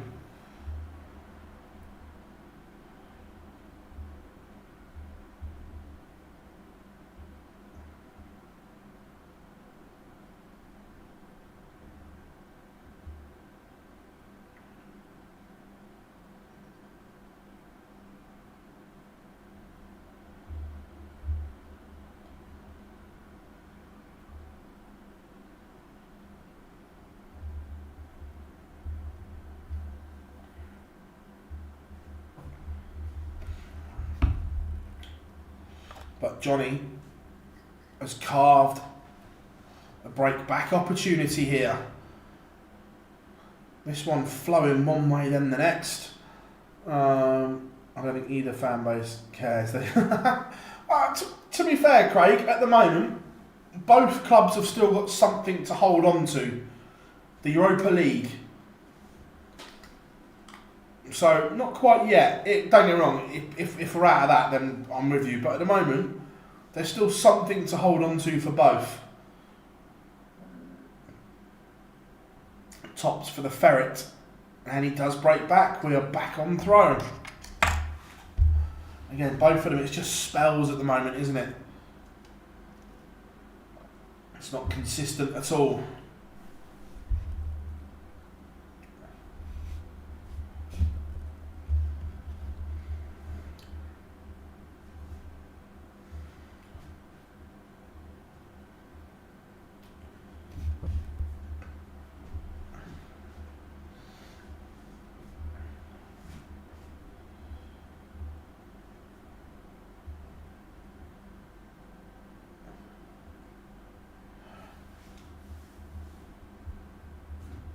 He's certainly right up there, and I agree.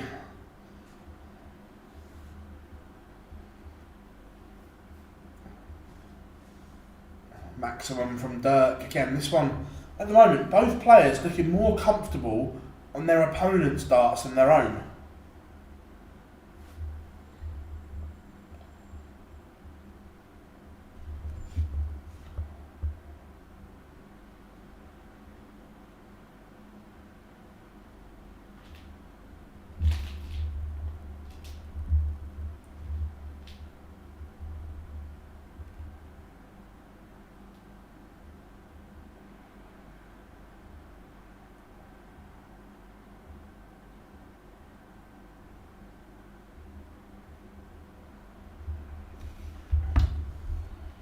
So 170 for Dirk.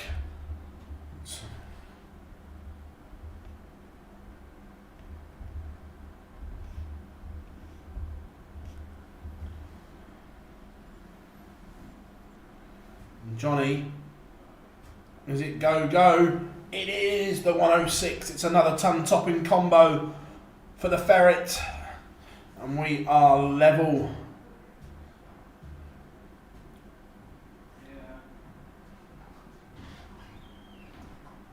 And Spurs draw 2 apiece.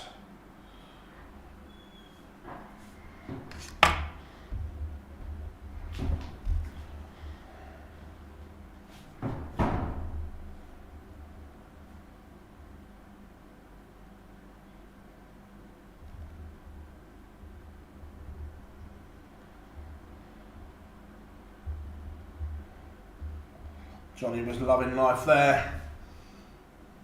But Dirk has responded, 180, 140.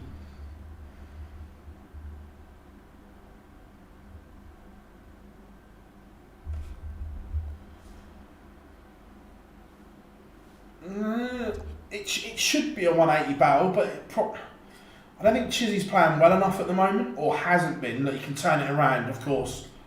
But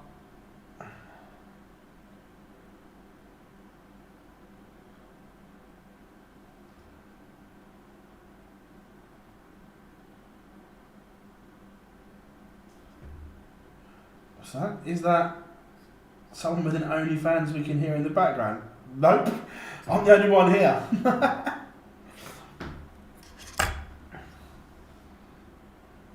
Don't bust this, Johnny. Don't do a Dirk on Dirk. Close your eyes. No, make sure.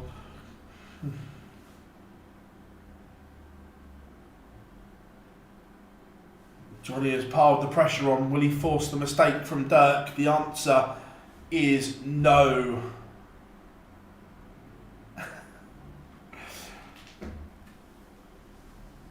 So 4-3 Van Duijvenbode on throw.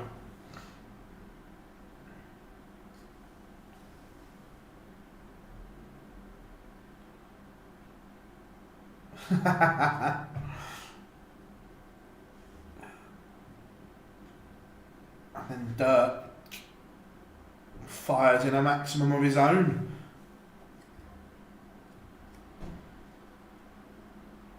When he's on, Dirk is just incredible. Oh, 180, 140.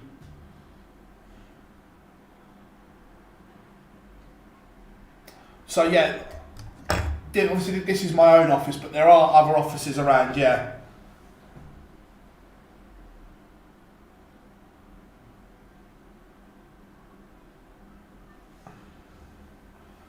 What a leg this is from Dirk. 46 after 9. Incredible stuff from Van Duijvenbode.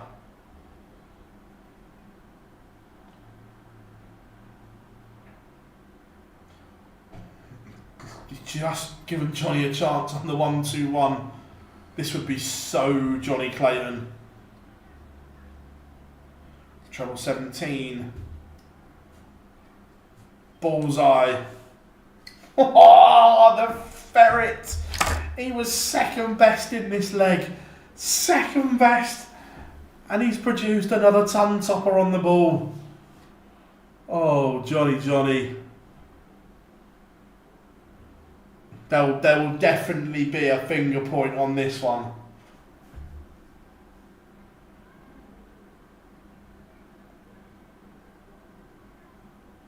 Oh, he's loving it. I haven't got a signed Newt shirt yet, but there will be one.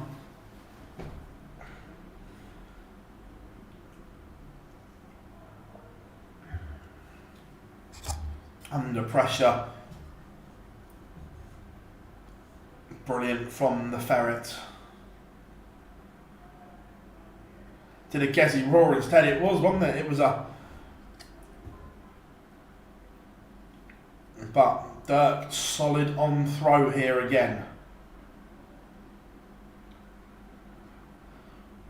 Yeah, they've done the old swap, haven't they? To be fair, I like the old Bob Anderson finger point earlier.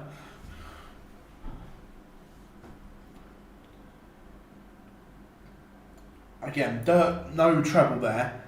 So he may only get one dart at a double. If Johnny piles in a big visit here. Oh, Johnny. A 180 to pile the pressure on this 76. Oh, he's treble one. He may not get a dart. He's rescued it. He's missed a dart. That 180 completely turned the leg. Look, he's going to go 25 double 18, isn't he? 25 double 18, it's what? Okay, go your own way, Johnny. Tops. Expert from the ferret. The finishing has been in sensation.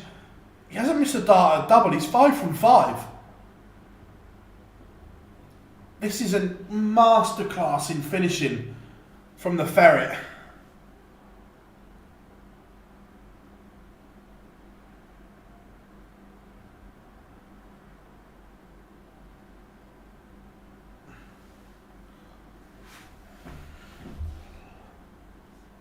This is vintage Clayton.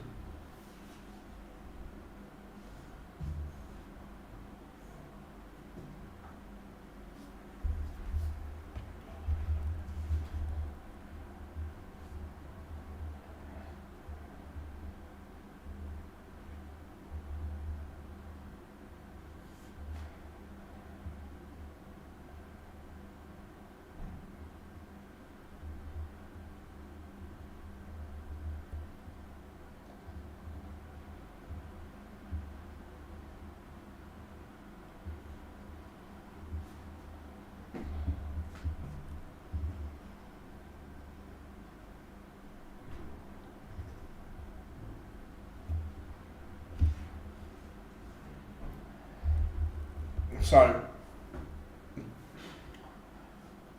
Johnny is going to get a match-winning opportunity. 74. What pressure can Dirk put on it? Remember, Johnny has not missed a dart at a double. But Dirk tees up 52. Great darts from both.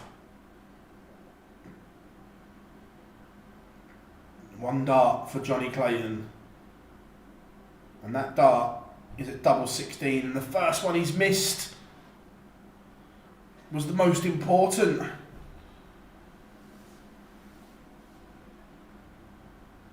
Tops for Dirk. And he pins double 10, last dart in hand. We are going all the way. Dirk now goes favourite. Johnny has missed a match dart.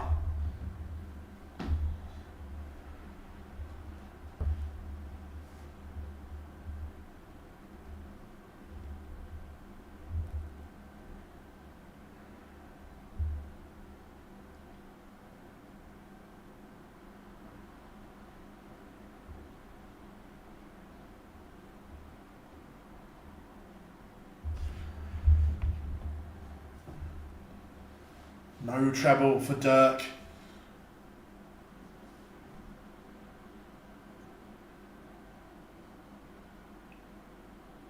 No treble for Johnny, as you were. Who's going to win the whole thing? Littler, I think it'll be a Littler Price final, Josh. And then a maximum from Dirk.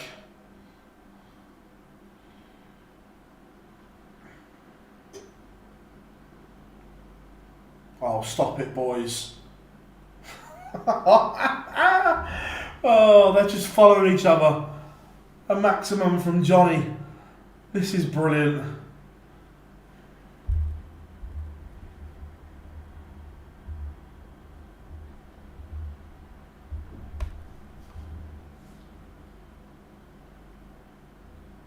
What is going on? 60, 180, 60 from the pair of them.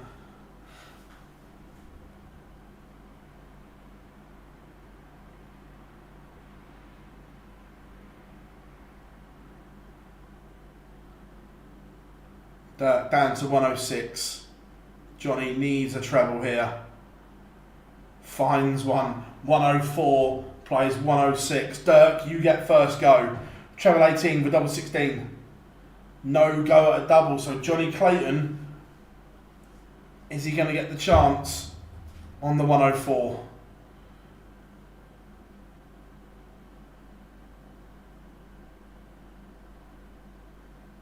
Needs a treble. Oh, he's gone treble 8. Oh, you cheeky little ferret. 2 match darts has been missed by Johnny Clayton. Dirk for a place in the quarterfinals.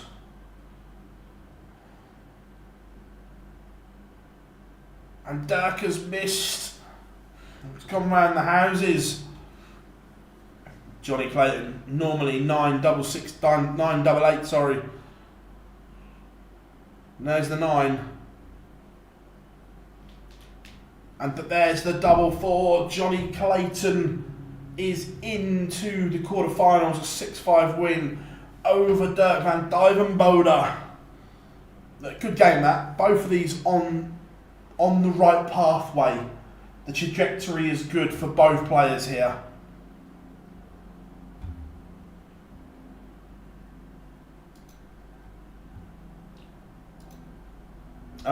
But that is that, ladies and gentlemen. Thank you very much for joining us this afternoon. We will return in a little under 2 hours' time for Cup Collection session. Someone will win the first European Tour of the new year, but who will that be? Join us live here, 6 PM online darts to the conclusion, where someone will be crowned the winner. Enjoy your few hours off, and we'll see you all very, very soon.